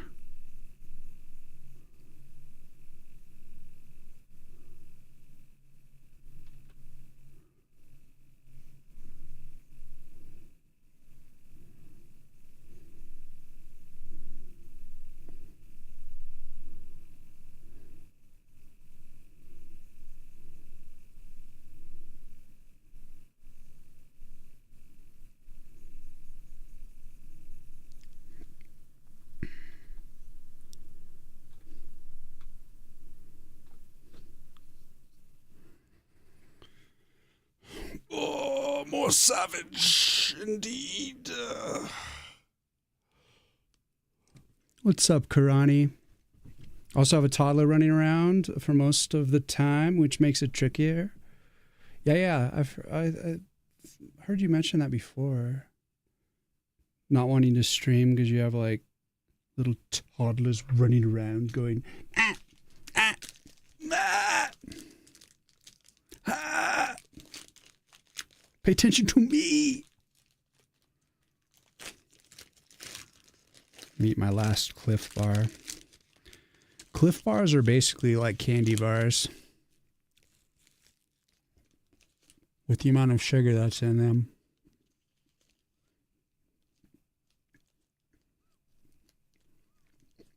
But at least they have some protein, even though it's the shitty protein.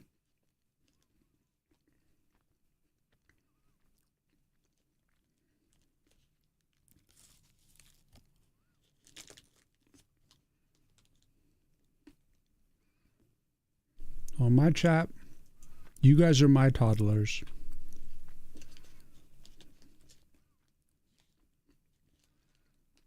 That's just the way it is.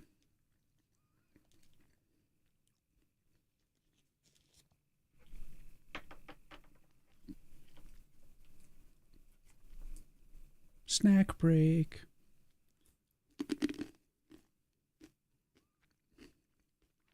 Give me that attention. Wait, don't they call it the terrible twos? Aren't toddlers like full of sass?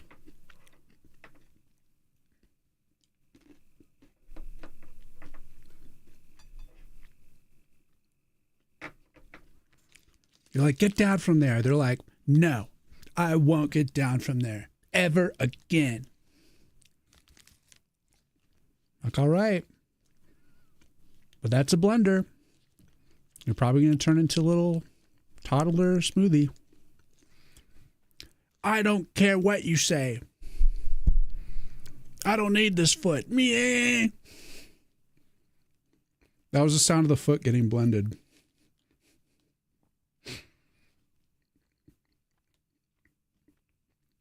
Any good parent would just let it happen.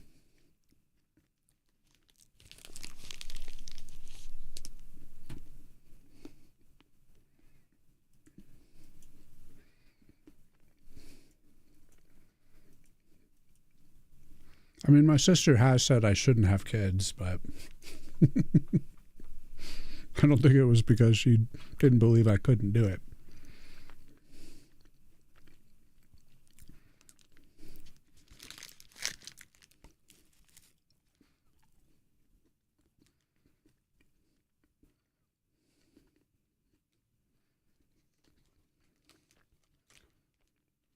Not too, but almost. There's definitely a lot of sass. Oh, goodness.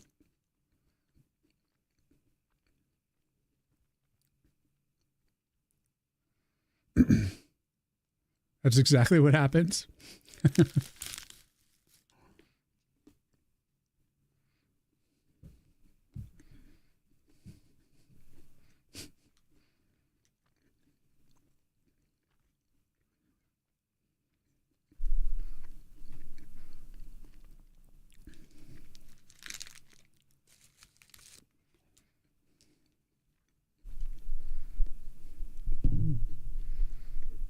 And someday your kid will be saying,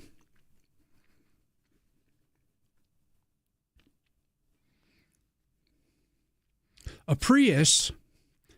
I wanted a Mercedes. Take it back. I hate you.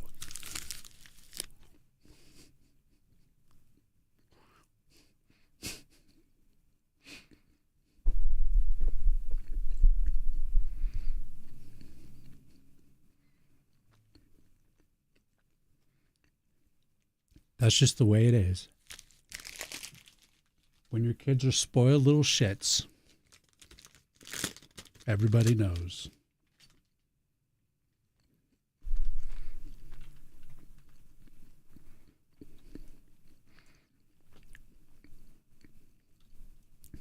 How dare you buy me a car for my birthday?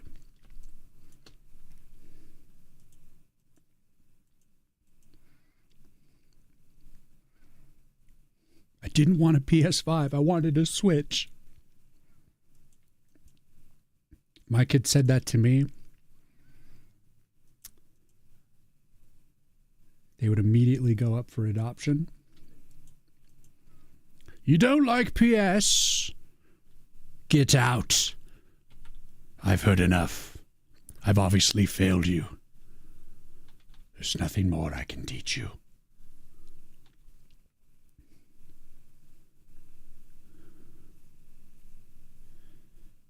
That being said, I do own both a Switch and a PS4, and I will not be buying a PS5,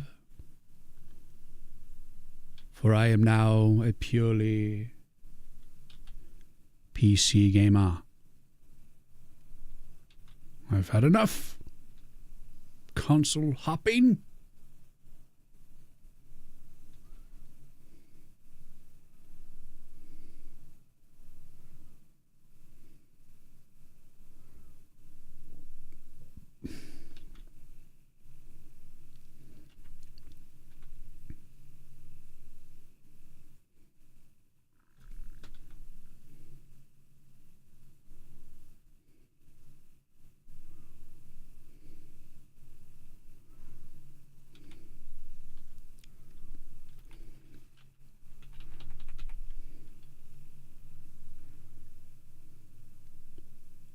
Come on. What the hell is all these artifacts? Gotta clean up this sketch.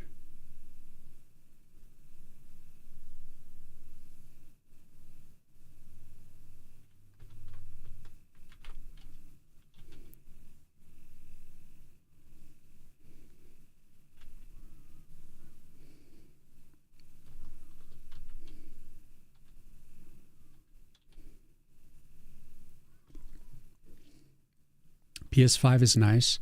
You're getting a Switch soon, probably. Aren't they working on a new Switch? Switch 2? I'd probably end up wanting to get one just because I like Mario Kart. And if they put out a new Mario Kart, I will have to get the new Switch to play said Mario Kart. It is the sadness, but it is the way. I could play another 5 levels of Mario Kart because it'll be the exact same engine just with new levels. That was my one grievance with the old Mario Kart, was they didn't put out new levels. They just put out like mirror. Wait, did they actually end up doing levels? New levels? Like a few new ones or something? I forget. I think they might have. You're getting a Switch because you are changing internet provider. And the new provider is getting a PS5 Switch Xbox to the new clients as a promotion. Oh, so you pick Switch. Very good. Very good. I've always been a PlayStation person, but I have enjoyed my Switch.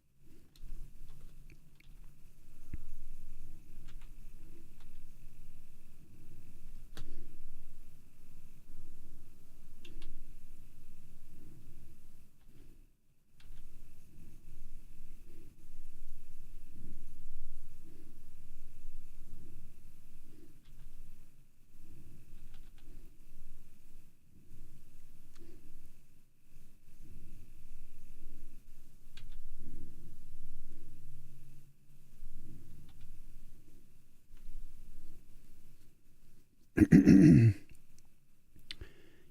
were a Game Boy PS1 person back in the day, then kept with PlayStation all the way, even for the PSP. Yeah, I never got the PSP. I almost did for a Metal Gear Solid, but I did not. I said no. Enough with your handheld nonsense. And I did have a PS 1, 2, 3, and 4.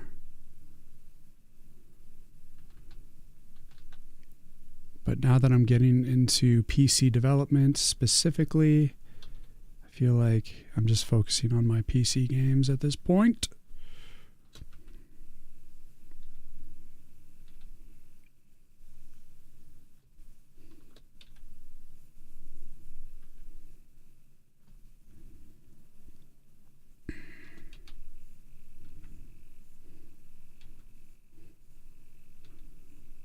But who knows?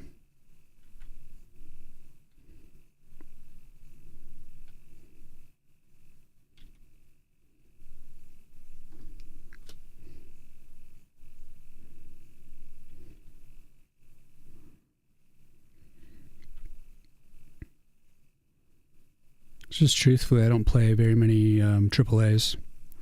I mostly play indie games at this point in my life.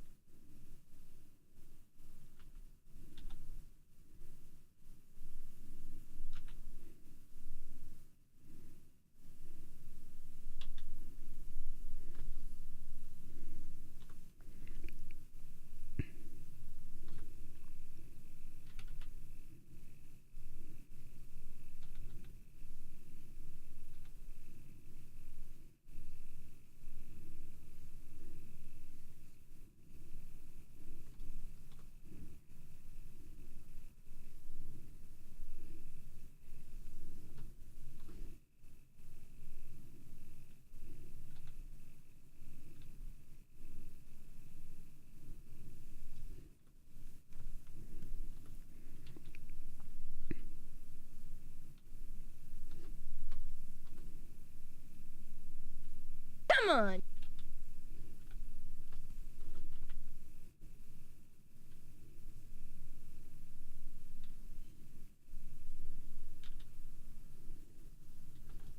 Stevie Sarah, thank you for the follow. Techmaker, help, what's up? Metal Gear Solid fan? Yeah, I was a big fan of Metal Gear Solid. Up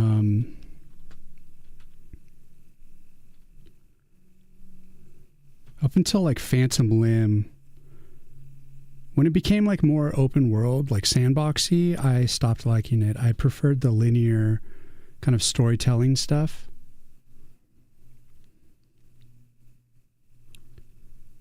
Sandbox type stuff tends to intimidate me in terms of, you know, I don't spend a great deal of time on games anymore. I'm more making games.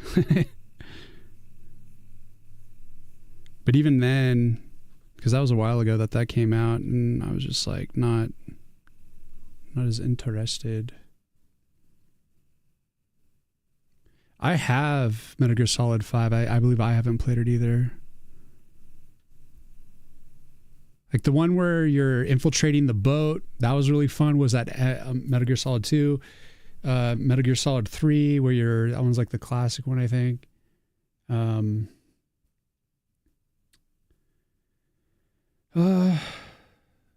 Y2K one, I think that was the boat one. It was like funny.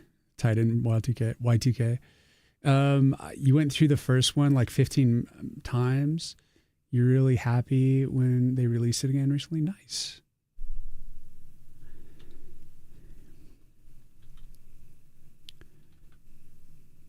Yeah, it's like I don't have to have like infinite iterations of a game. You know, like Fallout 3, for instance, was like one of my favorite games, but I'd never played another Fallout after that. That was a good one, left on a high note. I know they're like still putting the game out and it must be pretty damn good, but I'm just like, I ain't got no time for that.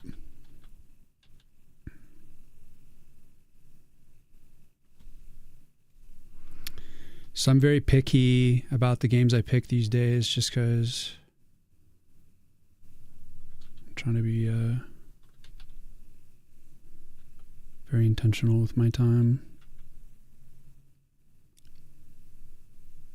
So yeah, you'll find me more playing like indie games, like smaller games. More casual. And most of my time I'm just making stuff.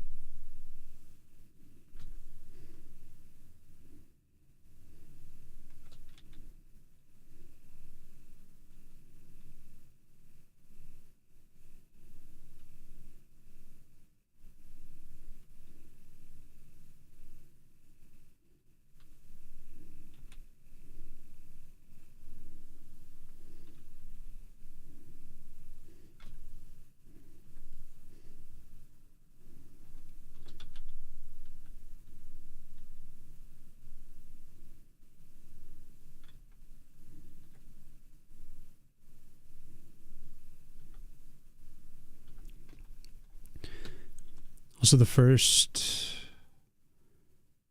has this old school, more arcade feel that simply works. Yeah, fair enough.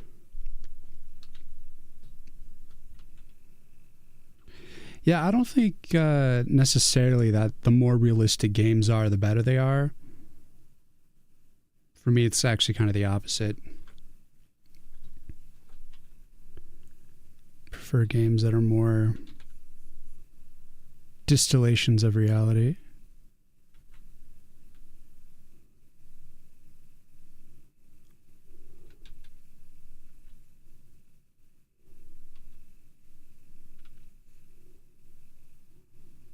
That's why a lot of times I'll be watching like retro streams and stuff in my free time.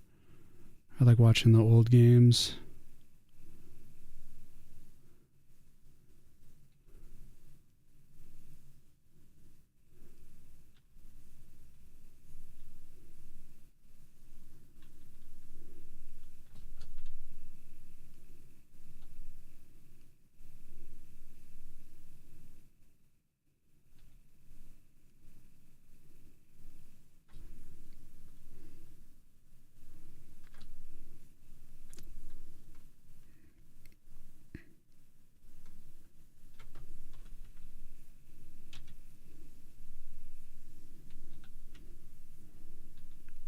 It's also good inspiration for the pixel art, you know.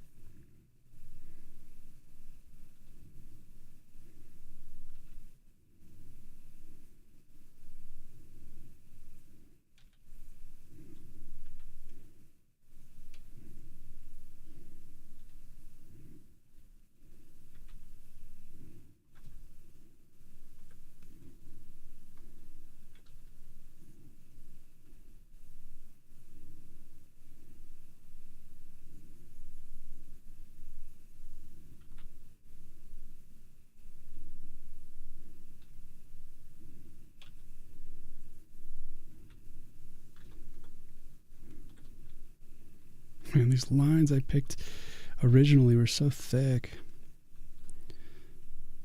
Kind of a crazy amount of thickness. Okay. It's definitely more angry looking orc.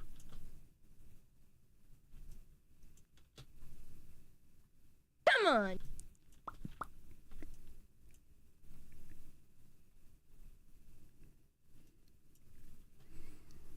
Don Domo, thank you for the follow. You think MGS2 is likely the one I consider the peak of MGS experience? Oh. Sorry for reading chat backwards like I do. Ike Ozzy, thank you for the follow. Welcome in. I'm moving backwards.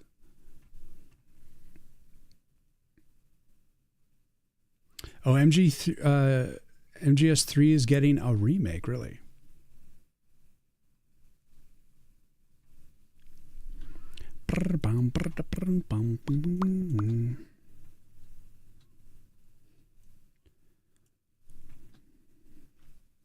All right, I think he's sufficiently evil now. The eyes no longer make him adorable. He's now a savage orc. The only thing I really want to do at this point is give it that fat outline. I always love giving juicy outlines to everything.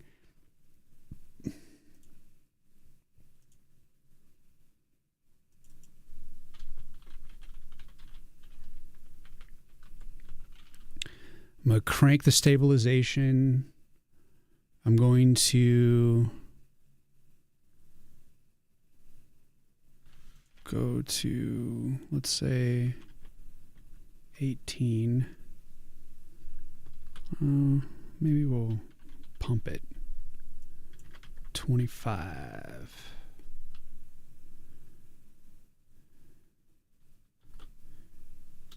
Just try giving a nice fat outline.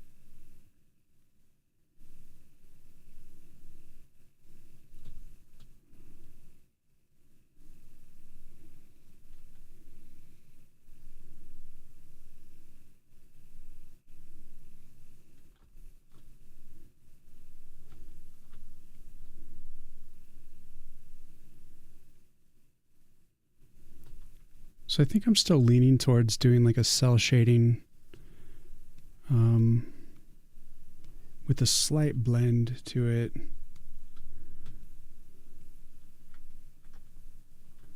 But nothing too crazy.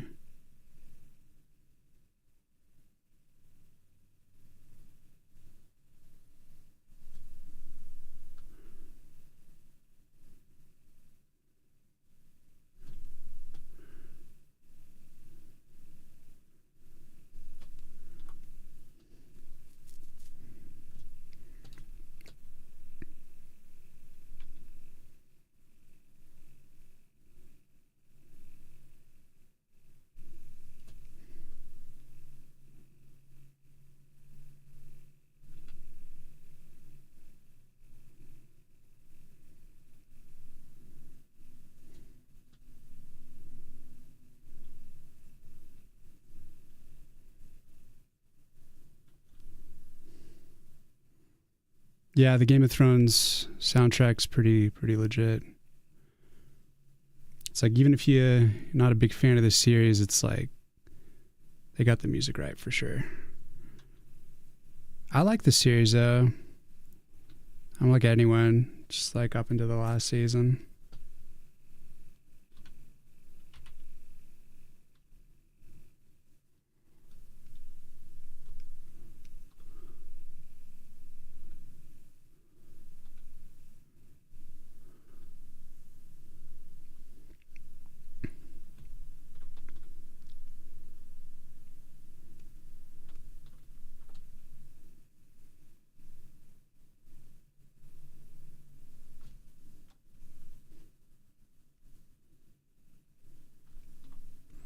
Just a nice thick outline. Makes me happy every time.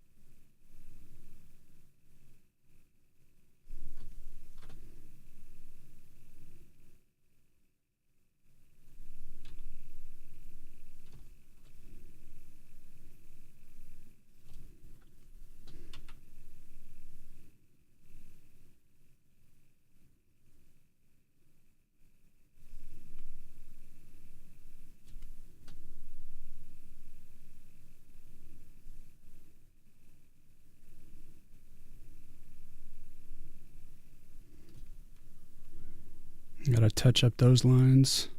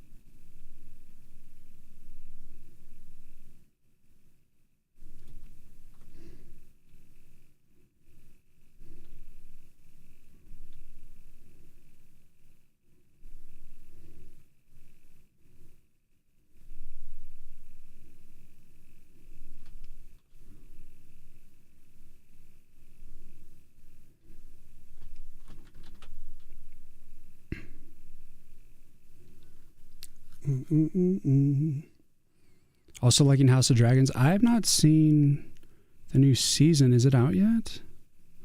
I watched the first season.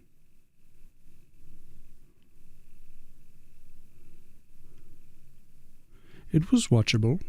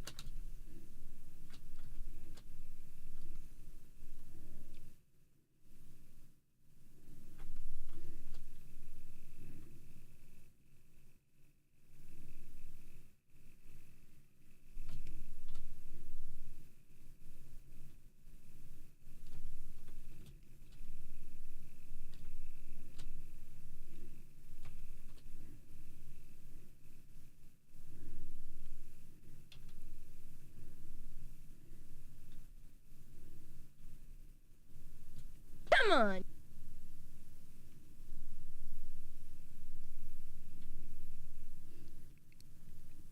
Little yeah, hello. Thank you for the follow. There's season 2 at least. Okay.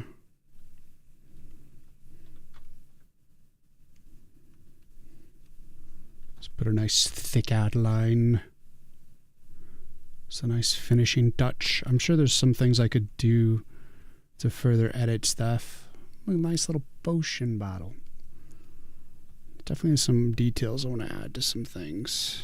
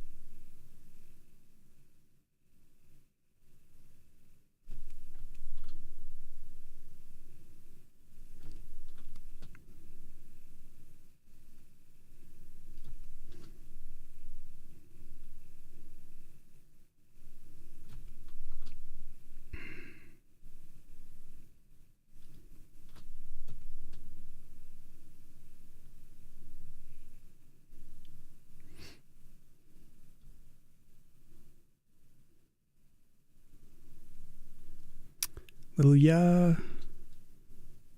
Saw your question, but I see we're on ads, so I'm going to wait to answer just in case you can't see me.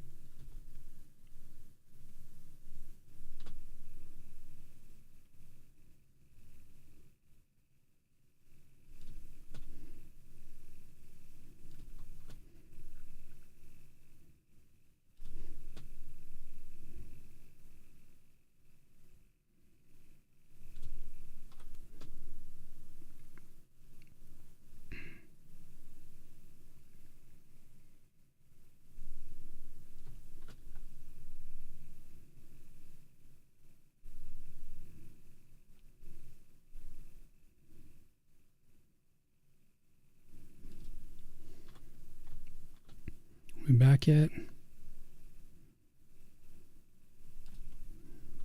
I feel like people get back from the ads at different times. It's hard to predict.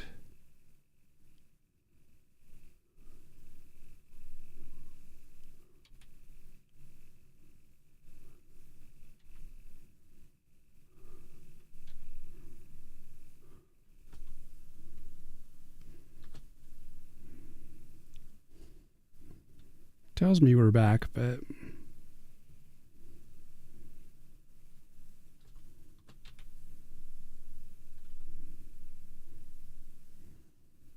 can you see me, little ya? Can you see me?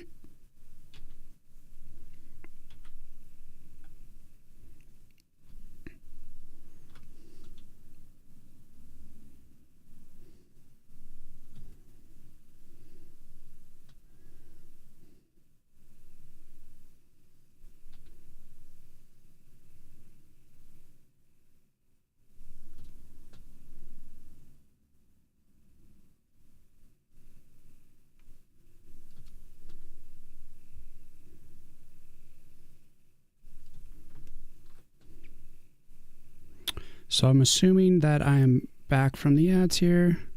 So to answer your question, little ya 3, you asked, am I still working on game mechanics? Yes, I am. I'm trying to get all the materials together to launch the Steam page, which includes the marketing material here, the splash art. But I still have a lot of game to build. But it's been coming along.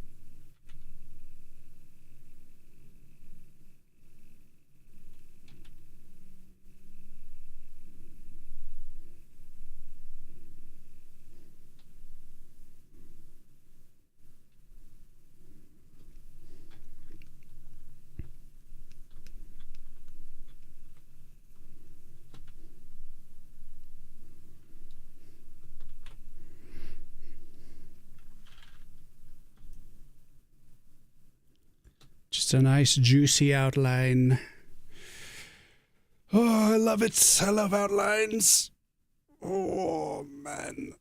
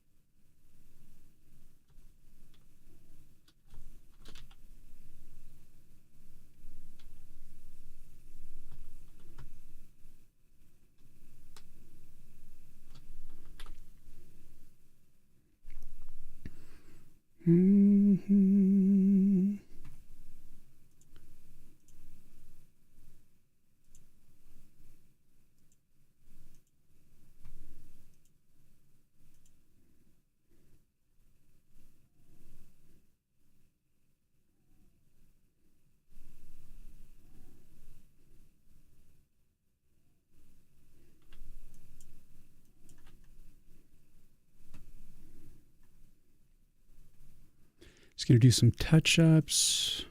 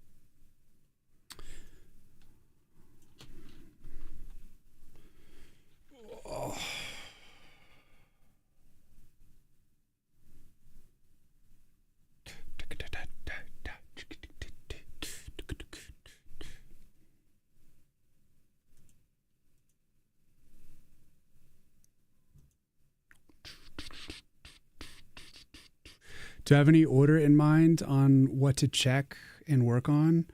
Or you just look around and tackle stuff as you notice?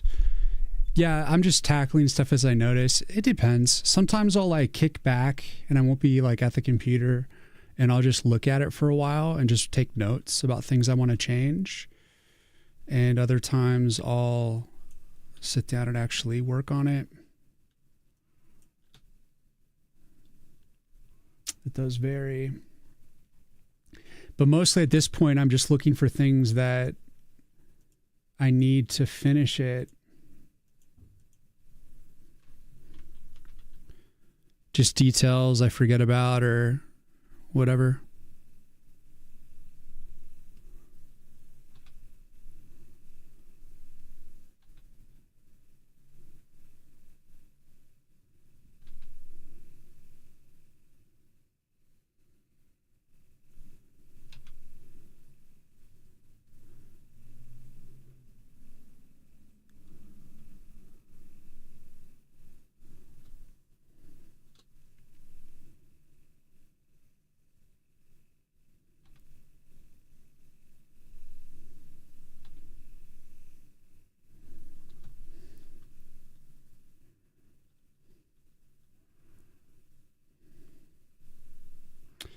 I do want to thicken a little bit more on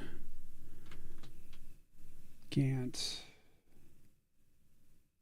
Now that I'm starting to see the line weights tossed around.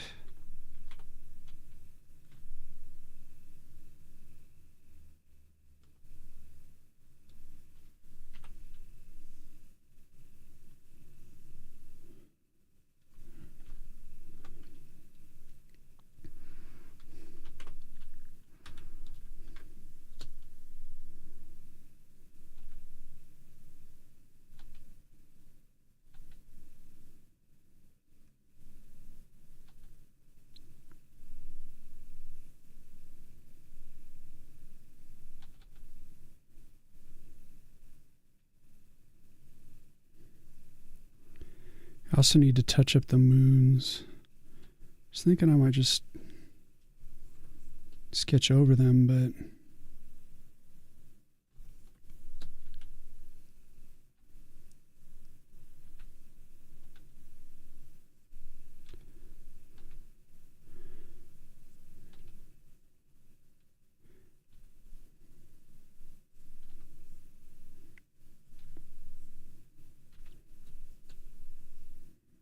moons on the shoulder pads, I mean. Let's see what else. Like, this stuff doesn't have to be super perfect, but you still want it to be pretty tight, pretty clean, pretty intentional.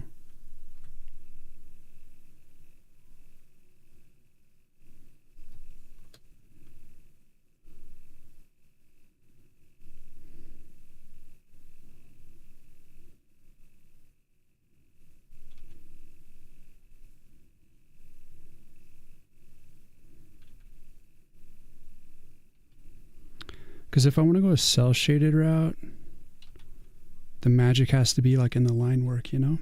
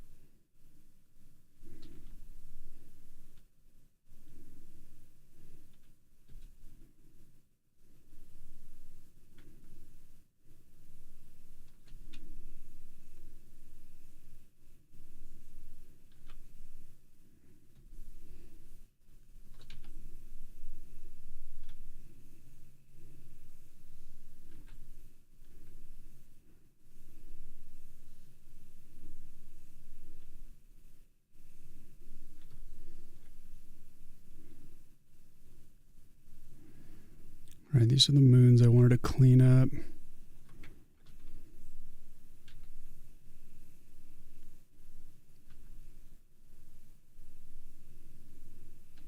I did want to put like potentially more design on the shoulder pad, but probably just leave it for now.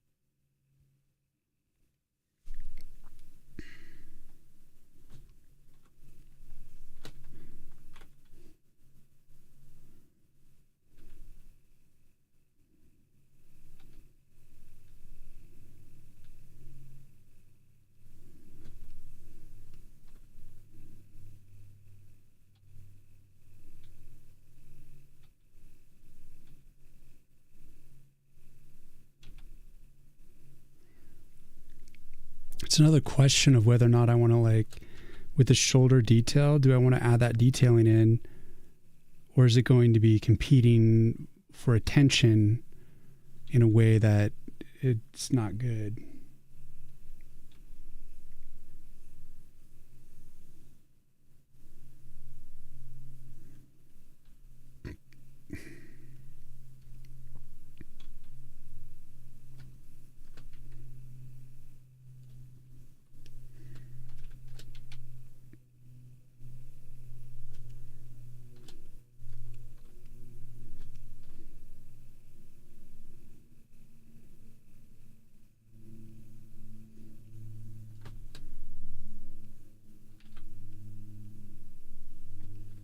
Suppose I could just put some mock detail in just to kind of see.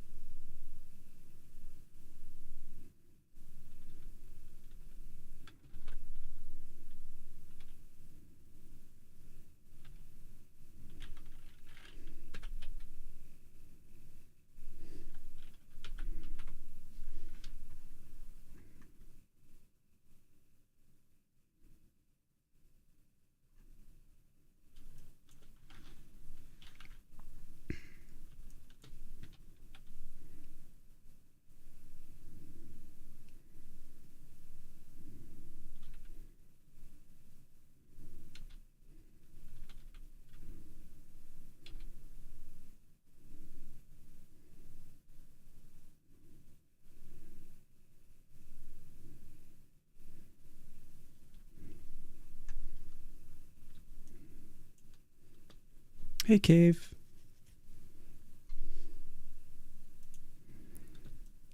All right, mock detailing, new layer, save.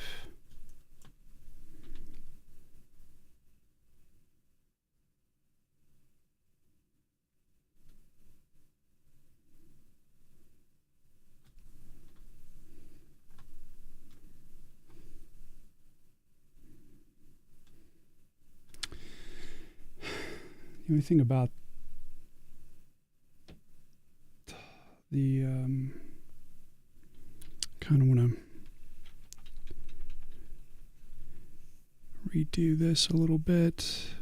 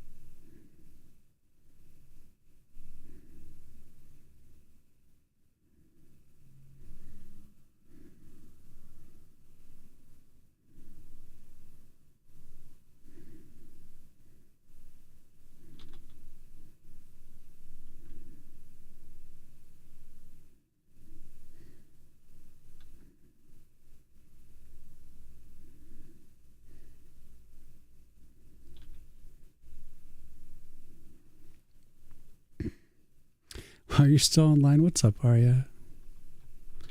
That's right. Still messing with some details here.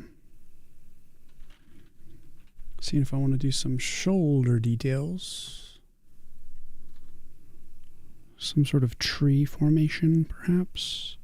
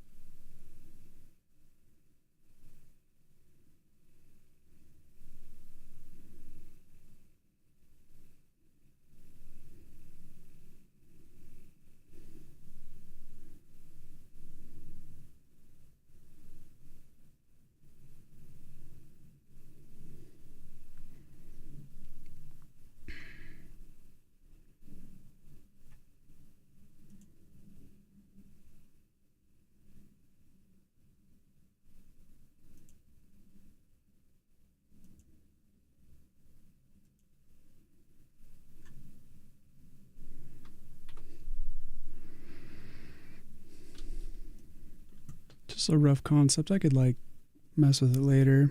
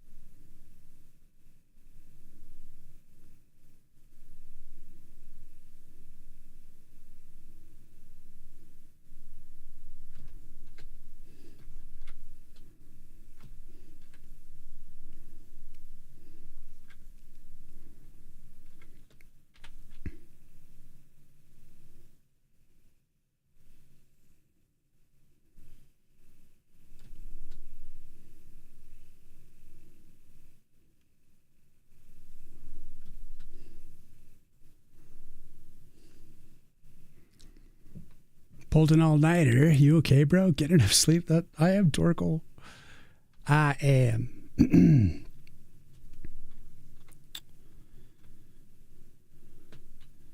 Thank you for asking. How you doing, man?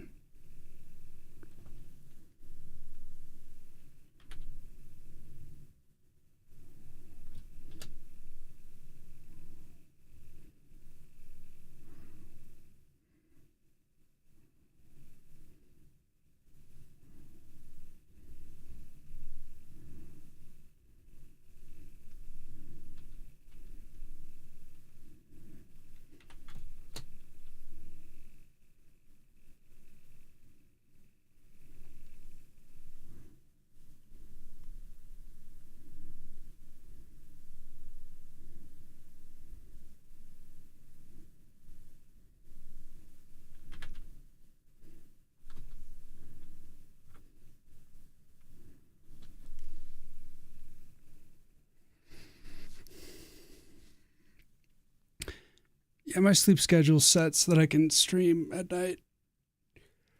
I believe we got about 8 hours sleep yesterday. Elbin, what's up? Art's looking good as usual. Thank you, man. Trying to get that splash page going for the game. Right now I'm just doing some flats from some basic coloring.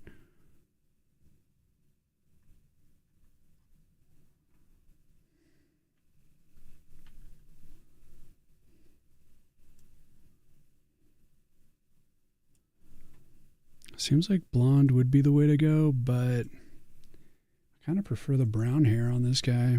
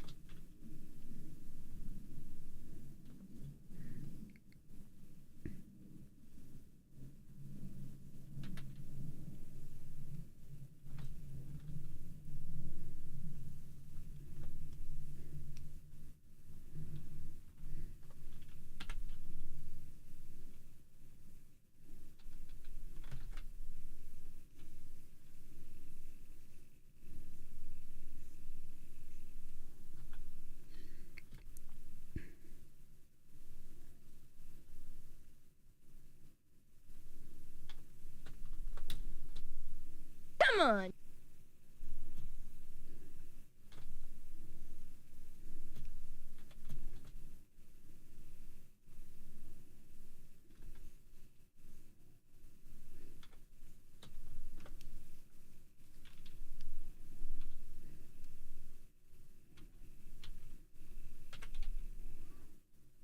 Fringe Aaron, thank you for the follow.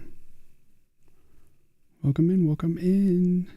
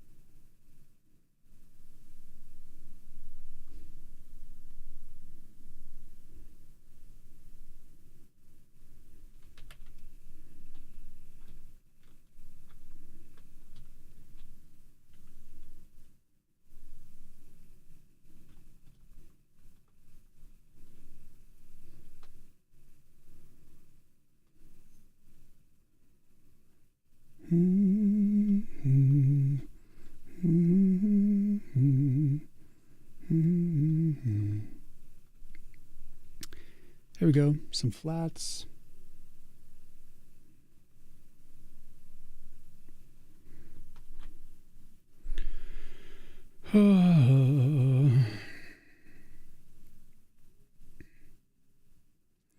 Does this man sleep? What's up, Grumble? How you doing?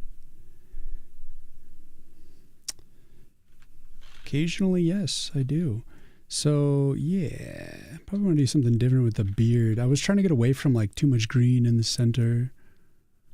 I'm not sure what the tree is going to look like. But without any shading or the logo, it's getting closer. Yeah, I might end up redoing the tree, but I kind of like the tree being like vague and in the background. But I might end up going back to blonde hair with the elf. I just think the brown hair looks way cooler, but it's like too much brown. Maybe if I just make it lighter. Maybe he's being smart and is going to sleep while all the election chaos is going on. Not a bad idea. Yeah, dude, I'm trying to avoid getting caught up in like the last second of the election for sure. I just want to see what happens.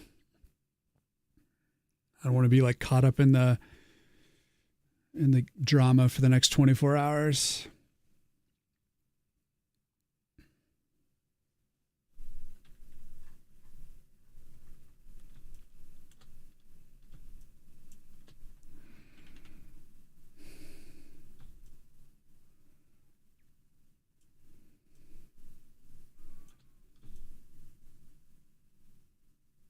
Yeah, it feels good. I like it.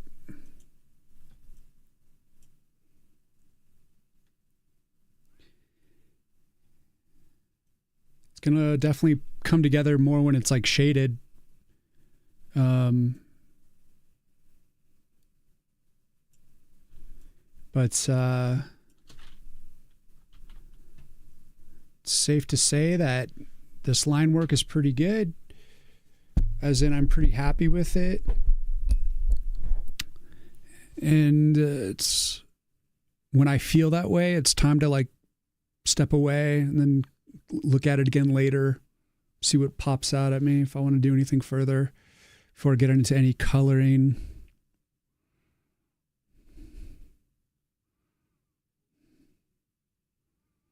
But I think it does capture the essence of what the game will be, so it'll be good cover for the game. 24 hours, it's gonna be a wild week. Yeah, I guess you're right. I guess it takes them a while to kind of tally things up, huh? But whatever.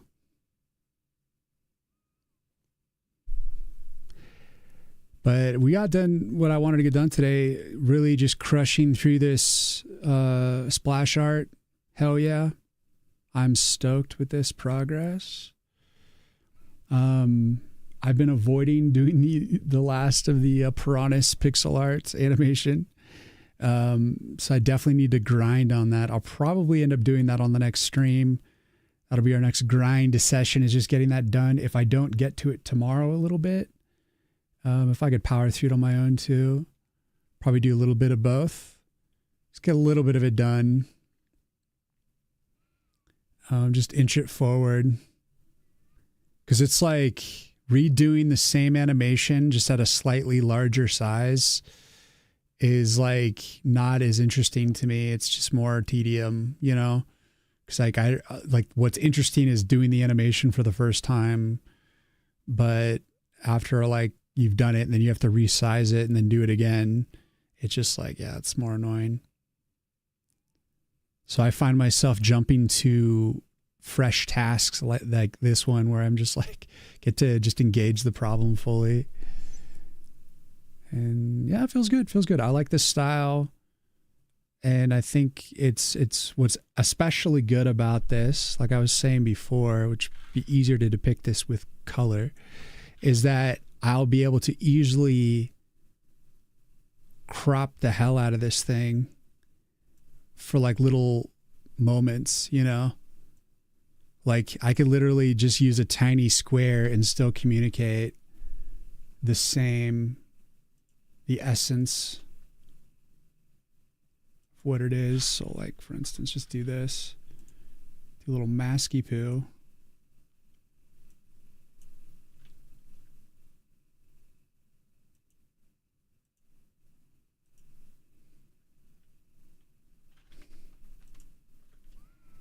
I guess the best way to do that is not with the mask, but with a fill. A little less versatile, but whatever.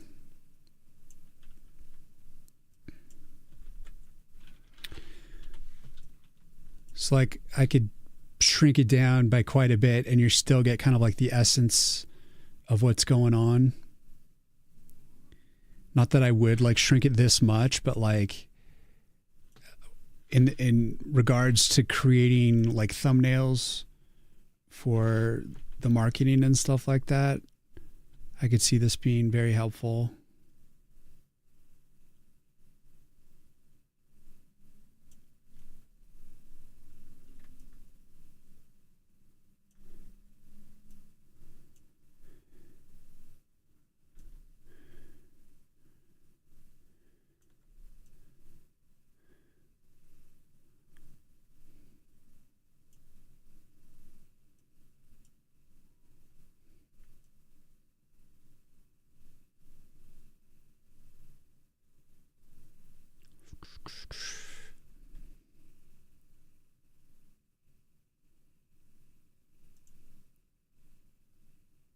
Well, we got an auto shave. Well, I think I'm probably about to wrap things up, as I normally do once I feel like I've conquered.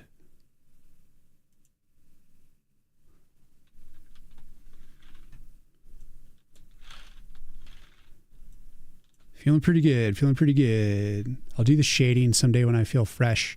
But I just don't want to jump into it. I want to spend a little time like just taking it in as it is and see if there's any like line adjustments or general adjustments I want to make. But yeah, this is really, it came out. I'm happy. I'm happy.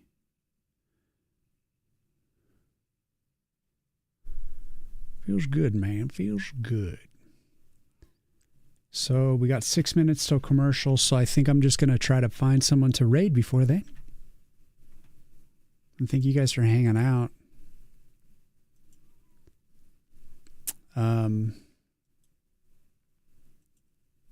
But I think that's going to be all I'm going to be able to do today. It only took me 9 hours. Very solid work. So I'm very, very stoked. Let's see. Since we did art, wondering if we shouldn't try to find an artist, or at least someone who's doing game art.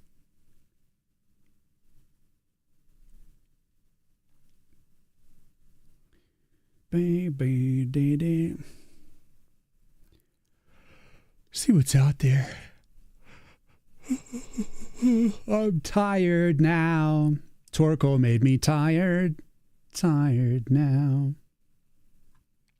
It's all Torko's fault. I blame Torko.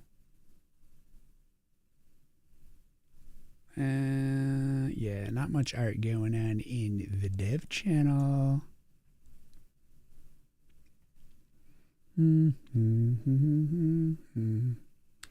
So next stream we'll probably be working on pixel art. Enough with this digital art nonsense. I'll end up just wrapping this picture up off stream at some point. Be one of those things that I just kind of pick up at random times and just doodle.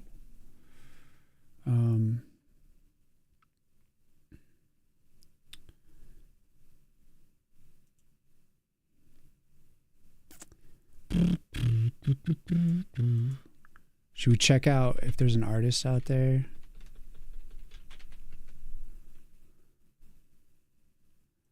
Wah, wah, meow, meow, meow, meow. There's a million of them. They're all anime artists. Do any of them?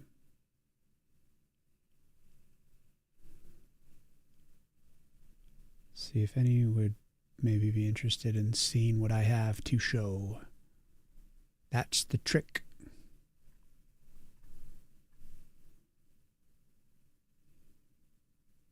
Man, there's so many good artists.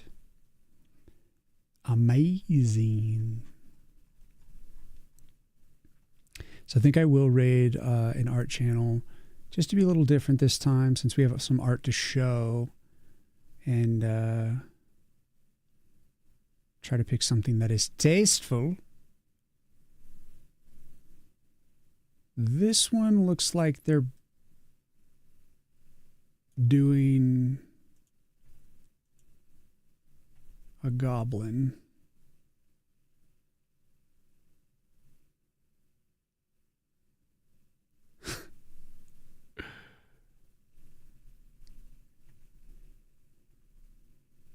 This is a totally random stream.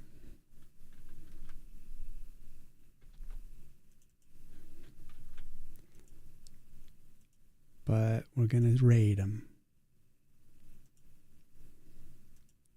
It's going to be a surprise. Cakes is on also. Jackie Codes. Okay.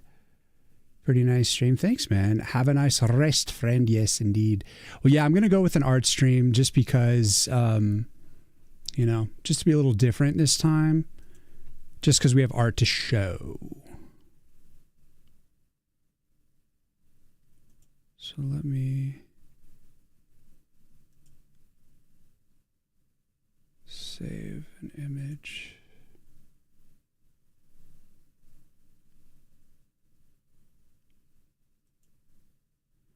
Ring. Let me get it loaded up before I start the raid. We're going to make it before the ad break? I think so.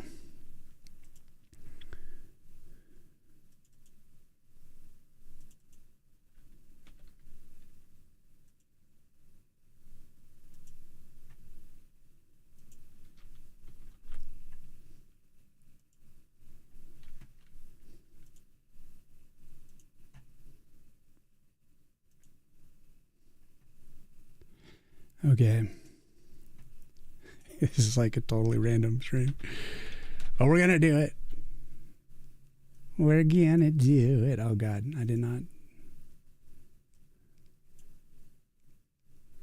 Round. She's got a good amount of people in there, so. Art stream is good, too. Yeah, we're just going to do, like, we'll always typically do the, non-art stream, like, you know, game dev stuff. But we're going to play our end stream songs. This is a woman drawing a goblin. Her stream title is Goblin Time. I've never been in her stream before, so hopefully it's chill. I have no idea. It could be totally great. Could be totally ass. And I'll try to share my picture and see if she'll show it to her people. But I'll be back on Wednesday. We'll be working on pixel art most likely. And thank you guys. Thanks for watching. I hope you have a wonderful week. Try not to get too antsy about election stuff. Just put it out of your mind. But here we go. We're going to raid out. Going to the Goblin Time. And it will be good.